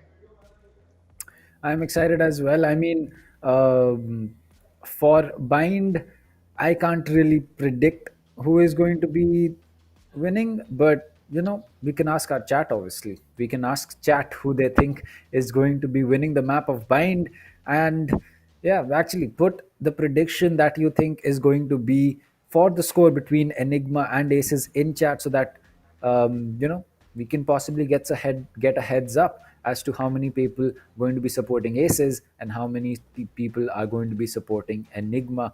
As for me, I'm just going to be supporting the team that wins, and Dinkar's probably going to be the one supporting the team that loses. Yeah, I have no shame in that. I don't change my party according to the winners. I'm quite a loyal guy, I would say. Yeah, and I stick you're for used to losing as well, right? It doesn't matter. Winning and losing, it's a part and parcel of the game. I would rather be on the losing end than changing sides when the team wins. It's loyalty. It's the key, man. Dr. Dang, you'll get the idea when you grow up. That's something that you would learn with age. But right now, I I got mean, the what point can I there, do? right? I'm still older than you. But you're still not mature enough. You still don't get the point. Then how does it matter if you're old or young? I mean, it doesn't matter. Yeah, I I can got the do a point lot there. more things. Dan, we can leave that. I already won. Let's go back to Team Aces Oh, versus that's the Enigma first gaming. victory you've had in ages, Dinkar. Congratulations. Do you want me to send you a dairy milk? Yeah, please do.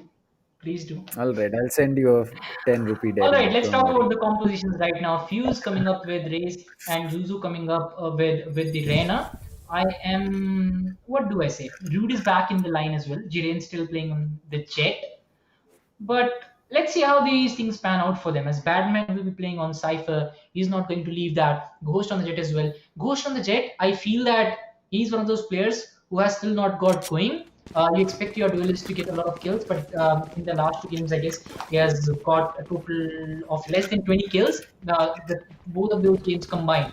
So that's something that you don't see too often from the duelist. So I do feel that he needs to come back here.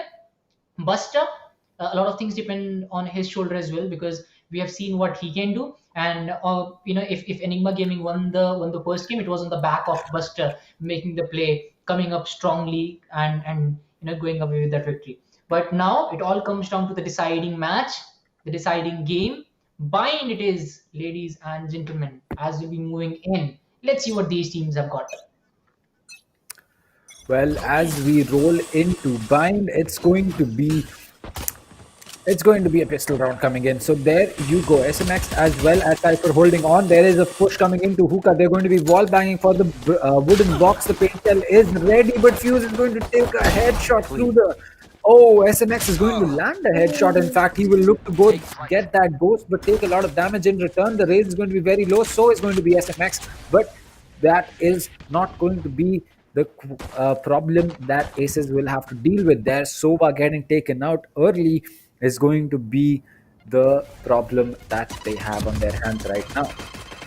As Buster will wait for his opportunity, he's waiting for the opponents to make a mistake, to go in for a wild rush. He will get one onto SMX. Juzo will get one as well. And suddenly, Buster is all by himself with Jet, Raze maybe favoring him out. Ghost is still on the A side as the rotation is coming up. Omen is still carrying the spike. He'll move in towards the A side. A full rotation is coming up. But Team Enigma, they are also very quick to catch up, as this plant is not going to be easy. Hika gets one onto Jiren. That's Jiren of the both. He's one of the strongest players when it comes to team aces. But him going down is going to put up a lot of pressure on them. Dude goes for the plant. He will get successful plant. That's the rotation. Hika is actually chasing down that player. He'll get fused, but the spike has been planted. This is the post-plant situation where Enigma Gaming, they have high numbers, but unfortunately they don't have high health points. Juzo will get one on to Ghost. It's still a 1v2, and look at the train. He's struggling with those health points right now. Juzo is waiting for the right opportunity. They're not trying to come in as well. It's down to 2v2. A lot of shots connected on both the sides. One enemy remaining. As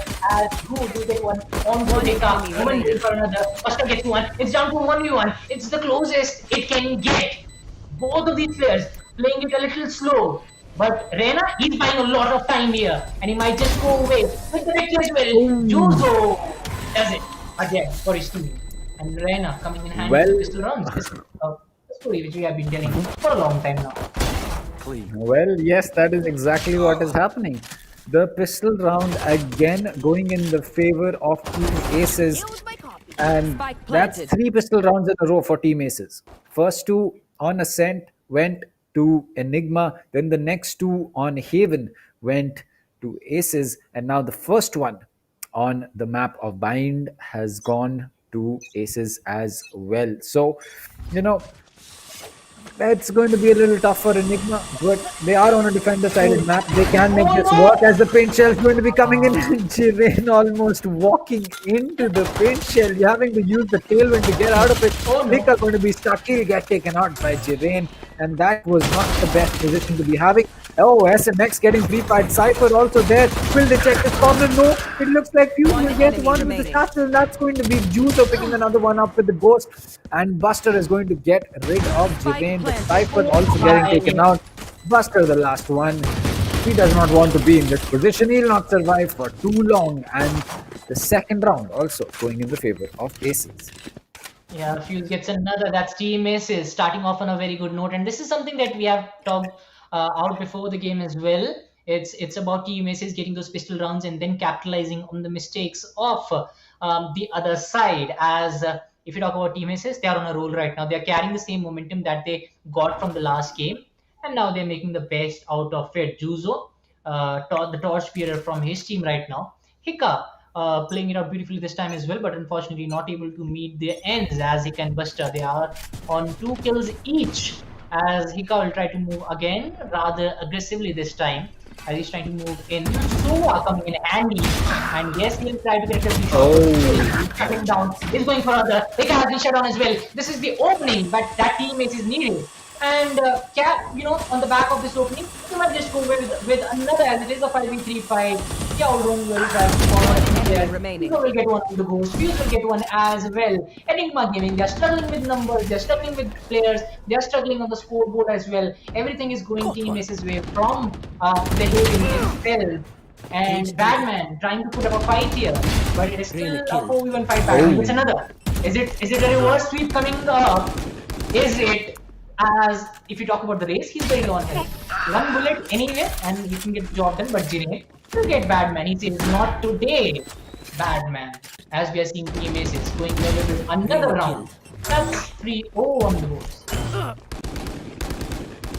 Well, another full buy going in the favor of Team Aces, and that is not going to be helpful because forced onto an eco for 4 consecutive in the 4th round without picking up a round on the 4th round of the game is going to be tough for Enigma. That's not the start that they would have wanted. I mean, if this thrifty round does not come through, Aces has already picked up the number of rounds that they need on a defender-sided map. The paint shell coming out. The Raze is going to be hiding inside Cubby. Rude is going to get rid of Fika. Fuse is going to get rid of Ghost. They are going to get pinged with the Cypher cam, but they know exactly where the Cypher is. The headshot will connect. Rude is going bonkers on this map as it's down to a 1v5 for Buster. He'll come in, connect with that Sheriff, but he can't even pick up a gun because he is not going to be in a position to do so. The rear eye, the pink shell, it's all happening right here as he will finally get wall banned and put an end to 4 consecutive rounds going for Aces on attack. Buster, this guy needs a lot of support right now, if you ask me. I mean, he has always been the last player standing from his team, but on top of it, you know, you see that. If you can rewind back a little bit, you could see the players of Enigma Gaming, they were all spread across the map. And that's not going to help you when you're losing those rounds. Team Aces, on the other hand, they had a full stack on A. It was a 5-man stack that came up from them. But I'm really surprised and disappointed at the same time. By the gameplay that is being shown by Enigma Gaming. They were, I mean, one player on the A side, the other player on the B side, one in mid, and that too on the low mid. Buster finally starting approaching with a couple. Leka will get one as well. Finally, this is the comeback that is coming up from Team Enigma. But the kind of split they are going up with, that's not going to help them with the deficiency that they are having right now. It's down to a 4v2. Badman spots one, and it will be a matter of time where he might be taken out. Badman gets one onto Rude.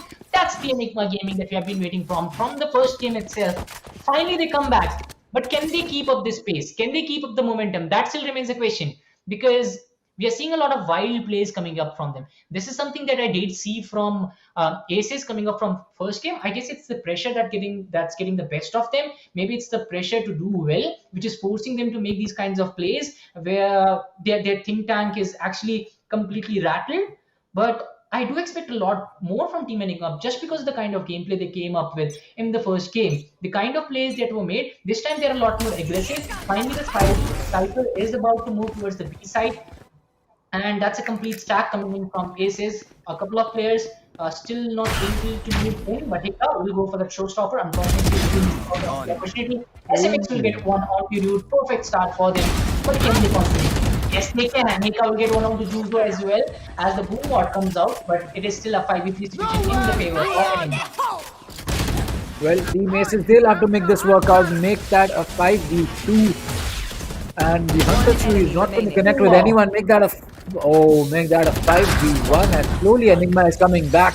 And at this point, it's going to be a 2-4 round count for the side of Enigma. And I honestly feel that they can slowly start getting these rounds that are so much so important for them, but they can't drop too many more. I mean, 4 rounds is the bare minimum that an attacking team needs, and it just, oh my, I think I just bit my lip. My bad.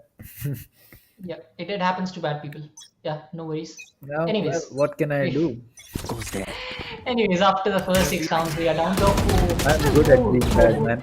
As Ghost will try to move in, will get one on to Fuse. That's a perfect start for Enigma Gaming again. I mean, this is what I really like from Enigma right now. They are finally playing as a team. They are holding the right angles. They are not rushing in blindly. And at the same time, they are going one away with those kills. And that's Ghost getting a 2k. Batman will get one as well. Rude will come back on Ghost as Batman will finish out the proceedings for Rude. And that's going to be Enigma again, coming up with a very strong comeback. Finally playing as a team, getting those opening kills, the perfect recipe to win those rounds. And it's all falling in place for Enigma as they are going closer to the deficit. It was 4-1 in the starting, now it's down to 4-3. So that tells you the complete picture on how Enigma Gaming has dominated the last 2-3 rounds. And we're talking about, can they keep up the momentum? Yes, they can, and yes, they are doing it. As Badman sitting on the top of the leaderboard will take that timeout, I guess, to carry out a few things, maybe to get a strategic timeout here to maybe even out the numbers as the round is about to start. Batman trying to move in. He has been one of the top fraggers from his team. That's a surprise for me. The Cypher actually leading the charge as the Rage will be holding a very good angle, but it's a predictable angle, I would say. As Batman with that spy cam will try to spot out a lot of players. He's holding the right angle as it is an A push coming in from Team Aces, and it has been really well read by Enigma Gaming as they are spending all the players onto the A side, but Brim still holding the other angle as next will start proceeding with that first kill. Batman, oh, is it a rotation coming up? Yes, it is. Yes, it is a rotation coming in from Team Aces, but will that work out? As you can already see Enigma rotating towards the other side as well. Well, as for Enigma, it seems that they have the advantage right now and they would love to keep that. Four players making their way towards Hookah, no presence towards Long. That is surprising. As the player holding from CT is going to be Ghost on that op. He has missed a lot of shots, but he will not miss this one as Juzo will fall.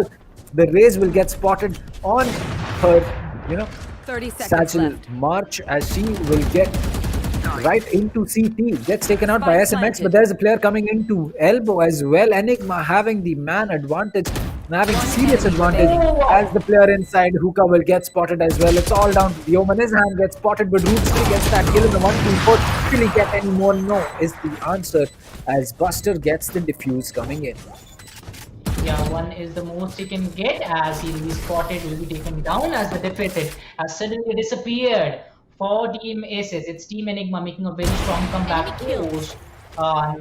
That operator shot.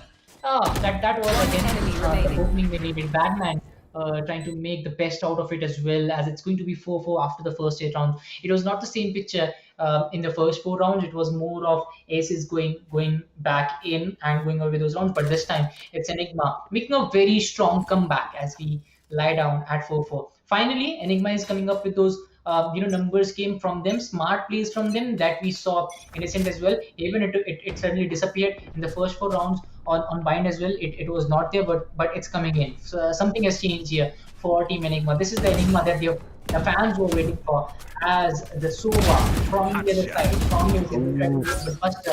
He's very quick. He's shutting down Jiren very quickly, and I do feel that this has completely impacted the gameplay of Aces.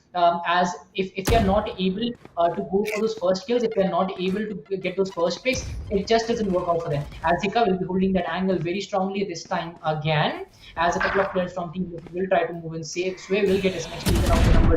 Here comes in. He'll spot out one. Will he spot out another? Oh, he did spot him out as well, but unfortunately that's not going to work out. As Batman will get rid of Juzo. Is down to a 3v2 again, wherein Enigma Gaming is still having the numbers. Well, as the neural theft comes in, this will force him to rethink the way that they want to push. 3-2, they have a decent idea that the Cypher is going to be holding on towards A. They're going to be shock darting one off the corners right next to Lamps as the Omen is going to be coming in for the peak. The Sova will pick up that teleport. Both of them will be going in for that rotate. Hookah might just get orbital strike, but it looks like no, it's going to be Ghost getting rid of Rude. And now with 20 seconds on the board and a flank coming in from the back, it's going to be very, very difficult for the Sova to clutch this up. Sway will still pick one up, and now in a 1v2 with 10 seconds on the board, he will drop down to his death as Buster will pick up that kill on the Sova. Yeah, but it's going to be Buster finishing off the proceedings for the other team. We'll get that round away, and this is where Buster started, and that's how we finished it off as well. Beautiful play coming in, and Hika also, played out beautifully on that edge, surprising the other player. And if you talk about team Enigma Gaming right now, everything is working for them, and on top of that, Ghost, even if he has got only 6 kills and 6 deaths, even if he's in the middle of the kills leaderboard for his team, but the kind of angle he's holding with the operator, he's not allowing the other team to come in. Every time there has been a B push coming in from ASES, he has been the guy to stop that. He has been the guy to get that kill, to actually decrease the numbers on Team ASES side and completely done their rush. It has been very good coming in from them, and it has supported the players of Enigma Gaming very beautifully, and it has been one of the main reasons that it has been doing so well. As we are seeing another boost stack coming in from the players of ASES. It hasn't worked in the past from them, but let's see if it works this time as the Hunter's Fury. And this time it's actually they are trying to take out Ghost first. I do feel that. Unfortunately, that didn't work out because Ghost appeared there a little later as the shots will be coming through. Batman spots out a couple of players. The spray will be coming in from him, but it will be Sova trying to stop him out, stop him as well. Spy cam will be destroyed. Batman, he knows where the players are. Oh my god, Batman! What is this guy doing? And that Phantom has completely dented the hopes of Team ASES. Batman on the rule right now. 30 seconds left. Well, what a spray down as the jet will get spotted of Team ASES inside, or rather outside of Hookah. The classic right click comes in and Hika will be picking up that kill. So it looks like finally Enigma is able to make head or tails of Bind, but is it a little too late? They do have 2 more rounds to go, and if Team ASES is able to pick up this outgoing round, or even 2, a 6-6 or a 7-5 split, that will definitely be advantage Team ASES. Yeah, let's see how that works out for them as Team ASES is looking for a fight back here. But how well did Batman play there? And that play has made him sit on the top of the field before his squad. Go on, immediately will move out of the way as well to deny any kind of opening for the other team. SMX will couple it up with another Juzo still up and running for his team. Will take down SMX. Kind of balance the numbers, but that's not going to work. He's comes up with one more Phantom coming into play for him as he will get rid of Buster. But this showstopper wasted as Fuse will take down Batman. And Fuse with that pinches will take down Hika as it's down to a 2v1, and Ghost is struggling with those health points there. He's thrown health. Will he connect? No, he's not going to connect as the Vandal from Blue is going to be enough for the players of Team ASES to get away with this round. 6-5 in this round.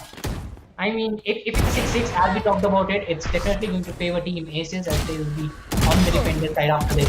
But the way Enigma gaming started, I did feel that they had a lot more impact. They had a lot more potential to get this goal and in their favor. But the kind of gameplay that is being shown by Team ASES right now, I'm not really surprised. And I won't be surprised even if it's a 6-6 coming in from them. But let's see what they have in the back for us today. That is true. As an op being played by both these teams, it's going to be interesting to see how that op pick is going to make sense. The recon dart coming in for Long, both these players getting spotted. Long has been smoked off by the Brimbo, as it seems Fuse will be dropping a paint shell just for good measure. The Cypher holding right under Hookah drop. He might just be able to get a pick here or two. The Raze's head is just about going to appear. The gun barrel will give away his position, and Batman will get that kill onto Fuse and make that advantage. Enigma, the owl drone coming in from the side of, is also going to be something that, oh, there you go, that will get taken out, but Hika will have to make a fall back through lamps as he will get pinged 3 times. The paint shell inside Hookah is going to make sure that no one is going to be pushing aggressive, but this is going to be a brawl. Dude has already made his way in. He gets one, gets straight out by Hika. The operator on Jirain is going to catch Hika off guard, as there is a player right in front of the Sova as he looks to use that. But no, what? Jirain is still going to get that kill through the teleporter, as Batman getting greedy for that kill is going to cost 30 seconds a left. lot of map control to Enigma, as the spike is going to get in. Yeah, and I guess it was not just the map control that he Last had, but player over to the other standing. side. Oh, SMX! He goes down on Juzo. It's down to a 1v2 where the Sova can make the play. So on the Team Ace's side, that's still not going to work out as he'll try to move in a 1v2 fight. So we're looking for an opportunity Enemy to remaining. dent the players. He gets one onto SMX. It's down to a 1v1. He'll get the recon bolt planted. But Buster is going forward, but Buster, he'll get sway. He'll get the defuse as well. It's going to be 7-5 favoring Enigma Gaming. Let's see what the other half has for us. Well, that was a good split coming in for the side of Enigma, but not the best. An 8-4 or a 9-3 is something more like what they should have expected. But a 7-5, it's definitely Last going player to be standing. a lot easier for the side of Team Aces to come back from, as unfortunately for Sway, not being able to bunny hop enough, as he will die to the molly that was dropped by the player, which was Buster. Yeah, let's see how well they can fight it out in this one. Because if you talk about Team Aces, they have been looking good in the last 2-3 rounds. I would say if you talk about the pistol rounds, let's see what happens as they'll try to move in again. This is going to be a 5v5 battle for the 13th round that will start in a little while.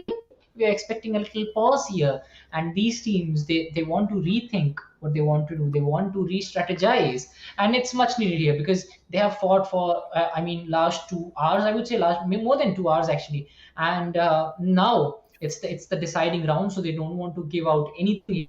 All comes down to the third round, the last half for these teams. 7-5, it's a lot closer than we might think, just because even if Bind being the defensive favored map, even if you have a 2-point lead, you can still not be relaxed on the attacker side.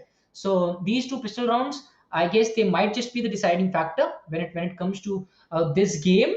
If the attacker side, if they go away with the first 2 rounds, the pistol rounds, then I'm definitely going to give them a 65% chance of going away with the victory. But if just in case, if it's the other side, if it's Aces going away with the next 2 rounds and making it 7-7, then they might just go with the victory here. But yeah, we are expecting a little pause. And that pause is happening right now. But how good was Batman? That 3K that changed the complexion of the game completely right at that moment. Because if he hadn't gone in with that, maybe it would have been an 8-4 coming up. That could have been, a 4. It would have been an 8-4, but again, it can change at any time, as both these teams are just making sure that they can get their thought processes, their strategies all in, all in line. All they're trying to do is make sure that they can give the best of the game that they have. And unfortunately for Team Enigma, they have not been able to do so for the last map. But on this map, they've had the showing. They have the 2-round differential that is needed to them, and it's really going to be interesting to see how they're going to be doing. As for Team Aces, they have the ball in their court. They can make that play. They can get this game. They can finish it off and complete the 2-map victory that they have been looking for so long. Honestly, I think that as Team Aces might just be able to eke this win out. They are on defense now. They are going to be having that advantage, but it's just a matter of simply saying whether it's they have the finish line in their sight. Both these teams have the finish line in their sight. Can they simply make that final push and get that? Let's see. Yeah, and we saw what Aces can do on the Haven map. We saw their gunfire, we saw their team play. So I guess they have it in them, and even if it's just a 2-point lead on the side of Enigma, I still won't count out Aces as they'll start to move in. It's going to be Ghost trying to get proceedings in 16 skill where he capture that L point enough that will start to get the control of the A side. It's still a mid push that is coming in from the players of Enigma. On the other side, we have Aces holding out choke points, holding out the entry points, waiting for the right opportunity. They are very quick to realize that it's an A stack coming in from them, as the SO has already cleared out those places, as Fuse is going for a complete rotation where he can act as a spoiler here. If he gets a couple here, he might just change the game. Mega goes for the paint shells. He'll get that kill on with the frenzy. Didn't get one as well on the go. Dismiss and Batman gets a couple to completely dent this side Player of standing. Team ASES, as Buster is going to take down Fuse as well. We're down to a 4-1 situation. Enigma Gaming standing tall right now, looking very strong as ASES. Things are not going their way. I did feel that these pistol rounds we can make a lot of difference. But is it going to be Enigma? Yes, it is, as they are going to elongate their lead. They're going to extend their lead as we are seeing a 3-point deficit for ASES. Well, Aces, they should have picked up this round, but unfortunately, they will not be able to do that. And Enigma, understanding the gravity of the situation and picking up an important round, going in with a half buy for everyone except Buster, going in for a half shield, rather than a full shield. But other than that, everyone with the Spectre and a full shield on board for Enigma. So it's a good start to the half. Can this is going to be the eco round coming in for Team Aces? They've gotten the Cypher Camp.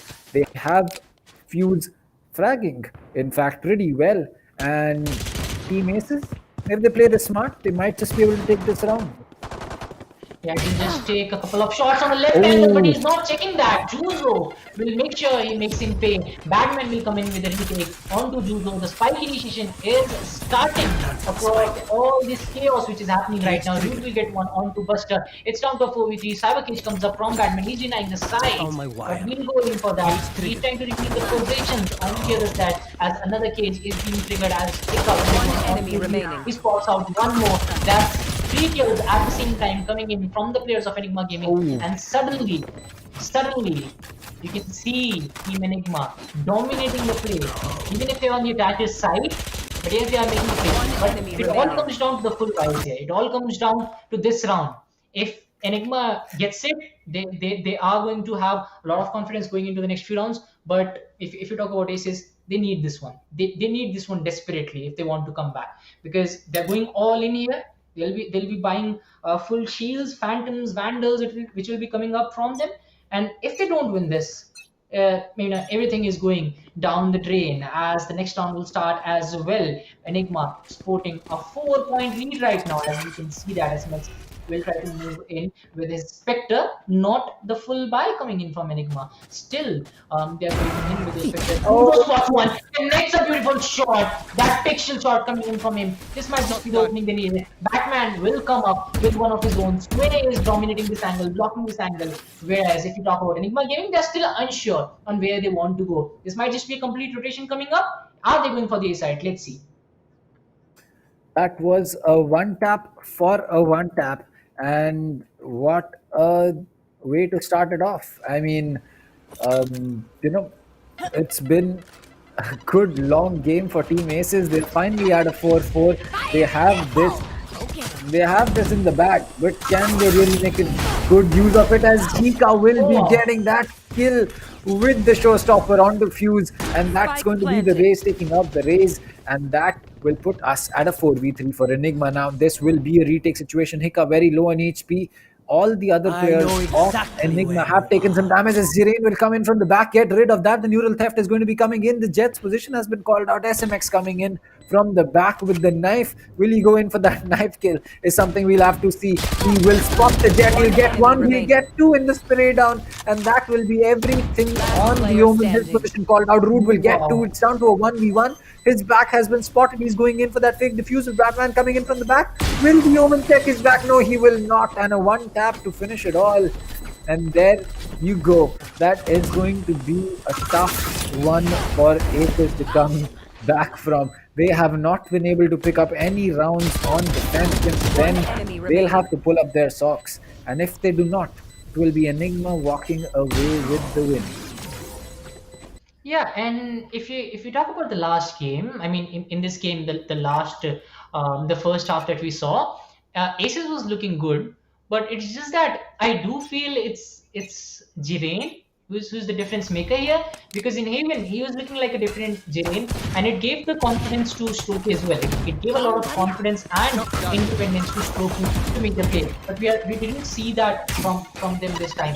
Zirain is kind of off, and that actually allowed Enigma to play a lot more aggressive, a lot more attacking. You can already see them trying rushing. They know they can get it done. They know they can get those kills. Ghost is still waiting on the spawn side, and let's see what he has got in the bag for us. As SMX will be coming up with a all round to spot out a few players. He get Raze is already struggling with those health points, so that's actually going to hamper his way, as we can see.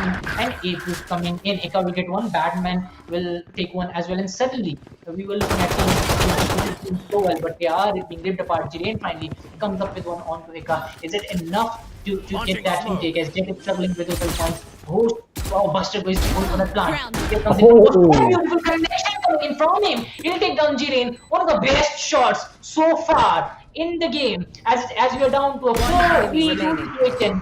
And this is SMX. We'll get one. Will he get another? He has a player inside. SMX. Can he do that? Yes, he'll get Sway as well. And suddenly, Enigma Gaming, they are getting so close to this victory. It's the deciding round.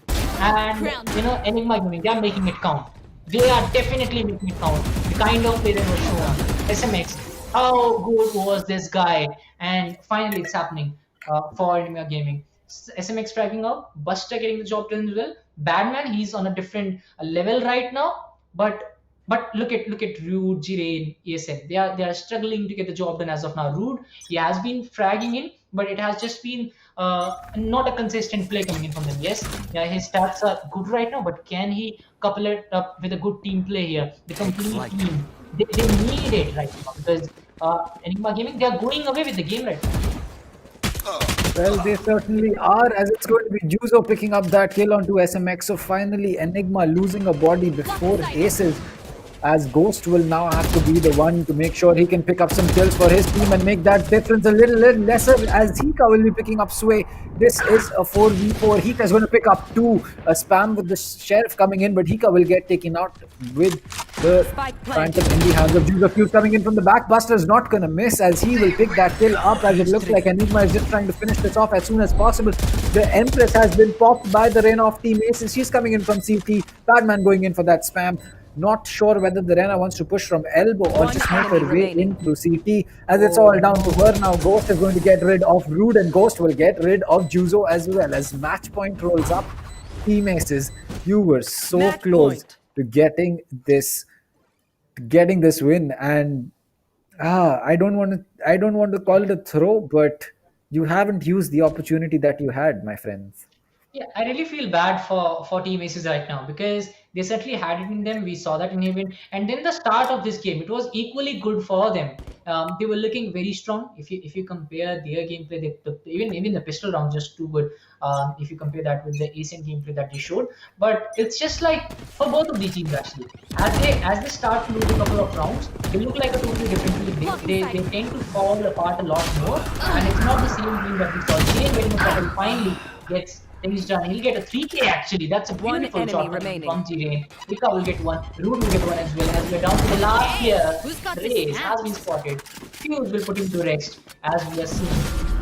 A little bit of a comeback from Aces, but is it enough? As Enigma will be looking to close it down in the next round, whereas Aces, every round from here on is a do or die round for them, and they'll be looking to close in for an overtime and maybe after that a victory. But that looks highly inevitable here with Enigma Gaming playing so well. Let's see what happens. Well, as for Team Enigma, I don't know why they went in for that rush. Not sure. They could have simply played that safe and finished it off in that round, but I mean, whatever. They used that round to just have a little bit of fun. Can't really complain. And speaking about that, Sway is going to pick up a kill onto Badman. The rear eye comes out. It will not connect, as SMX will connect with Juzo. The Jet is going to get the kill onto Hika, but will take a lot of damage in return. Jiren will still be inside, and he will pick up that kill on SMX as well. And I go, boy, that is going to stink, as Fuse is just about to run out. Yep, he will have to use that showstopper. Will not connect. Enigma in a 4v2, but 3 players are going to be very, very low in HP. So this clutch can technically still happen, as Ghost will pick one up. That's going to be one of the players off the board. The Raze is awfully close. Buster might just go in for a pre-fire. He spots. He will tank a headshot rank to that Phantom, but he will fall to Rude. It's all down to the Jet, and she will have to recover Spike, and she will have to recover the round in the favor of Enigma, as the teleport is going to give away her position. The spike is going to be inside Showers. The double crossfire being held and a backstab being called in. It's not going to be of any use, as Rude will pick up that kill and Ghost will fall. Enigma are going to have to wait for another round before they can celebrate. Yeah, as we are down to the last 5 rounds here, and suddenly Ace is looking like a different team. They are looking to come back here as the Shields and the Vandals and the Phantoms. Everything is ready here for the next round as we're moving down to the 20th round, which will happen right now. It's all about the openings that Aces has created in the past few rounds. Jiren stepping up as well. Specifically in the last 2-3 rounds, you can actually see that happening as Badman will try to move in as well. On the other side, we can already see a B push coming in. Umin and so a couple of players will try to stop that. And the Fury comes in, will do a lot of damage. As Fuse will get one onto SMX, Ghost will come back as well onto Fuse. We are down to a 4v4 fight here. Hiccup and all Fuse stack as the Grim is ready to unleash the damage here. Ghost will get another. Will he take the other angle? Will he do that? The shot should be enough. No, actually, it is not enough. Jiren will get one onto Hiccup. Buster will get one on the Jiren as well. We are down to a 2v2 situation where the Rena is actually coming up with a backstab from the other side. And he might just take down Brim, and that will be over. If he actually takes him down, Batman gets another. It's down to a 2v1. It all depends on the Rena right now. Will the plant happen? It's an A plant which is coming up. Rena will come up from the other side. Spike initiation has started. Here comes out. It is still a 2-1. Spike has been planted. Post plant, attackers are being favored. Buster looking for a good angle. Both of these players are really separated from each other. Cypher coming in from the Haven will actually give a base position. Batman also trying to move in. Juzo is looking for a Attackers win.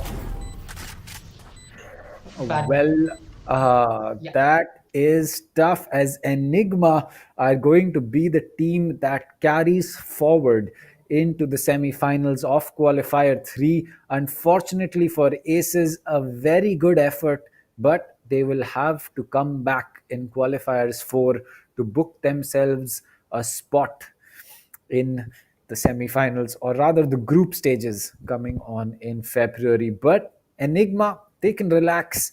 They finally were able to lock it out.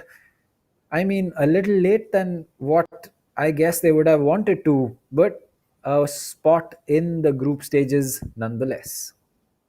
Yeah, they have finally done that. It was an amazing play coming in from both sides. It does matter who won, but it was a good show coming in from both the sides. Specifically, if you talk about Enigma Gaming, they were very strong to come back. I did feel that Aces was a lot more stronger at some points, but it was just that they were not able to continue the momentum. Haven was just too good for them, and they made sure that they're going away with the victory here. The start for Bind as well, it was very good, but it was just that the fight back which came in from Enigma, a beautiful comeback. Team misses. Look at that. They started off well. The first 2 rounds, they were beautiful. Teams also going all guns blazing here. They also starting off well. The first 3 rounds, it was actually the first 4 rounds, I would say. It was looking like Team Misses will go away with the victory. But all of a sudden, something happened for Enigma. They were looking like a complete team after that. And all of a sudden, Aces started to move back, started to go down a little, and then they were coming back as Enigma just cruised towards the victory and didn't take any chance to win.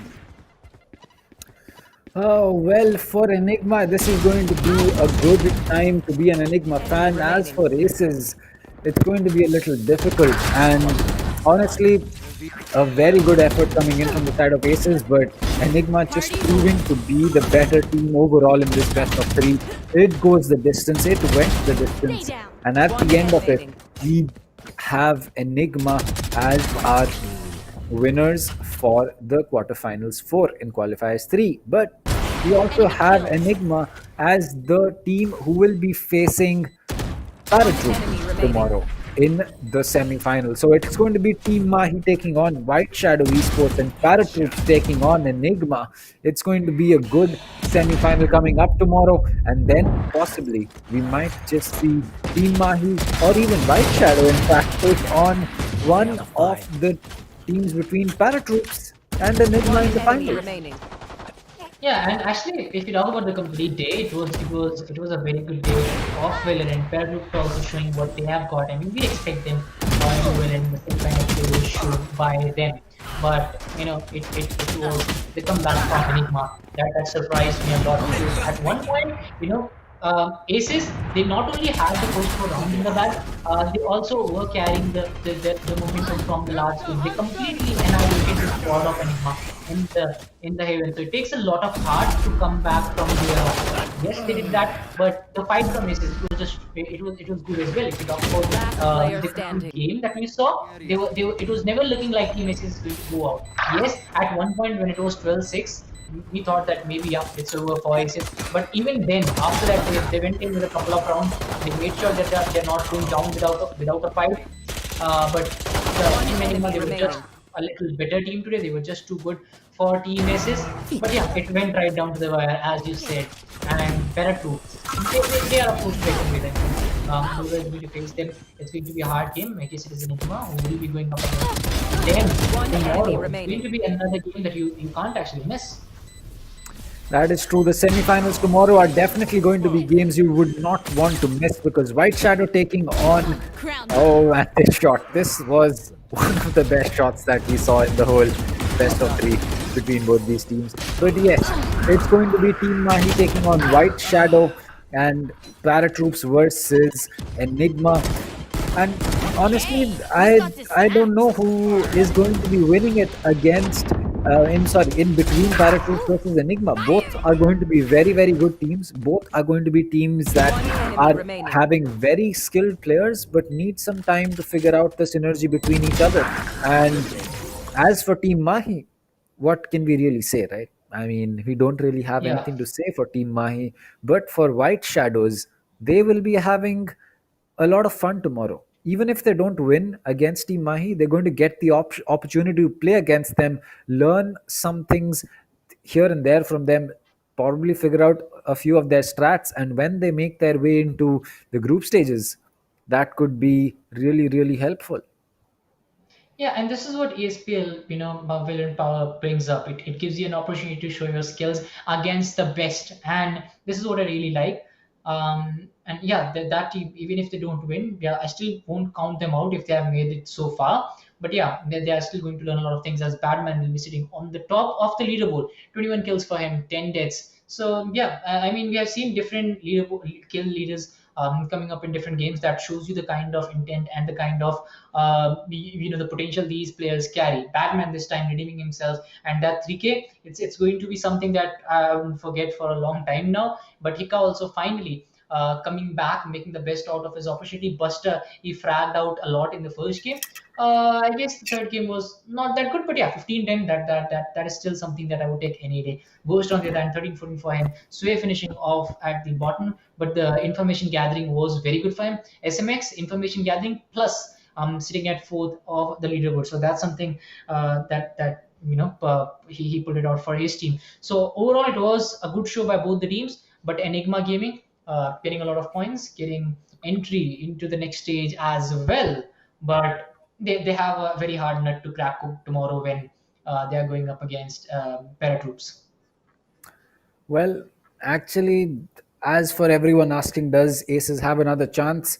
They can come back in qualifiers 4. They will not be going forward in qualifiers 3. So qualifier 4 registrations are going to be open till the 30th of Jan.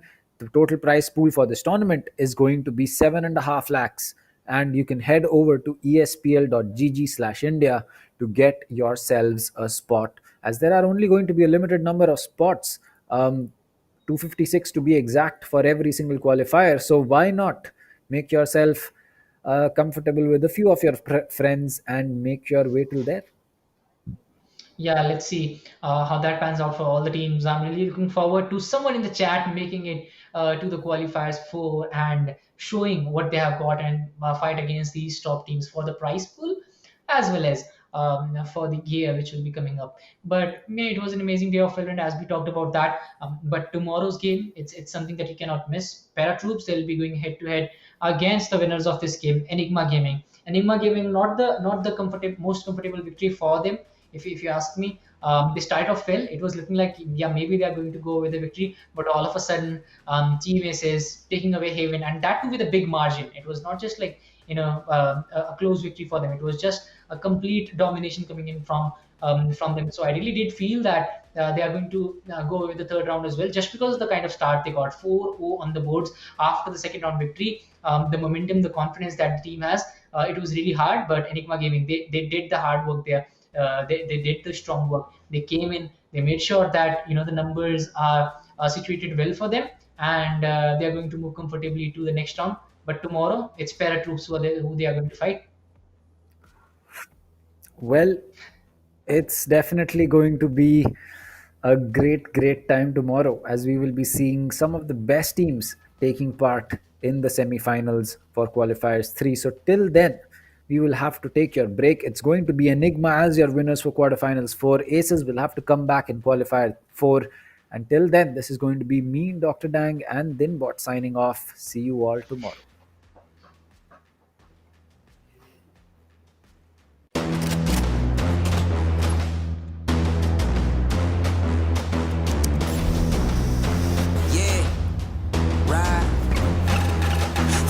Say, oh God, nothing to say. I ain't have words, I erupted in thunder and rain. If you're mad strong, then why call me running away? It's just a game, but nobody coming to play. I bless. Rise up, though.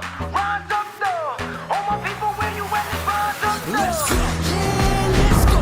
Let's up. One time, go get it. It's yours. Let's shine. Come on. Yeah, let's go. Raise up. That's right. Go with it. It's yours. Let's shine. Come on. With each day we wake up, stronger, it's our time now, yeah. Cause we warriors. Cause we warriors. Yeah, let's go, let's up. One time, go get it, it's yours, let's shine, come on. Cause we warriors. Yeah, we warriors.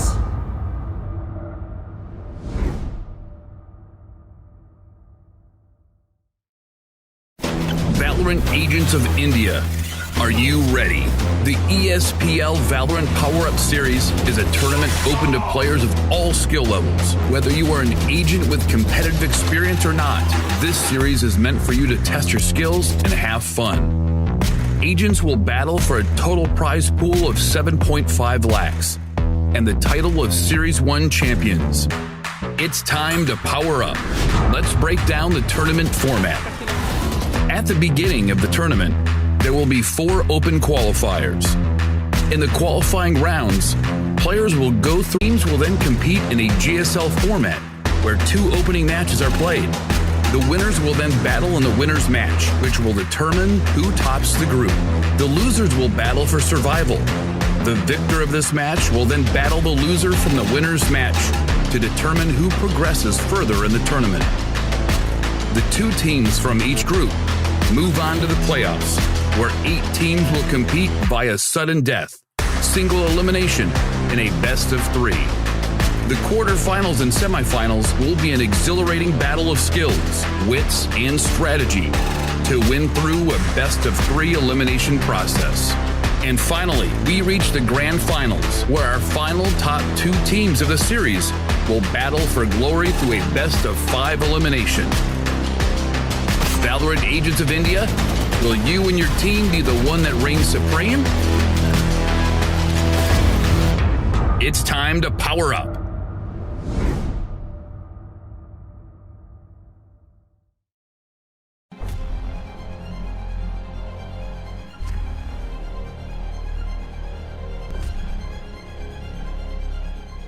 Every young gamer wants to become an esports professional. We make it happen. You just keep on winning.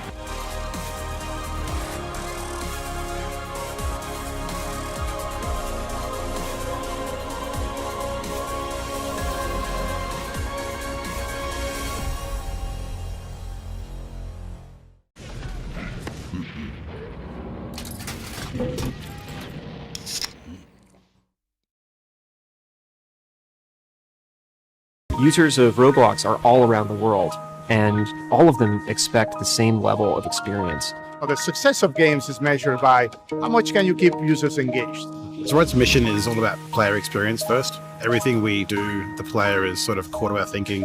ここ数年で、リッチなユーザーエクスペリエンスを提供するために If you don't want to worry and you don't want to think about things like asset delivery and the ability to have your connectivity between your devices and your servers as fast as you can, just go with Akamai.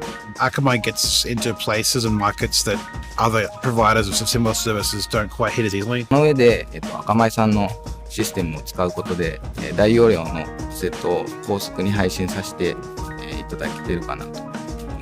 The workflow without that, I'd probably have a lot more CDN support because the amount of capacity we'd need from the others wouldn't be there. There's one less problem we have to solve. If Akamai wasn't around, we would probably have to multiply our team by I don't know what kind of factor and understand what we would need to do to replace what Akamai provides to us.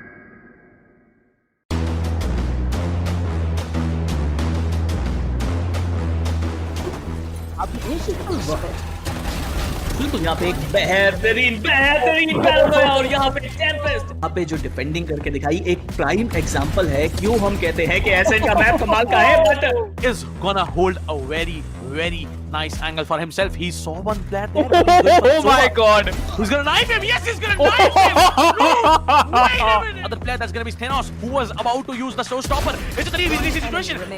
No!